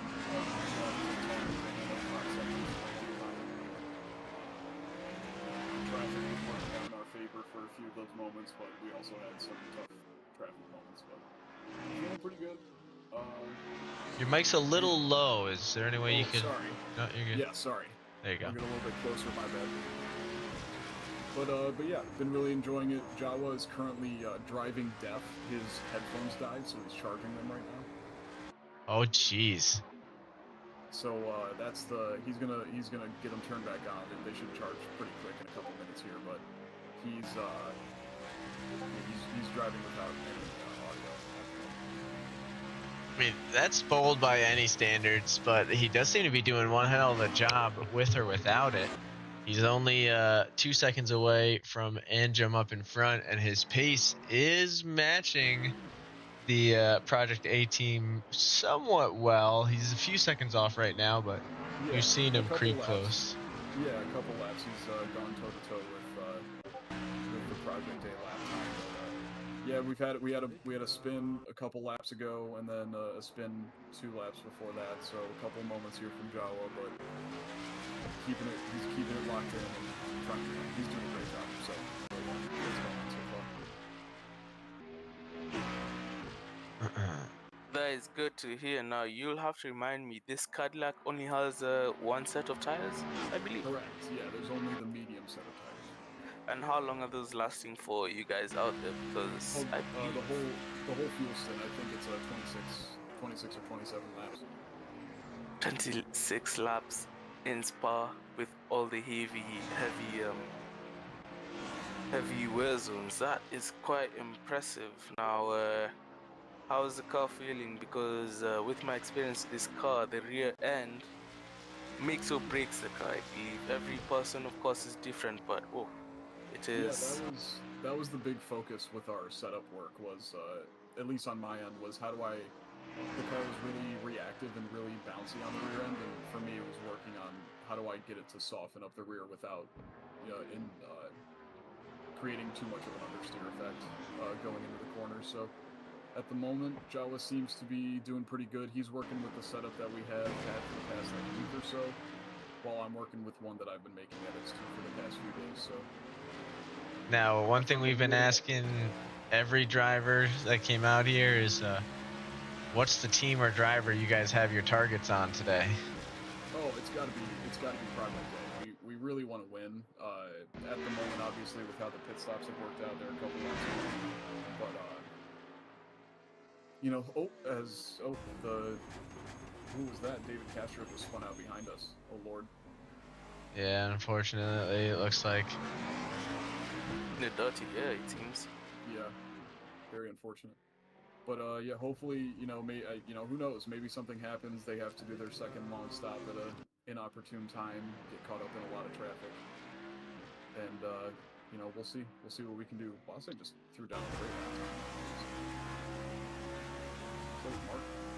Yeah. Now, have you guys have done one long stop? Has Project A done a long stop yet? I think they swapped. It appears that they had swapped drivers. They're now, I believe, Luke Andretti's in the car. That's what appeared to be happening a few laps. I think 6 laps ago. Yeah. Okay. And, they have officially accused you of throwing a banana over on the Latin America race team. Well, You know that I, not, you know, not base Karen. This is not Mario Kart. Now I do have a question. Of course, we have heard a lot from the GT3 drivers about managing traffic on their end. You know, Yeah. looking in the rearview mirror a lot more than the road in front. How is it in the hypercar? You know, because you're trying to yeah. push as hard as you can, but there are all these quote unquote traffic cones in front of you that you have to navigate around. Yeah, that's been the joy. I mean, really has been a lot of fun to manage throughout the race. As we see, can we get around the outside? Yes. Okay, great. Joe and I were talking about it early on in the stint when people were still kind of finding their footing in the race. A lot of GT drivers that were kind of reacting late to the hypercars showing up behind them, and some getting out of the way, and some sticking to their line. So it was a little tough to kind of navigate that at first, but it seems that we've gotten into a pretty good rhythm of finding safe spots to overtake the GT cars. And it's been a lot of fun. Some corners that I think we only have one track cut at Eau Rouge at the moment where Jawa had to take avoiding action, but so far pretty smooth. Not too upset with anything. I did accidentally I went up the inside of in sector 2 and we made a small amount of contact. I felt bad about that, but otherwise it was pretty good. Well, if Jesus has been following, hopefully he has forgiven you of your aggressions. Now, I do know that what they say about the hypercar drivers and LMP2 drivers, of course, when lapping traffic, you know, these type of drivers have to race 3 seconds ahead. You know, you can't just drive what's in front of you because there's just so much happening on track. For example, what we're witnessing right now with Joe going down the inside of the BMW in front as they head down into reverse. Yeah, you just can't afford to lower your concentration. You just have to always be on it. And how is that been for you, base cannon? You know, not allowed to put the hammer down. Oh no, it's been great. It's been a lot of fun. I really enjoy multi-class racing and picking my way through the traffic, and it's been great. I found it pretty manageable. I was in the low 50. I think I said a 59.0 in race pace, so I was feeling really good about that. And finding when you have moments to find the clean air and really hit your marks, it's been a lot of fun. Well, that's good to hear from you guys in the beautiful livery created by Cameron Designs. Wishing the best of luck for you guys over the race. Unless Buggy, you have any question to add? No, as always, just wishing you boys luck, hoping these next couple hours go well as we're officially in the back half. Thank you. I'll see you guys when I get back on track and after the race. Have a good one. All right. Adios. See you, mate. And then looks like we've got Big D Energy ready to hop in and speak on behalf of Big Jinx Energy. Well, hello. Yes, Big Jinx Energy is here. How you doing? We're doing okay. We are still on track, so that's a positive. We've been at the back the entire time, so you know, not necessarily the most competitive race that I've ever been a part of, but definitely a good learning experience. First time driving a endurance and an LMP car, mostly a GT3 driver, so it's been a good learning experience for both of us. I believe this is also Jinx's first endurance race as well, so nice. A lot of learning that we're doing, but and a lot of this sometimes on the track, but you get two GT3s stacking up, holding people back. But you know what? That's part of endurance racing, right? So it's been a lot of fun. Been really enjoyable. Haven't really ran into much issues on the track with guys. So we'll see what the rest of the 2 hours hold. Yeah, well, I can't say the beauty of experiencing things for the first time is that it's a raw emotion that you're going through. Of course, all the adrenaline, all the reactions that you have to do. And it is quite beautiful, you know, trying to wrangle such a beast like this Cadillac.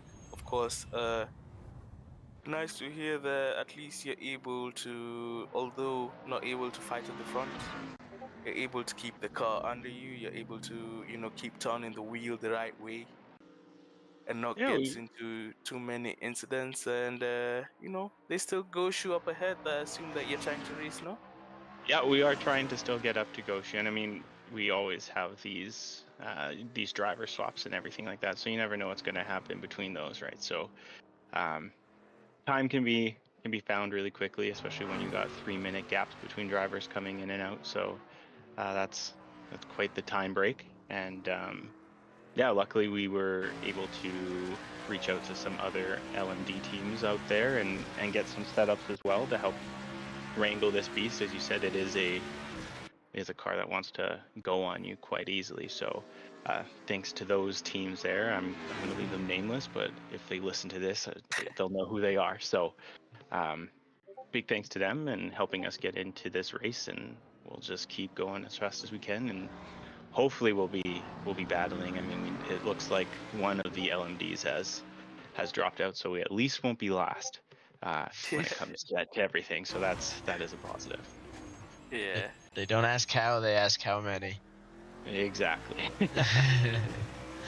Now, of course, we're racing here at night. I don't know if you've had any opportunity driving when the sun has been down, have you? Yeah, this is going to be my third night race that I've really taken a part of. I was part of a 3 hours of Le Mans about a year ago that went through the night as well. So definitely something to get used to. I know that Jinxie has mentioned himself that he's having some visibility issues just with the lighting on the track, and I know when I was in there was definitely some points where it was getting pretty dark and you were relying on a lot of track knowledge to get around. But yeah, not the first time on night driving. I enjoyed it a little bit more. It allows me to focus more on the track, less peripheral things going on, especially when you know this track, and this is one of the tracks that we put in lots and lots of hours on between all the driving that I've done. Well, you know what they say about the best drivers that are able to drive with their eyes closed, and given how dark it is here in Spa, might as well say that for every car out there. But yeah, it's nice to hear that you're able to cope with the difficult conditions that we do have here today. Of course, Yeah. wishing you the best of luck with your race. I anticipate you getting back in the car for another stint, that's it? Yeah, I'll be closing it off here, probably getting back in around that 1 hour mark, and we will be pushing on to try and at least catch Goshu. Maybe we'll get lucky and there'll be a massive crash up ahead. Get a safety car. See what happens. A lot of race to go. Careful what you wish for.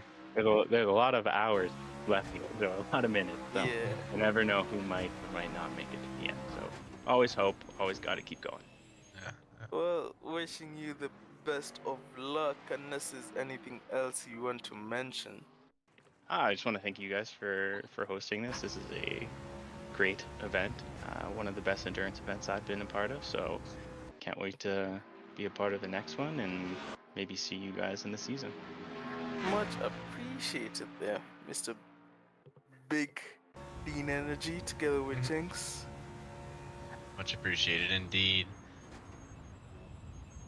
But you guys have a good one. You as well, brother.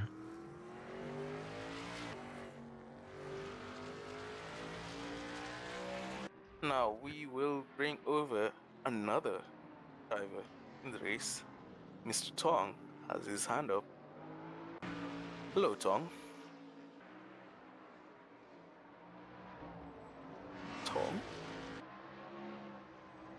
Oh, he can't hear you, mate. Or I can't hear you. Oh, I thought I heard him for a second. Mic should be connected now. See? Don't hear him. Yeah, unfortunately we cannot hear your voice, mate. Maybe if I turn his user volume up to 200%.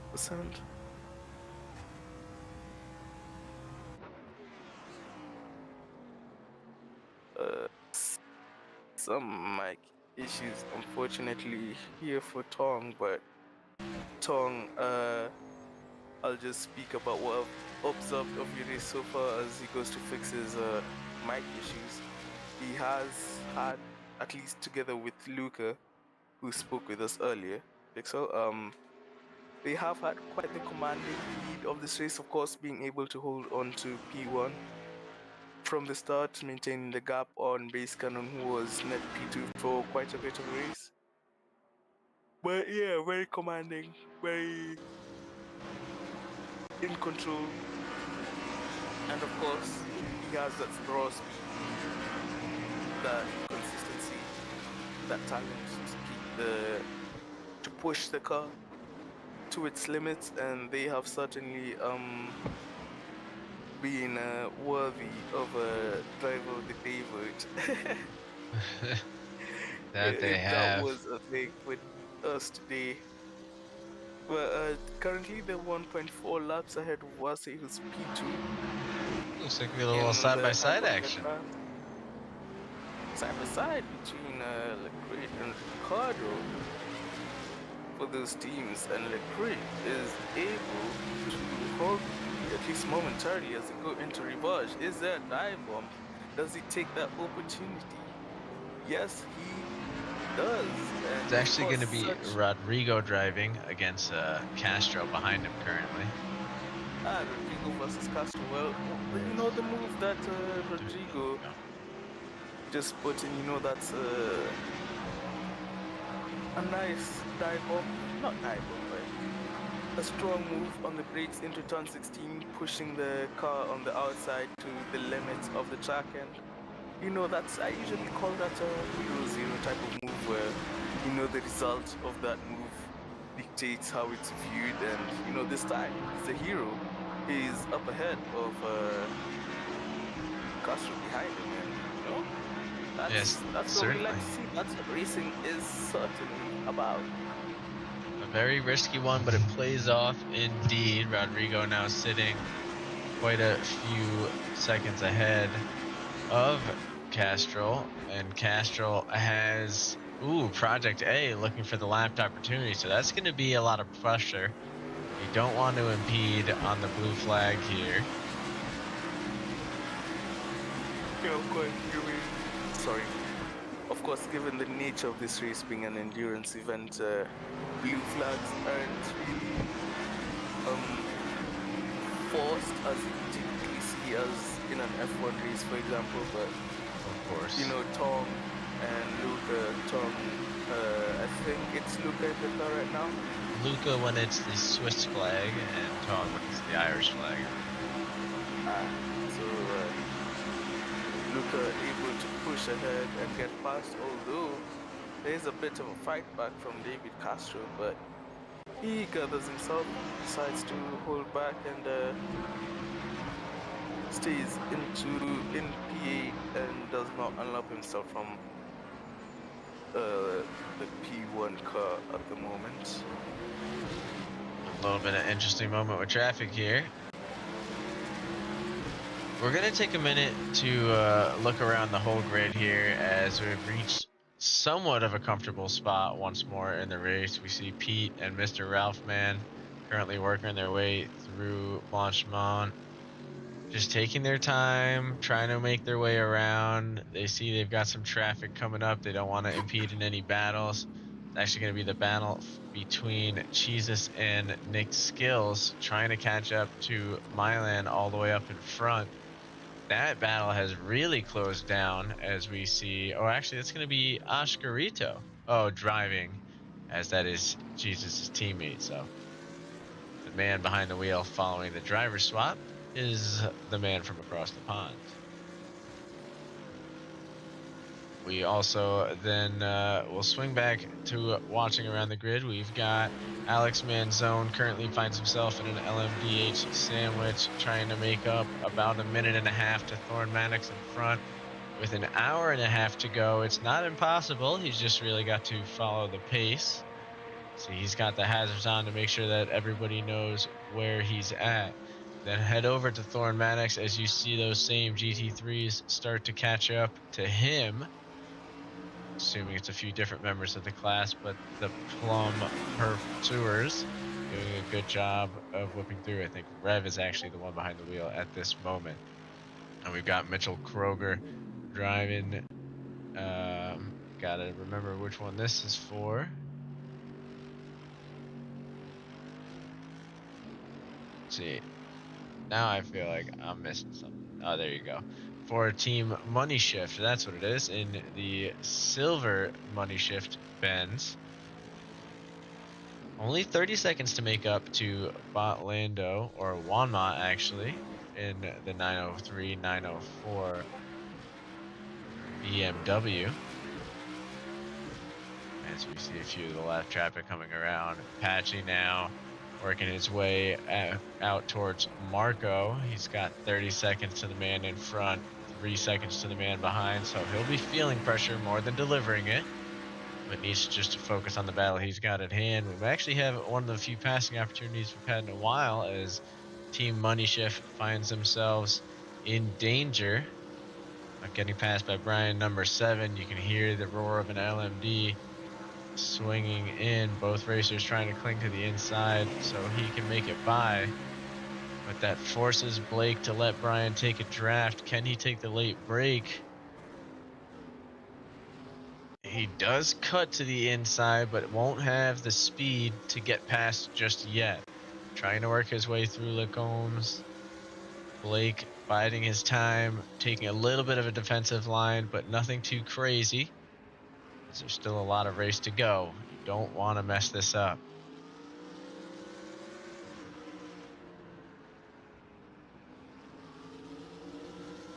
So these cars are a little bit quieter.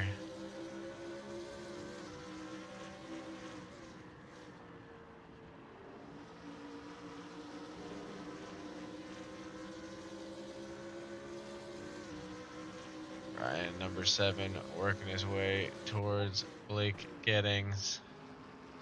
Gets real close to within the bumper here now. I think we're going to see this passing opportunity at the end of the back straight. Oh, unless we have a little brush up with the gravel, which we do. Blake gets spun out, lets Thorne Maddox unlap himself, but actually manages to get right back on the pace.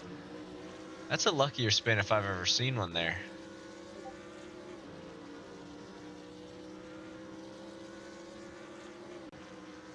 This is going to start to separate things a little bit.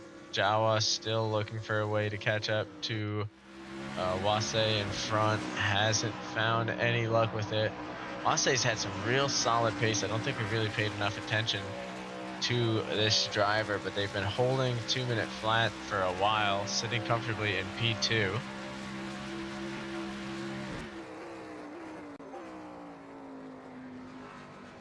Carrying that same consistency here on the 69th lap of the event. Just under 2.5 hours of racing completed. Track temps had dropped back down to 28 degrees, which actually they've been holding that for a little while. Small fluctuations, but nothing too crazy.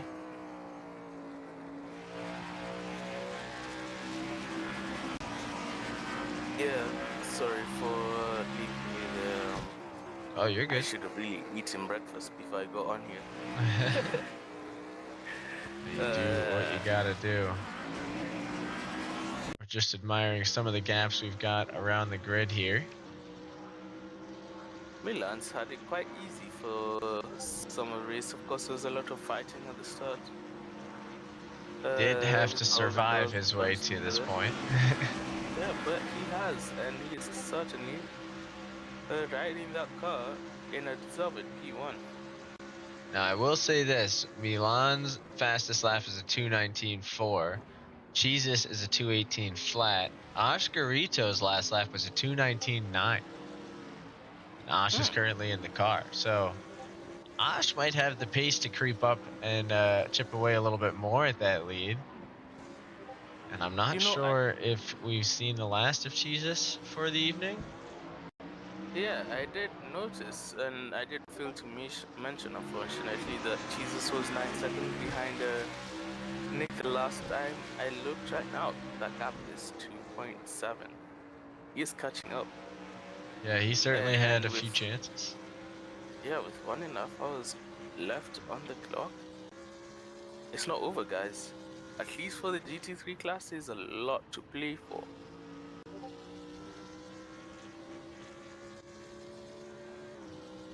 Yeah, and he is catching glimpses of Nick Skills up in front with the Monkey Racer livery. That yellow makes it a little bit easier to spot when the light hits it.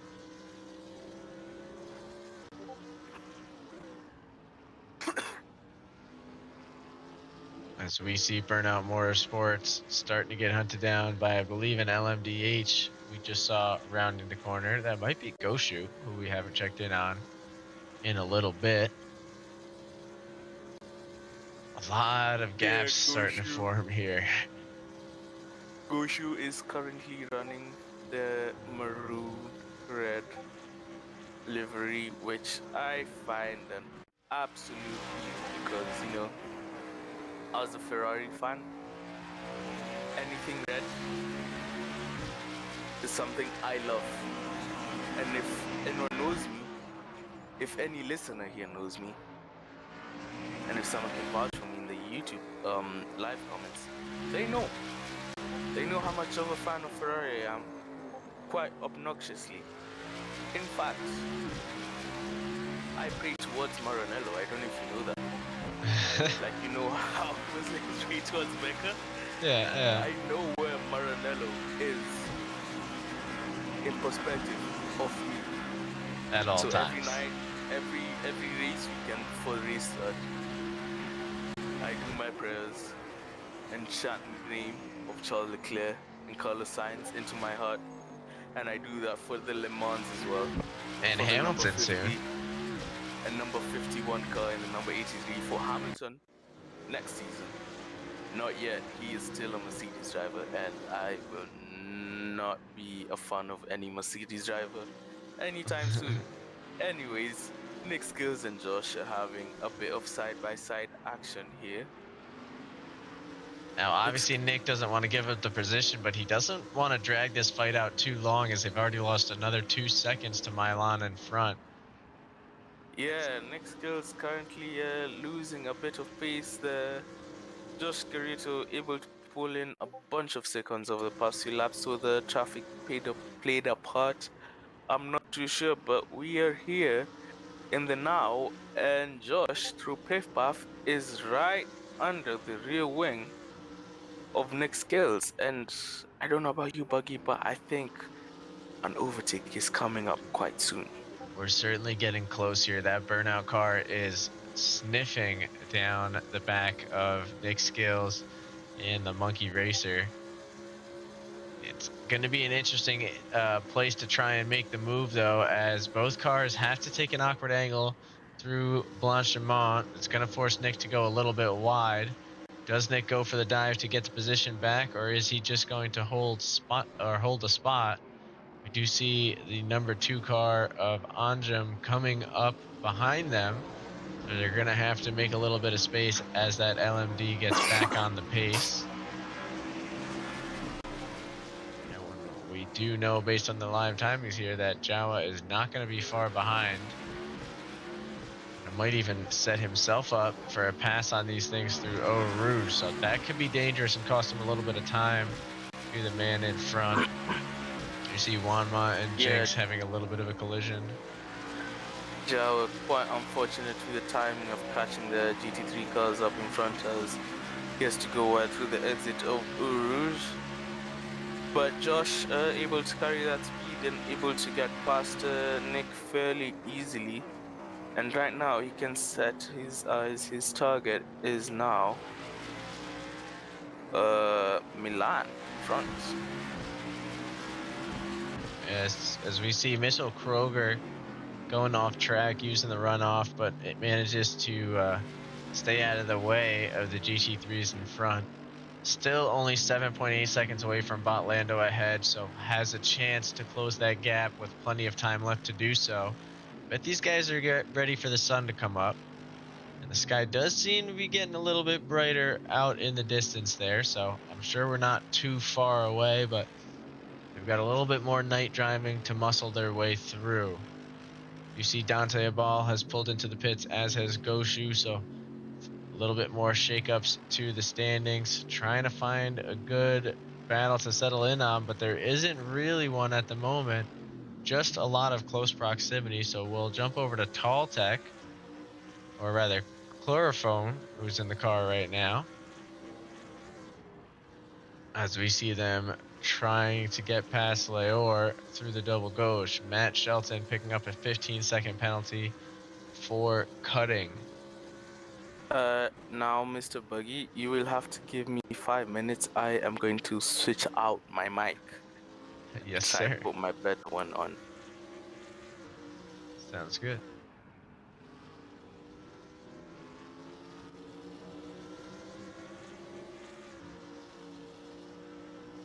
I tried to increase Kia a little bit there. Did that not help too much there, Potato? Try and... Oh yeah, I got Discord volume all the way up.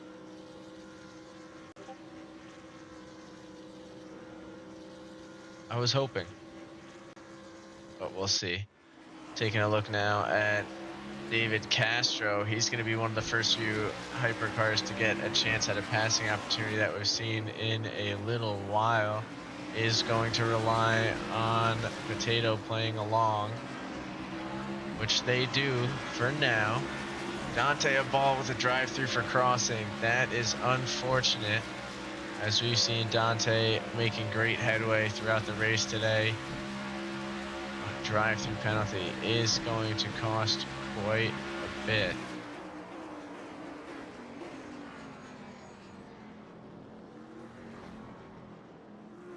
That is the dangers of the night race there. See Castro getting closer and closer to Rodrigo here. These guys have been going back and forth for the majority of their stints, pretty evenly matched between the two. Lap traffic obviously playing a bit of a role between them. You can see the slight glares of the sun starting to peek through as we get closer and closer to daytime once more.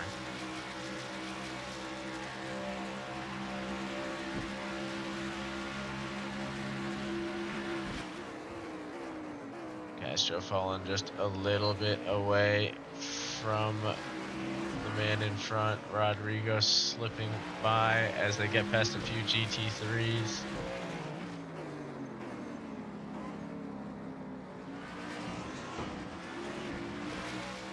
And into Bruxelles, he's back on the hunt within a second now of Rodrigo. David really looking for a way by this number 2 Cadillac. Trying to find a move, keeping the pace through double gauche. Looking for a way towards that team VPR.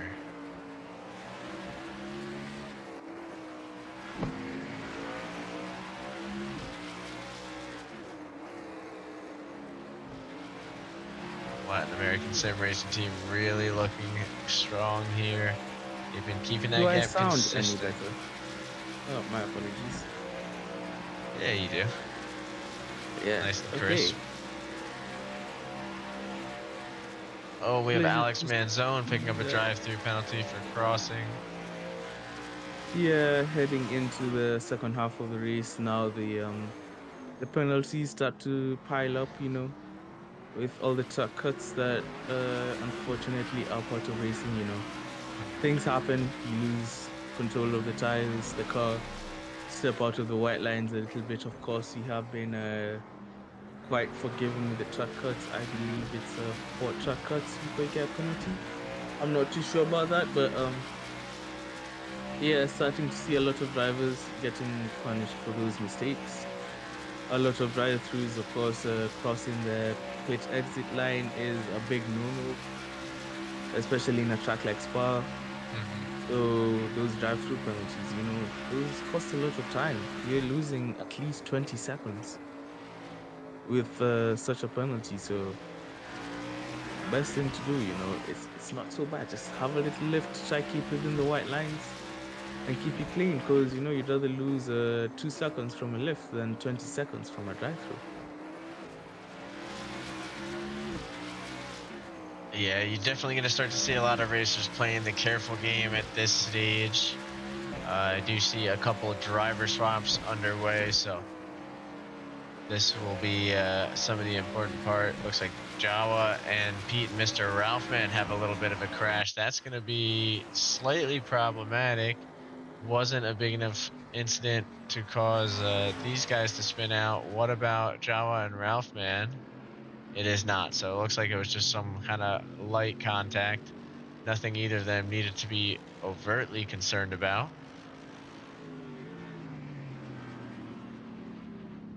I thought we heard one more coming in, but I guess not. We're going to jump over now to, I believe, still David Castro working his way one more time, as you can see how those GT3s just kind of appear sometimes. And that sun dying to peek through.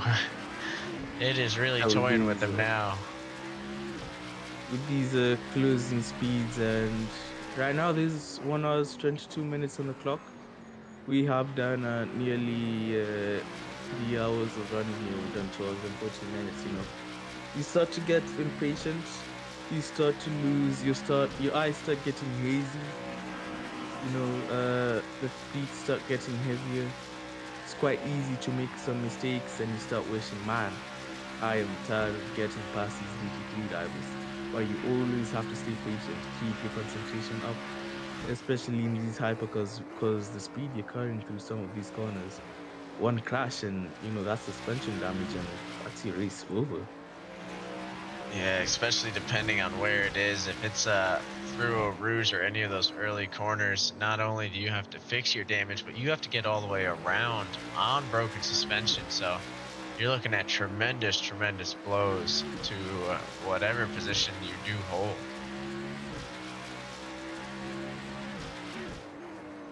Speaking at blows to position, it's not really a huge chunk, but it is a chunk, as we see Goshu go spinning out in front of Oscarito.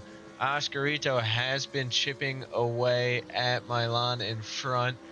His previous lap, 2 seconds faster at a 2:19.5. He might have a chance to turn this into a big battle here before the next pit stop for both racers. I believe they are going to have to do at least one more each for fuel. I do see the soft tires here on the Z4 of Mr. Garito, so he'll have a little bit of time to go. It looks like Rodrigo did finally get passed by Castro. I'm not sure if he had some sort of a spin or what, but I know he's not going to give that position to him easily. Both racers looking for a way past Goshu. Yes, certainly starting to liven up here. Currently, Ricardo P7 overall, staring down David Castro, who is trying to get away from the car behind as quickly as possible, even with the car ahead blocking him. It's a quick run down the Camel Straight. These Cadillacs get up over 310 kilometers an hour before they have to hit the brake. Ole comes and almost into the back of Goshu goes Rodrigo. Thankfully, there's no contact, but my oh my. I cannot believe there was no contact there. Excellent reaction by Rodrigo to pull aside. I'm not sure if Rodrigo missed the break or Goshu took an early one there to let David go through, but all the racers back on the pace now. Rodrigo, desperate to get back into his fight, wants to find a way past Goshu wherever he can. Gives him a little flash to let him know he's there. I do see a little lap traffic coming up, or sorry, a GT3 traffic coming up in the distance. So Yeah, hopefully that will give him another chance.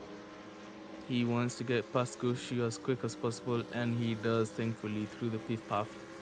And now, as we tune into Toltec, who is P21 overall, I believe that a few minutes ago they did complete their final pit stop, the long pit, and right now I think it's Chris in the car to bring it home. for the team, Mr. Yeah. Chloroform. I'm not But 100% yeah, positive. It was chloroform earlier, unless they have taken another one of their long pits. Man, some of these corners are going to be hard to get around with the way the sun is glaring at them. But that is the beauty of an overnight race. You just got to be ready for whatever the weather throws at you. And right now, it's this a harsh sunrise slowly overlooking. Speaking of harsh, Nick Skills looking for a way past Sergio Castro in one of the Latin America cars. Sergio not looking to make it easy, currently defending that lead in the Guinness car.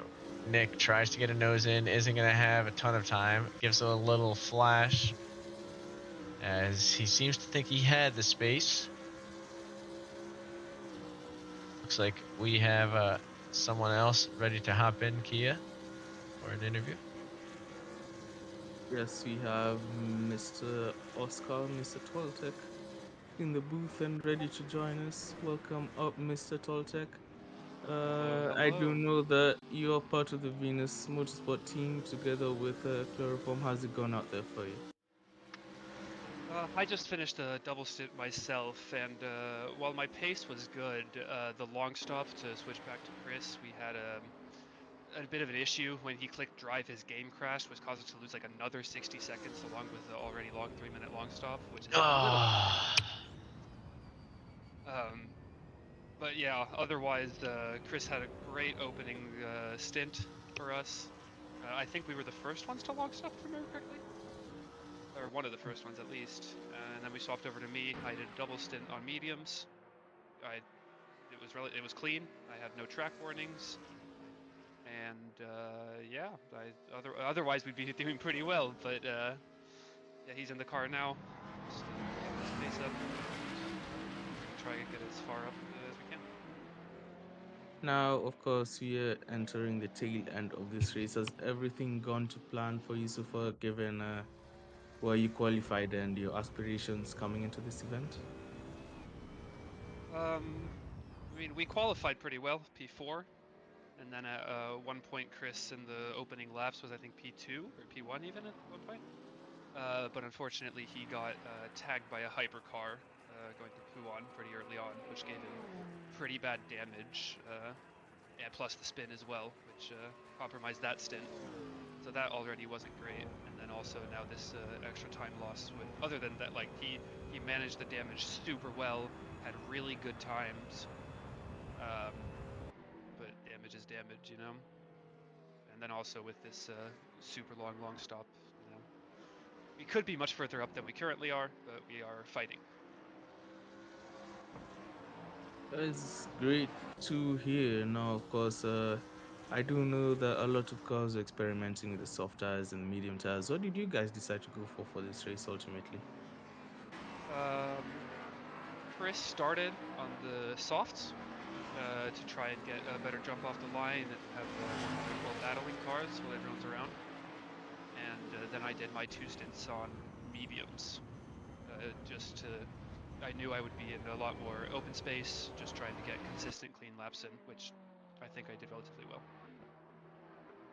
Now, just so it's on your radar, Team Latin America did say they were looking to get after some of the Venus Motorsports teams if they could. So right now you are ahead of one of them, I believe, but I think the other one is sitting up in P18.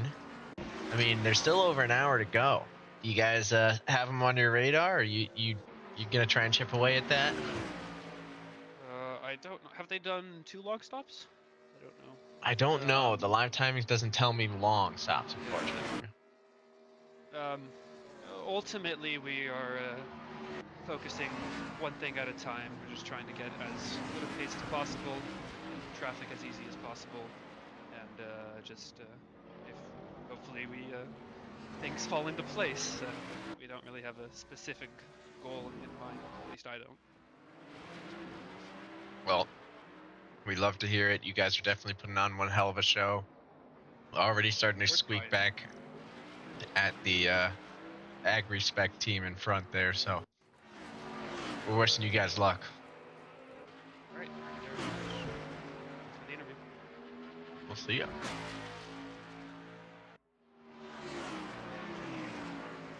All right, so one thing that I did want to point out is Osh has actually wedged his way to within a 5-second gap to that car in front now. Oop. Looks like I've accidentally turned on auto cam here. Give you just a second. Switch back. But yes, we've got Oscar Rito currently working his way down Kemmel Straight. Now within 4 seconds of the man in front, I'm sure we're going to start to see little glimpses here. Yep, as you can see the headlights out in the distance.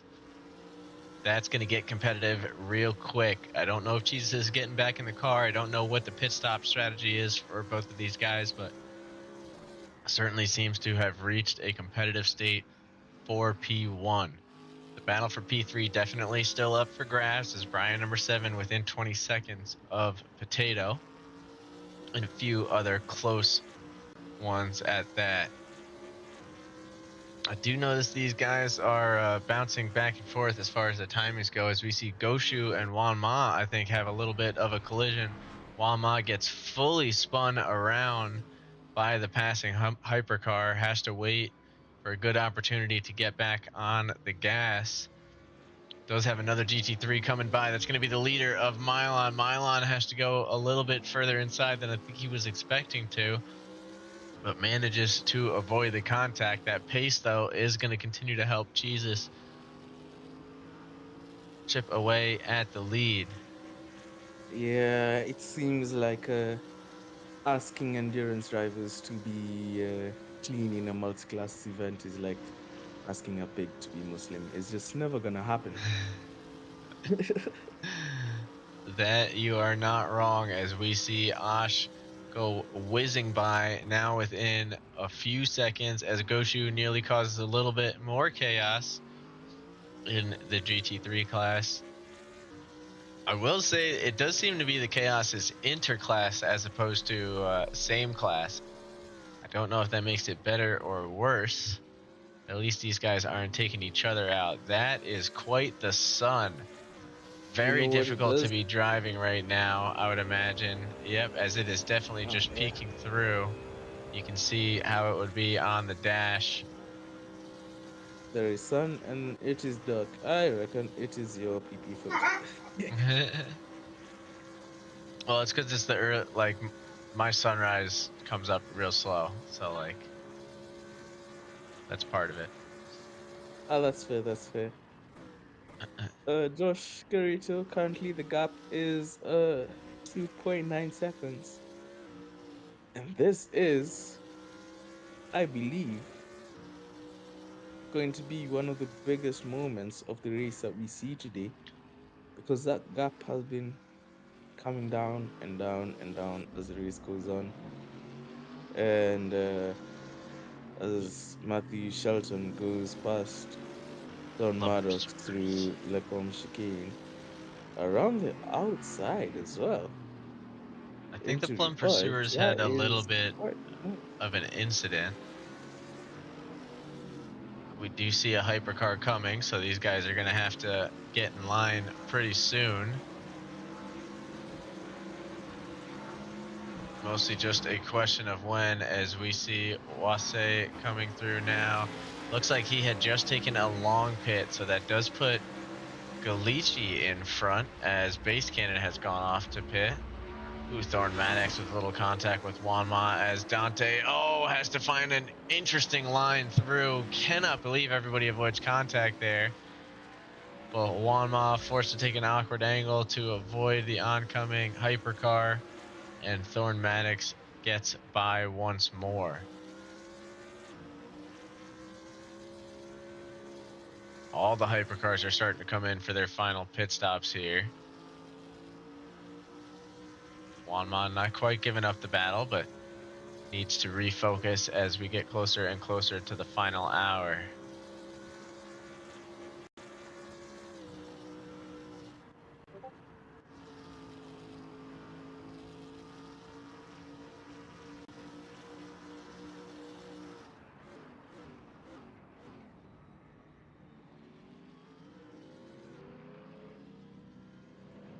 I see Pete and Mr. Ralph, man, looking to unlap themselves here if they can. Definitely making solid pace to do so. We're going to check away for just a second, though, because we have a few more lap car moments coming up. Base Cannon looking for a way past Tall-Tech, so this is going to be Venus on Venus action. Base manages to get through cleanly. I think Base went in for the final long stop there. As we switch from Jawa to Base now, Base is actually behind the wheel of the car. Yeah, Base with a slight moment out of nowhere and heading down into Q1. The gap ahead to Angelo Gallici is 53 seconds, but I believe there should be a pit stop upgrade. So as the time ticks down, the race will unravel and we will finally be able to see the full picture of this 4 hours endurance race that's been given to us here today. But so Yeah. far, Base running in P3, running consistent, running fast, even with that slight movement in the gravel and pushing as hard as he can quite clearly. Yeah, and I will say Base does have a little bit of ways to climb if I'm doing the math correctly. Even with a long pit stop, that is still quite a gap between them. So Project A sitting relatively comfortably all the way up in P1.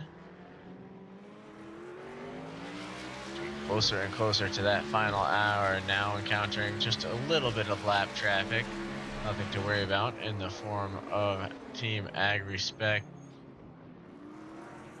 who lets the hypercar by with respect. Everybody managed to get on clean. So this is going to be Base Cannon's first hot lap back in the session after the driver swap. Jawa putting on a tremendous stint there, catching up well close to Wasei Anjum, enough so that they were able to make up the difference in the pit stop.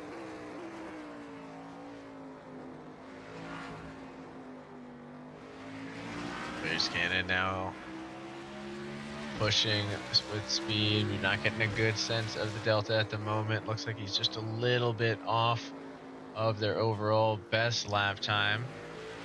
He sees a little bit of traffic in front and might cause him to fall off the pace trying to get around. Now over a second off their team's personal best.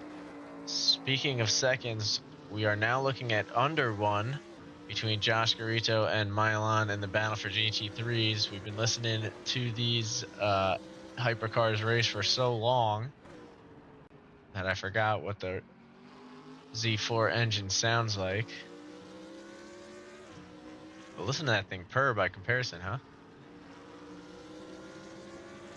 Yeah, it is quite. I mean, not everyone is the biggest fan. I think the Cadillac takes a show. Oh, and a big moment through Josh. Does he hold it together? Yes, he does. He does not hit any walls, but into the gravel trap there, and he has lost a bunch of time. Yeah, and He takes was this. able to get within 2 seconds there, but right now he falls back. And that gap now says 7.1 to the car head. It looks like there may have been a little bit more collisions going on between Jake Johnson, Wanma, and a couple of the other drivers. However, everybody seems to still be moving. I don't see anybody who severely lost any positions or anything. Unless someone ended up teleporting to pits that I didn't catch. But everything looking pretty stable. We hear another hypercar swinging by in a moment here. Oh, actually, there's going to be someone looking for a pass. Oh, as Wanma nearly causes a collision there with Maverick, who's just looking to get back on the hunt. Maverick finds himself multiple laps down after an unfortunate stint with some network difficulties. Network now working pretty smoothly. They might be able to make their way all the way back up through all of the GT3s. Speaking of GT3s, we've got a grouping of them as Big Dean Energy is going to have to try and get away around. Sounds like they have made their driver swap. Oh, as that's going to be a close one.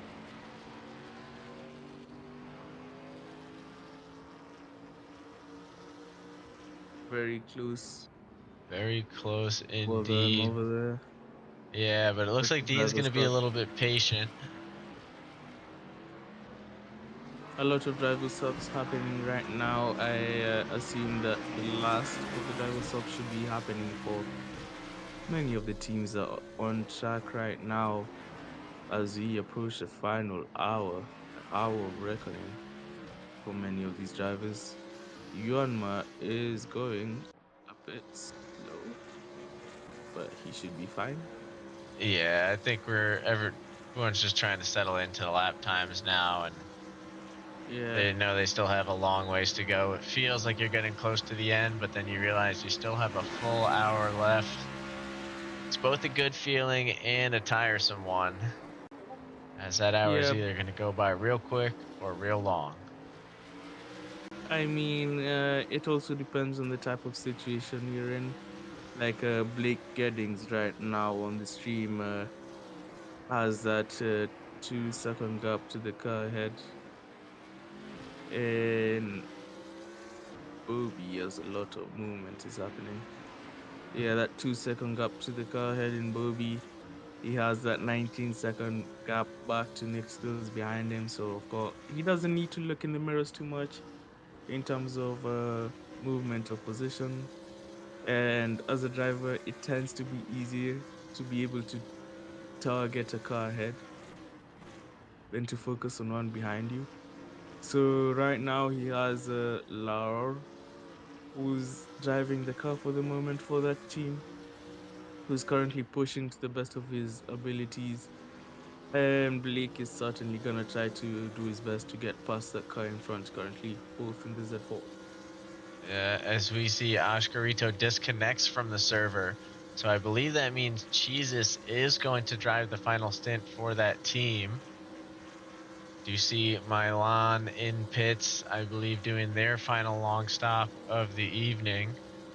Unclear as to whether or not Potato still needs to do one in that GTR, but I would imagine so.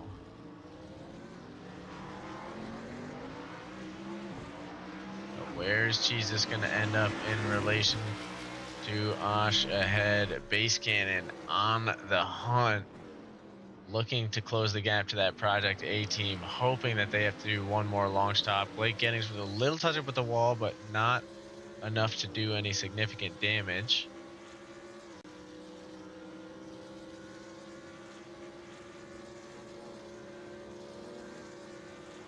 Do you see one of the racers for Pete and Ralph, man, driving? Yep, we did see Blake getting his depression up with the track limits there, but I think enough to not get the warning. Couldn't see all of the tires. The downside of these nighttime races.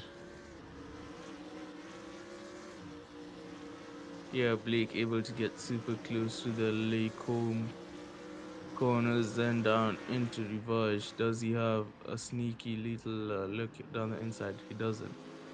But he rolls off the brakes, he gets on the gas, and he still has a gap to the car in front. What's the next best opportunity? Does he want to do it in the corners? Does he want to wait for the back straights through Blanchimont? Or will he do it in the best opportunity that we have here in Spa? Of course, down the Camel Straight with all that slipstream. However, Laur makes a mistake out of the entry of Puon and into paved path. Blake is able to get the move done on the soft tires and move up into P14. Oh, this is getting interesting here. We've got Angelo Galici looking for a way past this class and Rodrigo. Oh, as Wasey is looking to lap all three of those cars in front. Do you see Wasey ends up going a little bit wide? Oh, and loses it. That's going to be a problem. Into the wall, which is terrible news for him. Of course, good news to the car he was racing, whose base cannon was now into P2, but quite unfortunate that he crashed into that wall, and going wide was I'm gonna say Booby. Yeah, Laor in that team, and Blake goes into the pits for what should be a change of tires, quick burst of fuel, and you'd assume a driver swap. Jesus is getting out of the pits. The cool man who led the GT3 grid on the formation lap to start this race had an unfortunate crash in lap 1 while he was battling through pit path. Is now in P13 and he has a target set for Milan up front. Is that the moon? Looks like the moon. Are we gonna make it to daytime? Something. I do not know, but the sun should come up before the end of the race. Okay. Oh.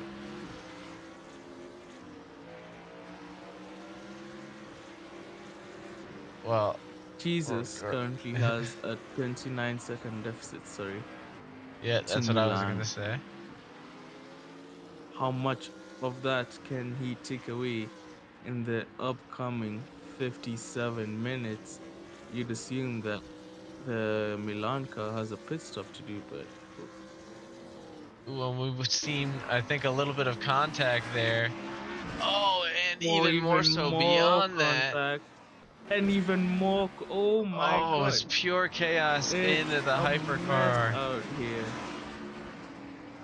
So that's actually significantly going to cost Dante a ball here. Mostly just time, as he was in a little bit of no man's land. Oh, and the tires are scorched now at this point. Yeah, he is not having a good time at the car right now, tapping the wall as well. That has to give him some bodywork damage. And not loving life currently out there. No, we're going to take a look once he gets to the final turn here and see how that shook things up. You see Rodrigo, then Wasey seems to be the survivors of the incidents. Angelo, one of the main victims. Not sure how it started, though, so can't say for certain. And then we've got Evan Quadra in the Guinness car trying to chase down Jesus in front to unlap himself. Not gonna lay any blame on that incident because we don't know what exactly happened. But something did happen because there were 3 hypercars off track. Yeah. Now we do have Vigo in the seat on this team. Let me check over to the live time here. It's going to be OC Racing, as we've been just referring to it by the main driver, Milan, who has stepped out for the final stint. This is going to be Vigo taking it home. Getting comfortable with the track now. Vigo only a couple tenths off their fastest lap pace, so could have enough to hold back Jesus, but will have to push hard every single lap. The wind has not been a factor yet throughout this race. Still doesn't seem like it will be, as we're transferring only to a 1 km/h wind still. 28 degrees still on the track seems to be where things are most comfortable. So everybody should be used to the variables at this point, with the exception of lap traffic. We see Pablo looking for a way by Vigo here in his quest to hunt down P6. These battles were a lot closer in that hypercar class only a few moments ago before the chaos struck, but a lot of time left. You know, we'll see who can make it back.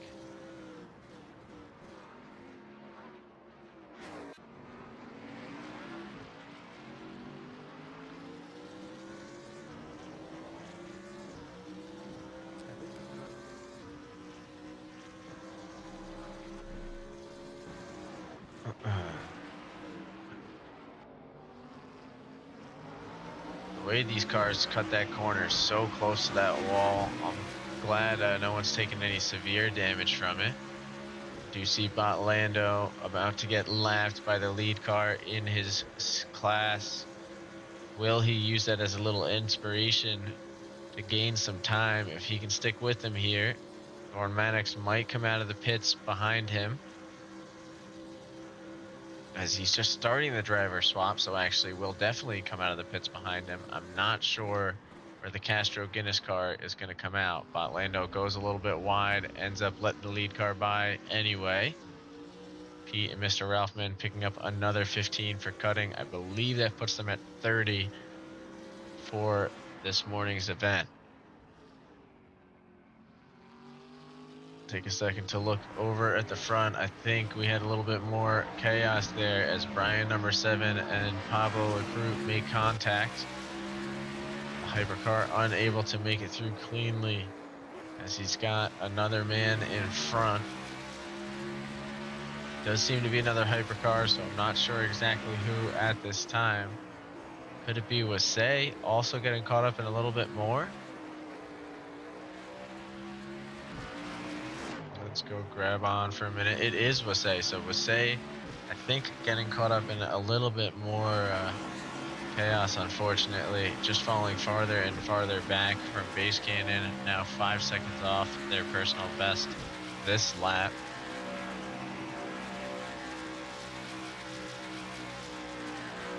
Hopefully they can avoid misfortune here in the final few, or the final hour of the event.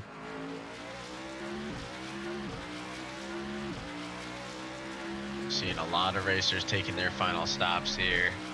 All the strategies coming to play. This is basically where you put all your cards on the table and make the most of what you set yourself up for.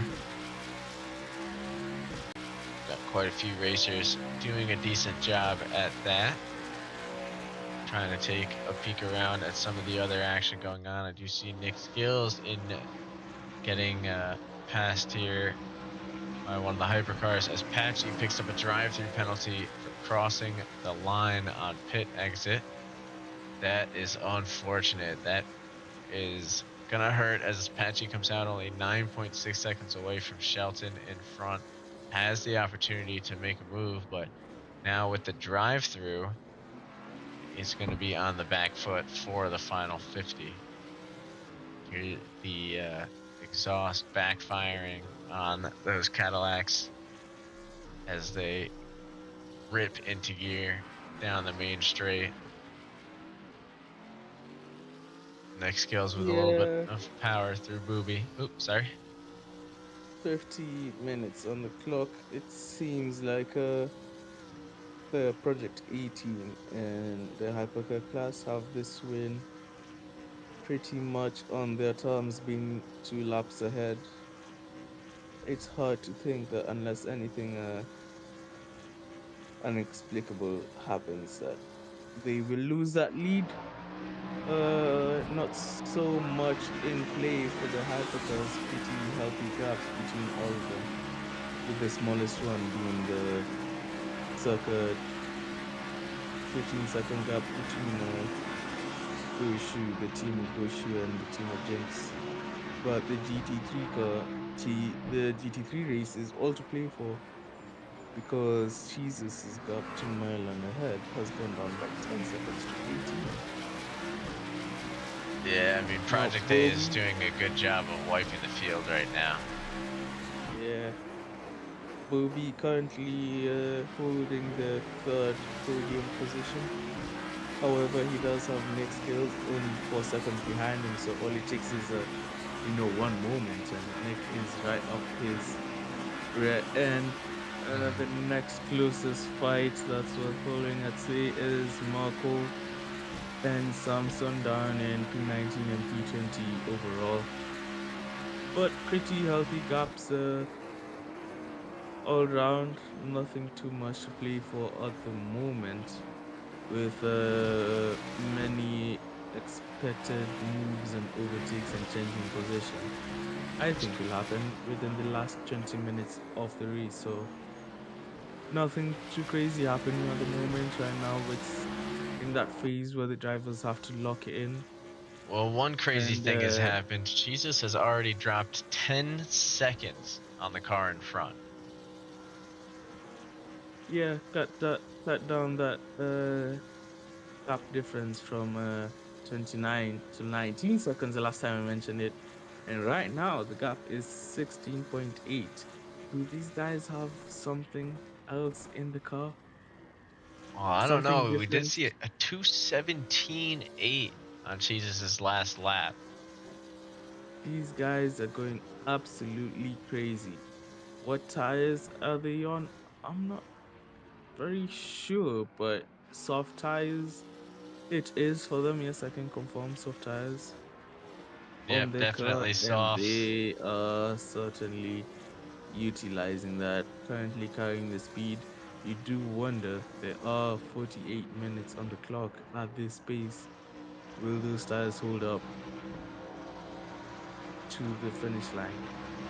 It sounds like the I don't know. majority of the Z4s have been running soft tires the entirety of the race. They're dead by the end Well, of the stint, but they're able to pull it off.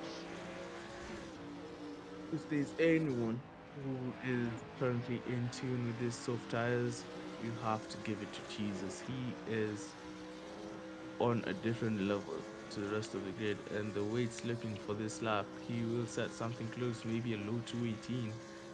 If I was the car head, if I was that UC racing team, if I was Milan or Vigo in that car, I would be very, very concerned. Yeah, I mean, absolutely chipping away. It looks like there might have even been a little bit of an incident on the last lap for Vigo. I'm taking a look at the lap times now. Not really. A 221 is nothing to sneeze at, but Jesus comes by with a 217.5. Just something different. You'd have to wonder, is it fuel flow? Does Jesus have lower fuel than what the car ahead has? Because these gaps are coming down. And right now, viewers, you might see that 14-second gap and think, oh, it's huge. There's nothing at play here. You could be gone for 2 laps and everything changes. Tom has joined us in the broadcast booth. I do hope that your microphone works this time. So, Tom, how are you? Oh, no. I see you keyed up. Oh, I see it lighting up. I just don't hear him. Yeah, it's lighting up, but I don't hear you, brother. As we see Luca whizzing by.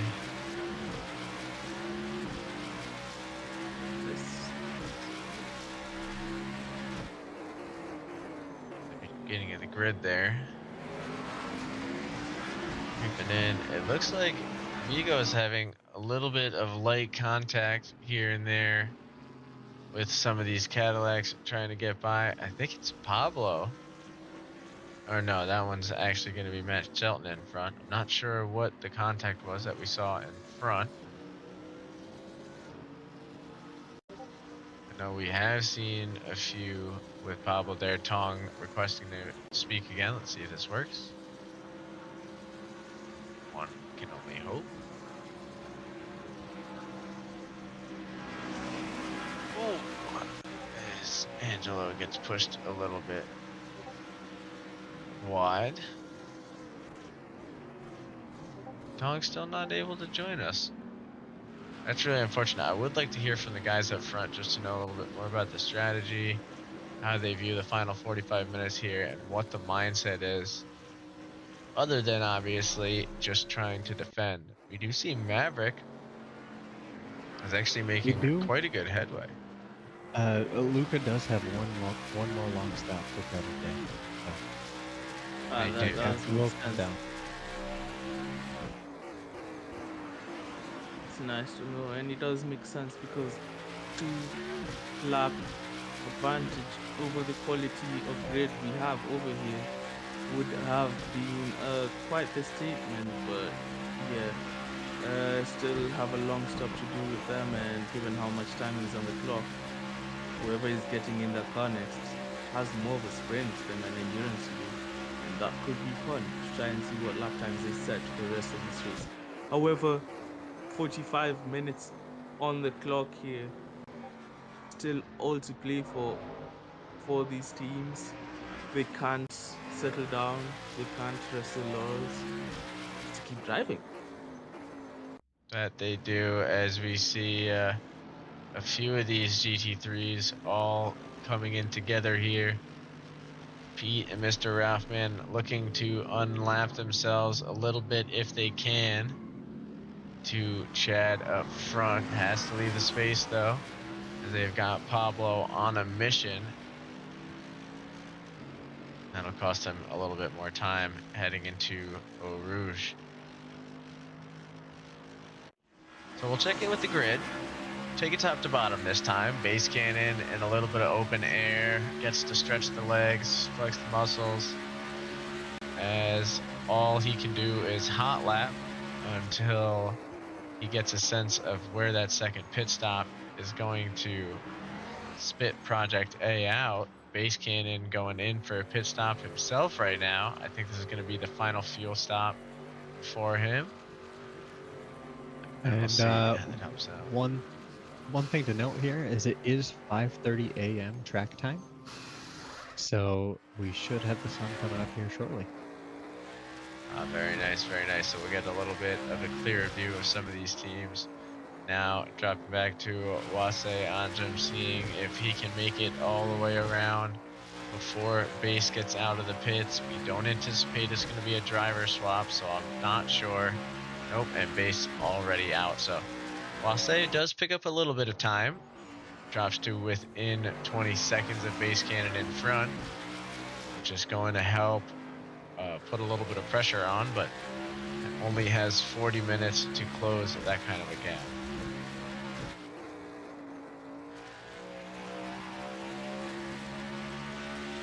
I think that means that you guys aren't rookies, if I'm being honest. Ash asked if a real rookie racing team wins, does that make Venus rookies? But no, I think that just makes the guys from the rookie team not rookies.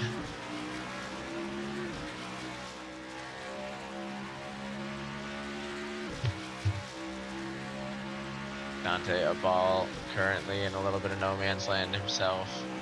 A lot of these guys really are, as we see Team Money Shift looking at least for a little bit of traffic to pass, trying to catch up to a couple of the GT3s in front. Got Pablo also trying to carve their way through traffic. A minute to make up to Money Shift in front.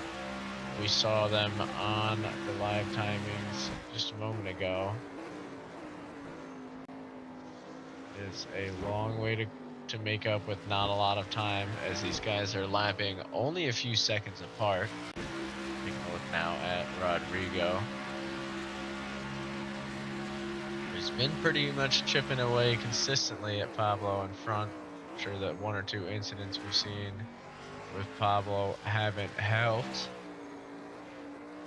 Drop back to Angelo Galici again, another one caught up in a couple of the incidents of their own, so now finds himself with a gap to make up.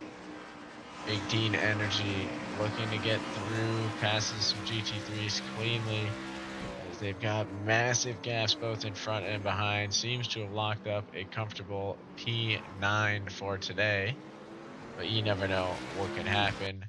Goshu currently looking at the near back of the field, holding on to P10, but needs to continue pushing. There's a lot of time left. They cannot retire the car. They got to make it around, as Maverick is on the hunt. Speaking of Maverick, Maverick's only got 30 seconds to go until he starts passing some of these cars in his quest to get back around the GT3 field. After he gets past Pete and Mr. Ralphman, it is 3 laps that he's got to undo before he gets to resume his hunt to the field. That's a lot of time to have to make up.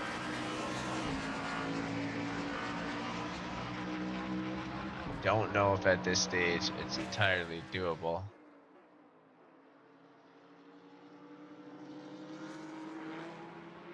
See what he's able to do in the car, you know. Yeah. Unfortunately, he hit with that connection kick because the pin was going out of control with a car in the gravel trap over there to a crash. I wonder who that was. But more importantly, 0 to Hero Racing. Toltec up in front, and Toltec a bit misfortunate with the timing of his hypercar teammate going past there as they enter the back straight, and he loses P14. Yeah, definitely was They trying to leave some space. Ooh, as we also and see I Vigo. quote, Sorry. yes. No, I thought I was gonna say the entire Nissan team again, but too many words. Team radio. Was he going past the P2 for his class Jesus and the P1 for his class Vigo? This has been quite the recovery drive for Jesus, because if anyone has had incidents, it's that car. It's that duo of Jesus and Josh. But right now, they have only one car in front of them that matters, and it's only half a second away. P1 has always been the goal for them. They were the cream of the crop in qualifying. A P1 in the race would be more than the cherry on the cake. It would be the entire cake as well. They want to have a return on their qualifying performance. They want to have a return on the performance they've had in this race, down the Camel Straight, in the slipstream, around the outside, as easy as you want it to be. Although there is a bit of fight back from Vigo and a bit of contact as well, as Jesus gets up, moved on a little bit off track with that contract, but with the pace that he's carrying, you did expect this move to come, and it has happened. P1 for this race has changed hands as Jesus gets back into the lead that he has desired, the lead that he lost in lap 1 is finally back in his hands. Vigo wasn't able to hold back as well as he could. Jesus just took down the time, took down chunks, took down seconds of the gap to the car ahead. And right now, he is the car ahead with traffic, of course, but there's still 36 minutes left. And if my math is right, I suspect they still have a pit stop to do. So he wants to get that gap behind to at least the 30-second mark at the minimum.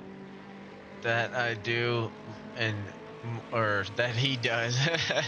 Putting him in myself in the mindset there. Marco looking for a pass on Matt Shelton here in the battle for P19 overall. I believe that's a battle within the top 10 for P9 currently between Yeah, those guys. currently 10 hypercar cars with us at the moment, so that should be easy. Just subtract 10 from the numbers that you see on top of these cars. So Marco heading into P9 in class, P9 in that beautiful Ferrari car, able to get past Matthew Shelton, and they have to deal with the hypercar still, as Pablo Leclerc is Weaving his way through. Yeah, looks quite easy. We jump over to Rev 174, slowly hunting down Evan Quadra. Marco in the Ferrari unfortunately picks up a 15-second penalty for cutting. Quadra goes off track, giving Rev the position in P25.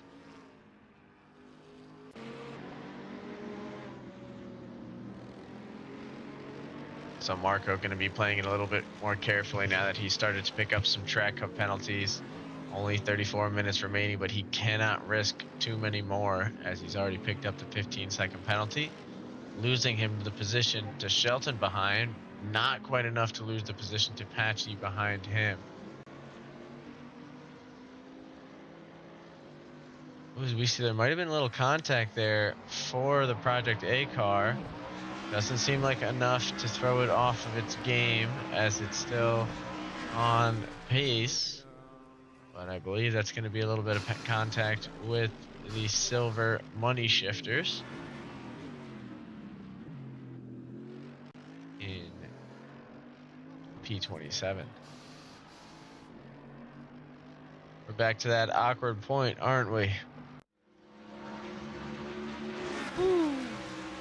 I'm looking at these gaps, and it looks like the Project 18 in P1 for the hypercars still has that over 2 lap gap to base canon behind, who is 2.9 laps, and that should mean that they should be really close to each other, though not in the order you expect. But if my math serves me right, that means they still haven't solved the long bit yet, right? I The think Project you are 18. correct. I think they still have to do their long pit, but 3 minutes does not make up 3 laps. Cheese is sporting a little bit of damage on that left-hand side. Reports are a dive bomb coming in from one of the passing hypercars. So unfortunate bit of contact there. Knocks Jesus back to within 5 seconds of the lead car once more. Cheese is probably tired of fighting this fight, but has done it before and is going to be determined to do it again. You can see Vigo up at the front, going to be well aware of what Jesus can bring to the table. We'll hope for Marco moments like is this.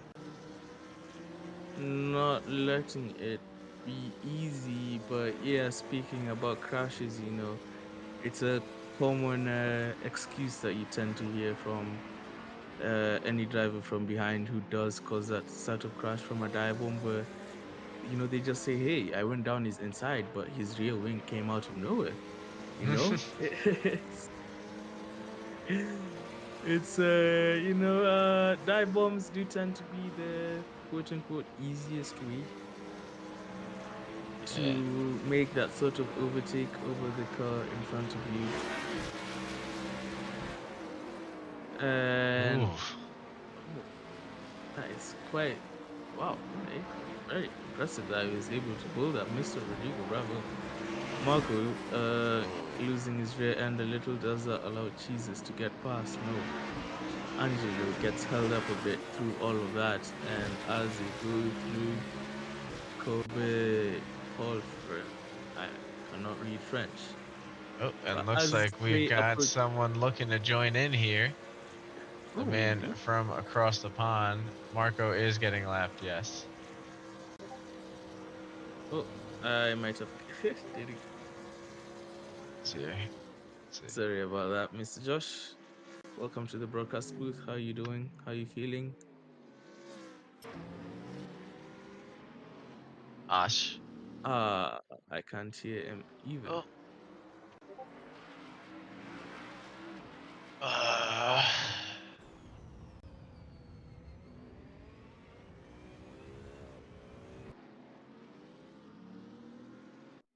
I don't know why we can't hear you.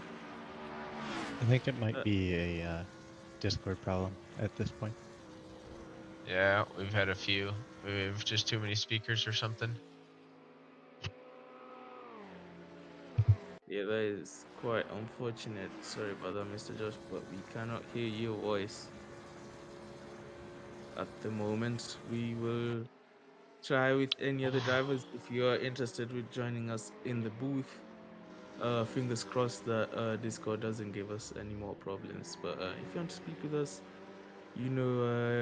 give anyone a bit of hairdryer treatment who you're not happy with, or just explain away your race as Jesus does just what I just mentioned and has a bit of Marco's rear wing for breakfast here as he approaches 7 a.m. on track.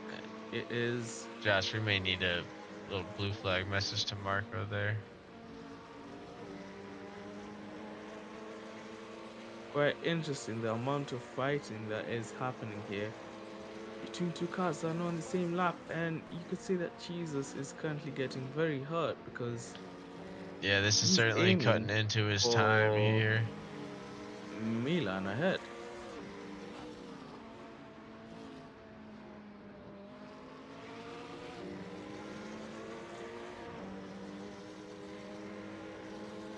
It is all be all. Every point does matter. Now into the slipstream here as they approach Blanchimont.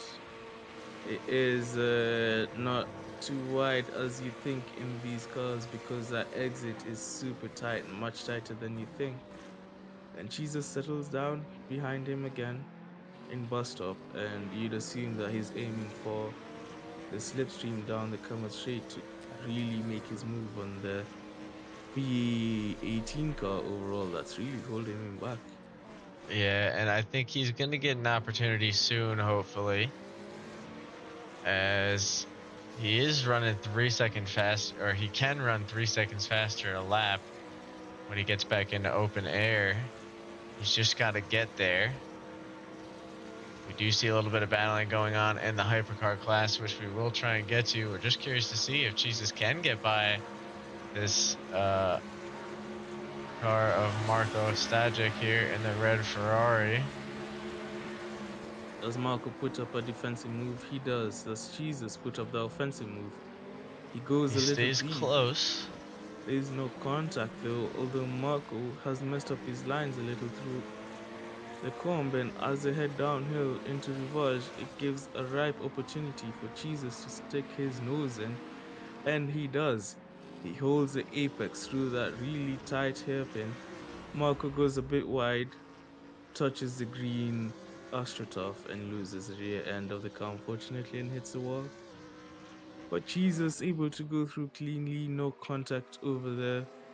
Marco, unfortunately, going in with a bit too much speed on the outside there and losing the grip on his car. But Jesus is through. And 5.3 seconds back on Milan. He has to do it all over again and push to catch that car ahead. I can confirm, just for those in chat, that that is the rule, is you don't have to get out of the way, but you shouldn't be fighting the blue flag, like not defending against it. So it's it is the rules as they were posted. So I'm sure that'll be touched up on later, but the situation seems to have resolved itself for now. This, however, is not a blue flag moment. We do have AgriSpec looking for a way past the red 488 if they can find it. You see Vigo with a little bit of contact with Rev 147. Oh, and a contact between the Ferraris. Oh.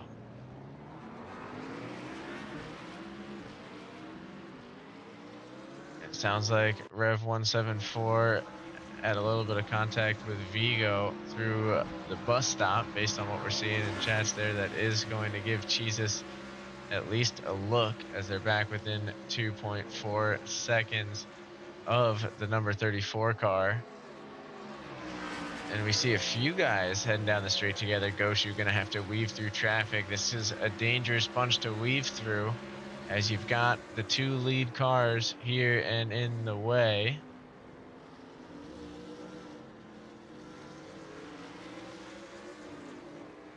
Tall-Tech serving a drive-through penalty. Not 100% positive. That crossing penalty has gotten quite a few people off guard today. I know in a lot of online racing, there's not a penalty for crossing that pit line, but in these multi-class races, it's important to stay inside the lines to prevent accidents when entering and leaving the pits. I've seen quite a few of those pop up throughout the day. Yeah, that I don't doubt. We also are trying to keep our eye on this battle for the lead, but I do want to acknowledge that Rodrigo did unfortunately concede the position to Galici up in front. So he's going to be working off the back foot to try and get in front or get ahead wherever he can. You see Marco also looking for a way past the Mercedes of Shelton. So a few battles starting to shake up as we hit 24 minutes remaining. Oh, and Rodrigo sends it in as he's got a GT3 in front, manages to get around, but that was definitely a close one. I see Marco now with a little bit of damage on the windshield, so going to be hard for visibility. Still working to get over to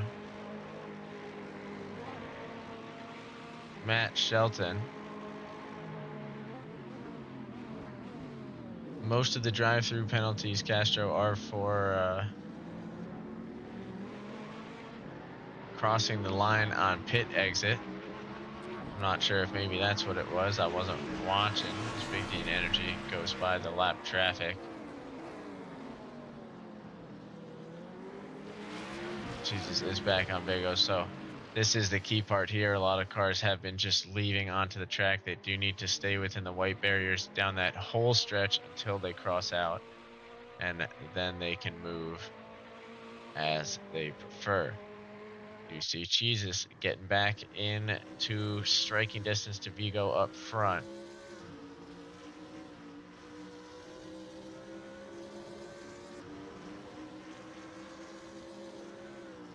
Yeah, we have the sun coming up first. Jesus lighting up the mirrors of Vigor now, who he must be getting sick of this, having Jesus right behind him. He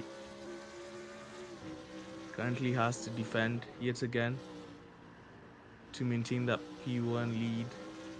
Mr. Vigo from Jesus, but I think this will be another slam dunk maneuver.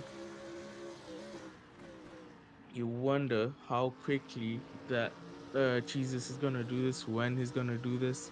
You know, will it do it through the back straight, or will he wait for the camera straight and let it be slam dunk from there? Right now, he's super close. He's right on the rear wing of the Dutch driver ahead, and he's pushing really, really hard. They go too wide as they head into Blanchimont. Will they keep it within the white lines? Jesus wisely backs off because it is not that wide out there, and Jesus recognizes the golden opportunity that he has to overtake with this little gap. He'll be able to get right in the slipstream of the car ahead. I anticipate that this change of lead will happen 20 seconds time down the Camel Straight, but right now they have to contend with La Sauce, which they do magically.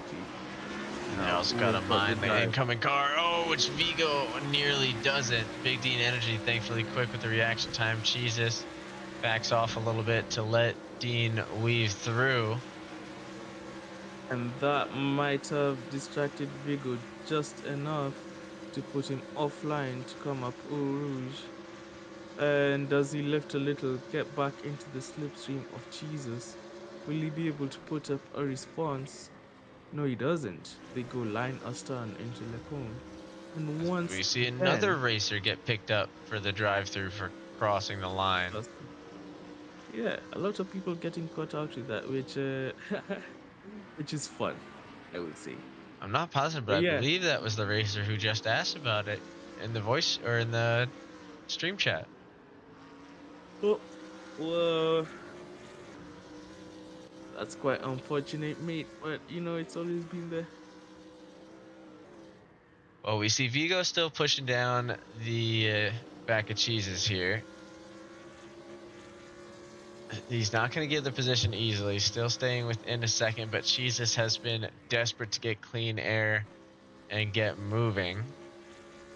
Where it stands right now, they do have one lapped car in front of them that they're slowly coming up on, and a few hypercars swinging from the back, but I think Jesus is going to get a chance to lap a little bit uncontested for the first time in a while. We'll see what that Yeah. breathing space does for him. The 20 minutes to go in this race, that is about 9 laps in these GT3 cars. He just has to do this for 9 more laps.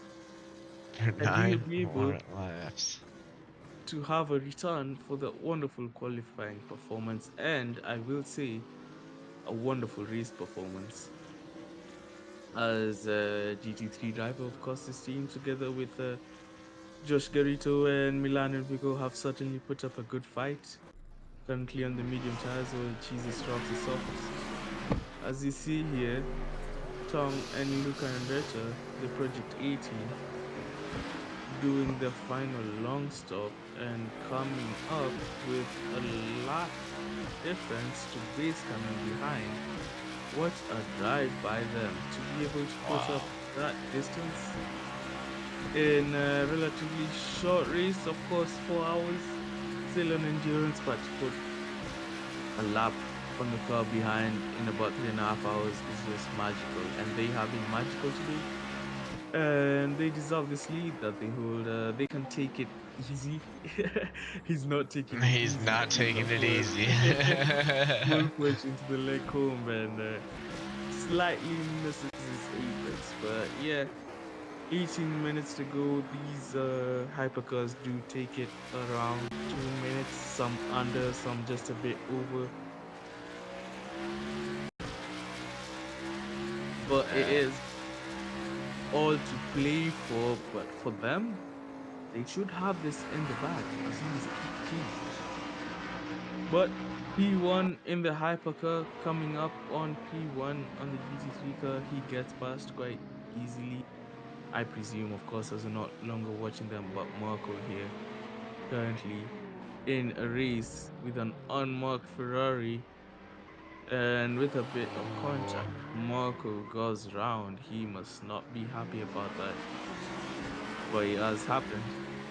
That does allow Patchy to get through. Patchy there, only a second away now. Marco's going to be looking to use Tall Tech as a battering ram to punch through these next couple spots, make their way back up to within the top 10. Patchy made out good there. Actually managed to creep into the top 10 for the GT3 class on that move. So now it becomes a battle of defense for him, as AgriSpec finds themselves within 3 seconds of Shelton in the battle for P8. Now, I will ask you, Mr. Buggy, of course, 16 minutes to go for this race. It has been it's been so eventful as a viewer, so eventful as a commentator, of course, being able to see all this happening on track. You know, as a driver, what's going through your mind right now? Because you can see the light at the end of the tunnel. You know, it's almost over. But it depends where you are. There's two different mindsets going on the grid right now, depending on which of the two driver types you are. If you're one of these guys with, 30 seconds in front, 30 seconds behind kind of thing, your whole mentality is just bring it home. You're almost there. You've made it this far. Don't do anything stupid. Just get all the way around and pray something goes wrong for the guy in front. If you're one of these racers like Marco here, who's within a couple seconds of the guy in front, you only have 15 minutes to make a move. Your whole focus is to make the most out of every single corner. You got to keep an eye on your track limits, but you can't come off the pace just because of warnings.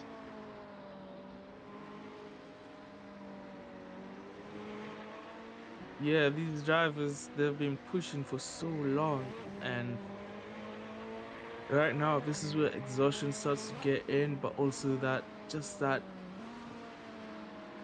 opportunity, that desire to see the checkered flag and reap what you sowed, get the rewards of the effort that they put in, not only today but over the past few weeks practicing for this race.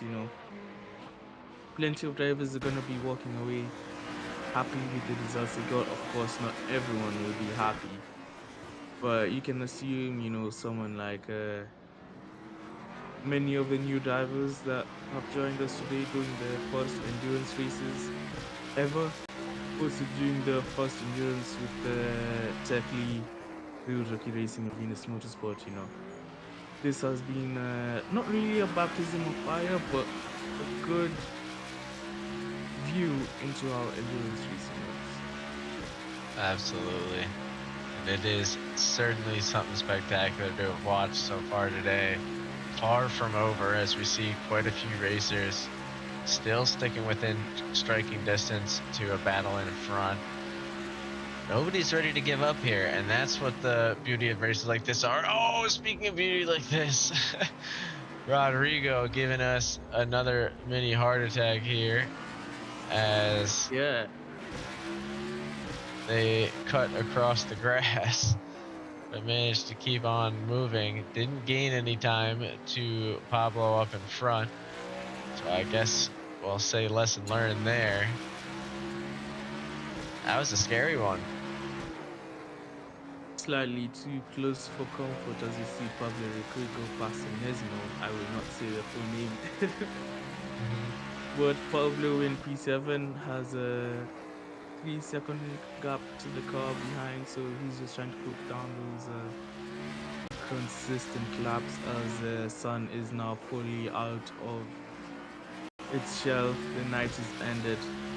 The day has come up, and as these drivers complete the morning stint, heading towards a checkered flag, It there seems is Patchy's still found a some little races to go opportunity. for. Patchy moving his way up to P9, as I think, based on the time we're looking at here,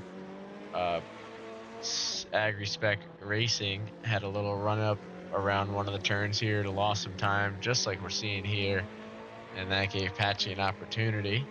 12 minutes to go, so it's not a comfortable opportunity, but it's one that Patchy can make the most of for now. Yeah, currently the way the GT3 class lines up, they are currently in the fight for P9 at the moment. Pachi holding the honors of holding that P9 position for that GT3 class, and it looks like it will be just them fighting for those honors. Of course, a top 10 finish with the size of grid we had today, of course, with the 28 signups in the GT3 class. You know, that's nothing to scoff at. You see plenty F1 drivers, you know, celebrate that top 10 finish.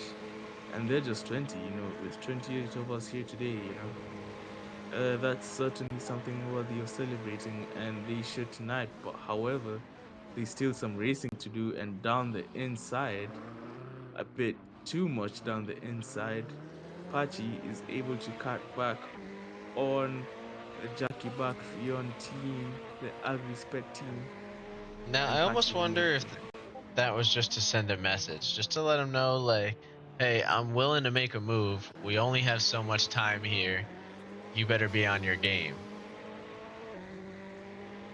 Yeah, and I think Pachi has sent a good message back. He's saying, hey, I know who you are, I know where you are, and I know where I am, which is currently ahead of you.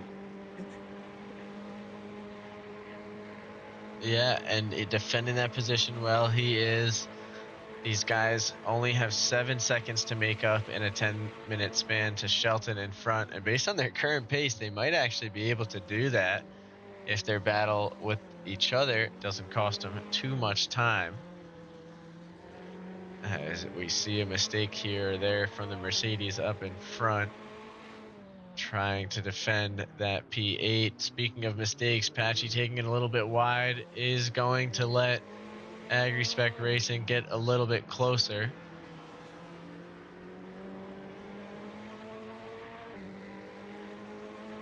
Speaking of closer, did we have... Sorry. I don't know if we had a mistake here, but Angelo Galici ends up P8. Yeah, it's quite weird seeing that because the timing just went dead for a bit, but they're still running. They're currently in P8, 3 seconds gap to the car ahead. But there is a 3/10 gap to the car ahead for Jackie back and Fion momentarily as the commentators cast hits, but they do keep the car somewhat in control. And from 3/10, the gap is now 1.5 seconds. Yeah, I mean, they kept it as planted as they needed it to be, but certainly going to be kicking themselves a bit on that one. We see Rodrigo looking to get a little bit closer to Pablo Lecru up ahead.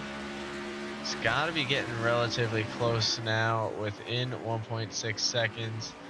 9 minutes remaining, so he better be putting it all on the line, as lap traffic is certainly not going to help. Choosing the right moments to go by is key.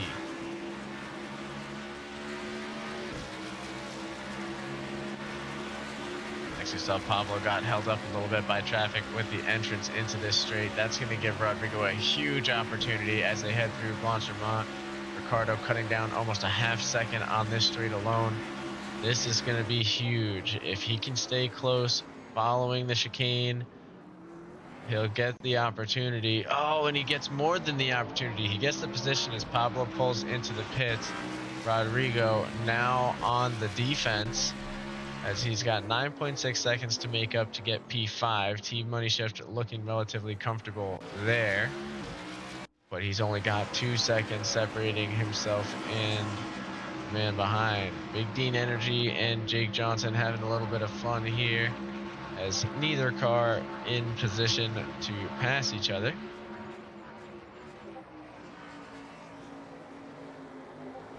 Jake making it through pretty strong. Castro, I'm not sure off the top of my head. Don't have a way to see it on the site. Jake looking pretty comfortable with that left move past Big Dean Energy in the money shift. Such a beautiful livery as they start to work their way back towards a little bit of lap traffic, trying to keep our eyes on the gaps around the grid as a few of them start to tighten up. This one especially, Angelo Galici looking for a way into P6 is not going to let Rodrigo take it gently. So you see that 311 car barreling down. Making some of these later breaks has paid off as they're now creeping within a second.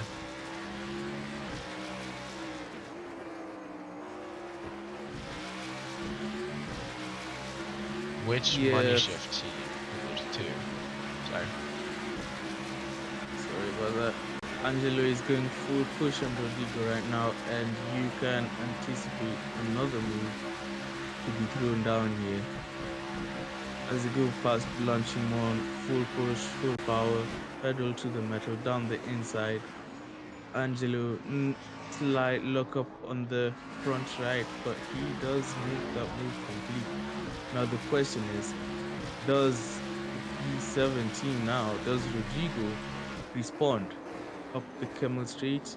He still has to go through La Source, where Angelo is held up by next skills up ahead. This could be advantage Rodrigo as they go up Rouge. Of course, these Cadillacs have so much downforce they can take this flat even in the dirty air. And he does. Is he able to get close enough to get into that hole of air being punched open by Angelo Galici? Is he daring enough to go down the inside? He's not even close enough to think about it, and he maintains that P7 position. And Angelo maintains P6. You see, he's really thinking about it. He's still sticking within a second, but not getting close enough to make a move. Oh, and it's going to cost a little bit of time for the Castro Guinness car. Not that they're currently in position to gain positions, but I'm sure they are enjoying the fight of their own. It does seem as we enter the final 5 minutes, everybody's getting a little bit close.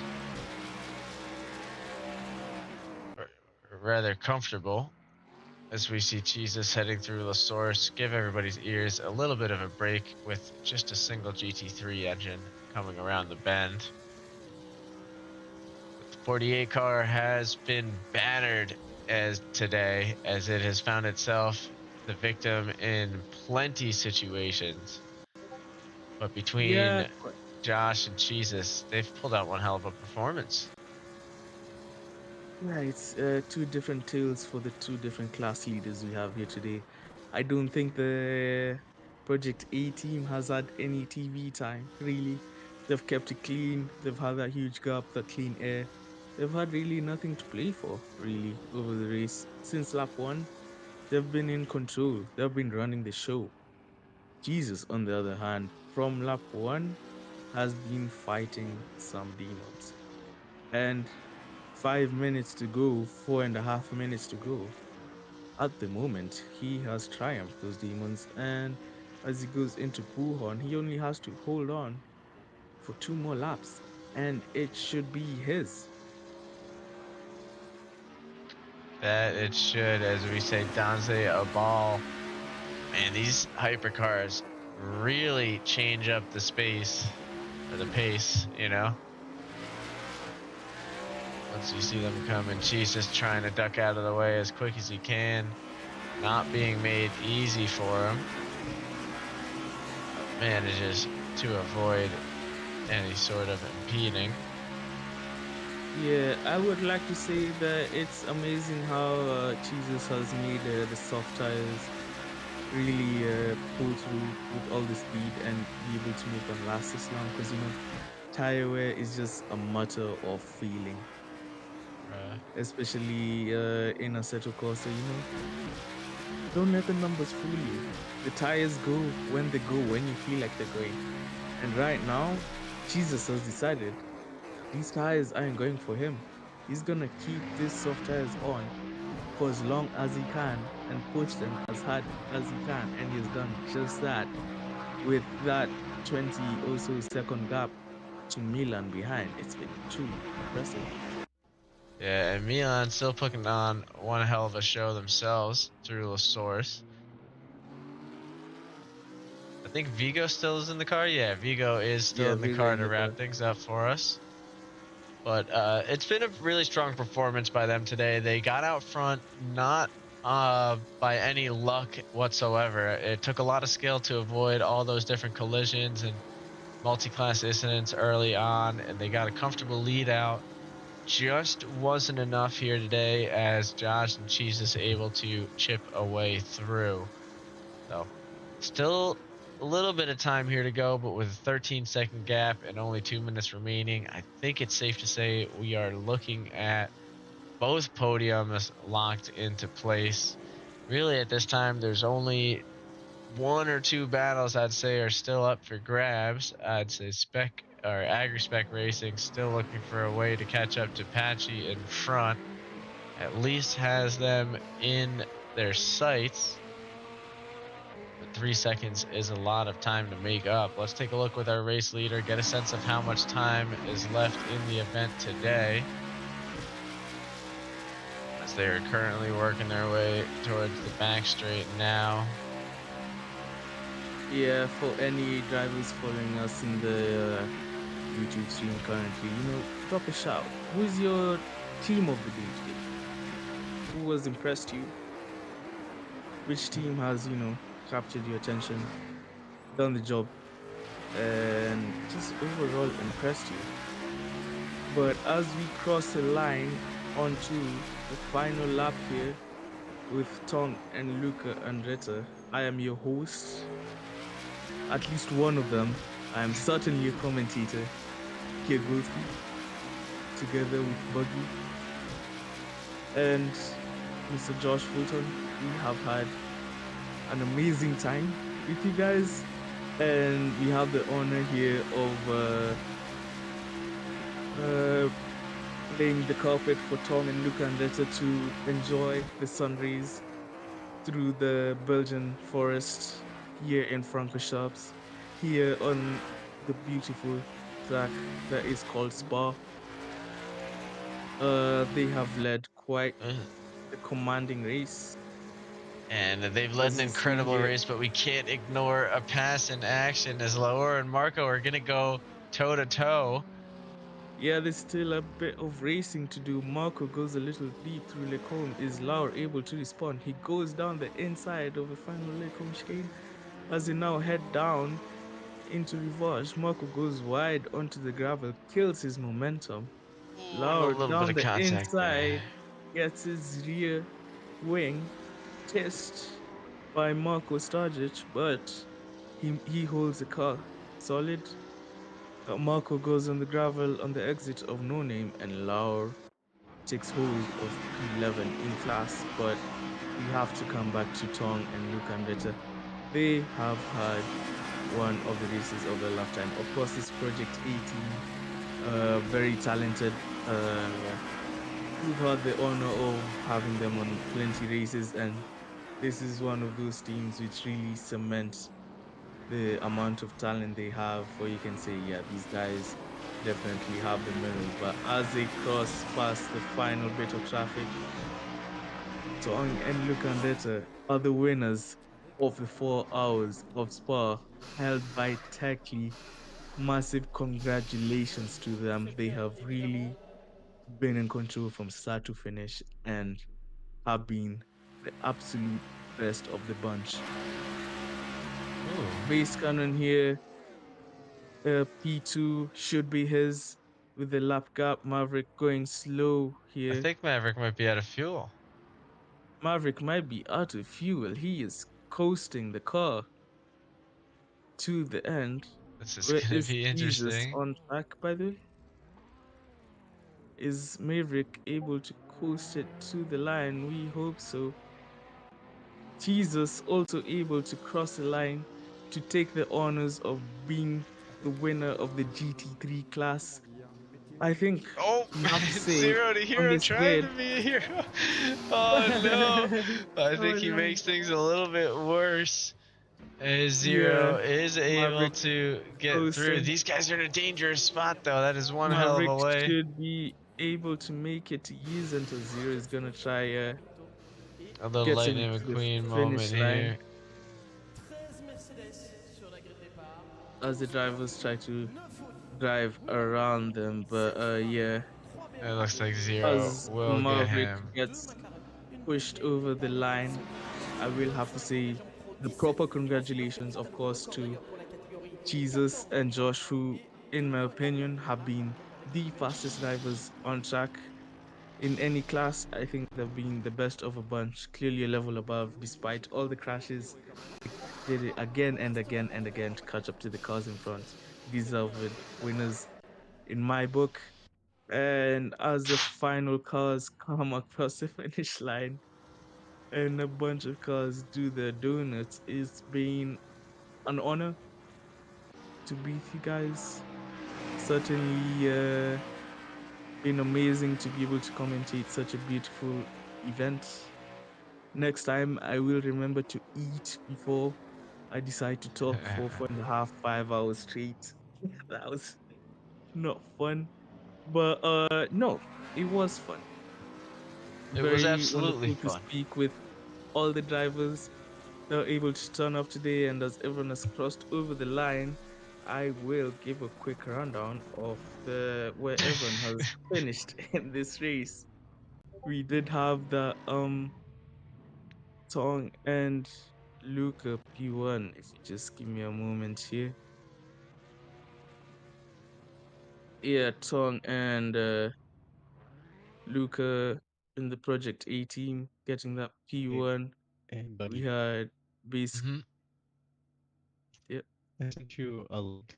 Yep. Yeah, I'm pulling it up. To the drawing board. Yeah. Base All right. Cannon and Jawa in P2 and Wasi Anjum in P3.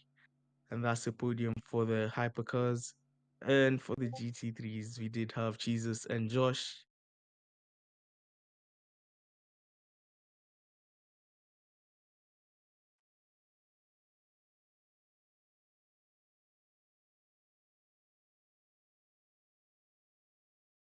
Mhm. Well, we're just getting the thing set up here. Let me just get rid of some of the filters if I can. Oh, it's just like the size of it. Just trying to make it so you guys can all see. We're gonna do the spin here for the getaway giveaway. Remember, this is all based on attendance, so really uh, nothing to do with the results at all or anything of the sort. But good luck to everybody. Oh, you want to say a few words?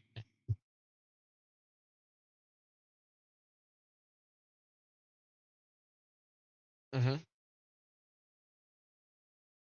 Okay. Sounds good. Well, you heard it here first. Let's see who gets it.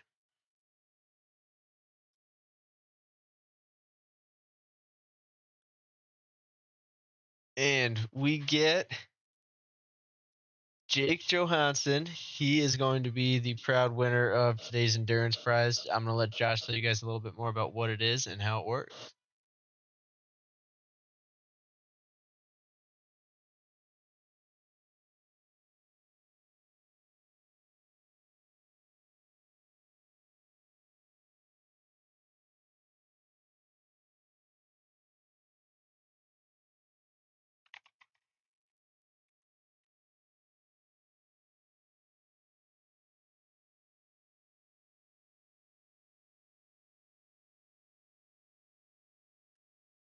And for those curious, this is what we're talking about there, the Chimera display. So that will be going home with or home to Jake Johansson.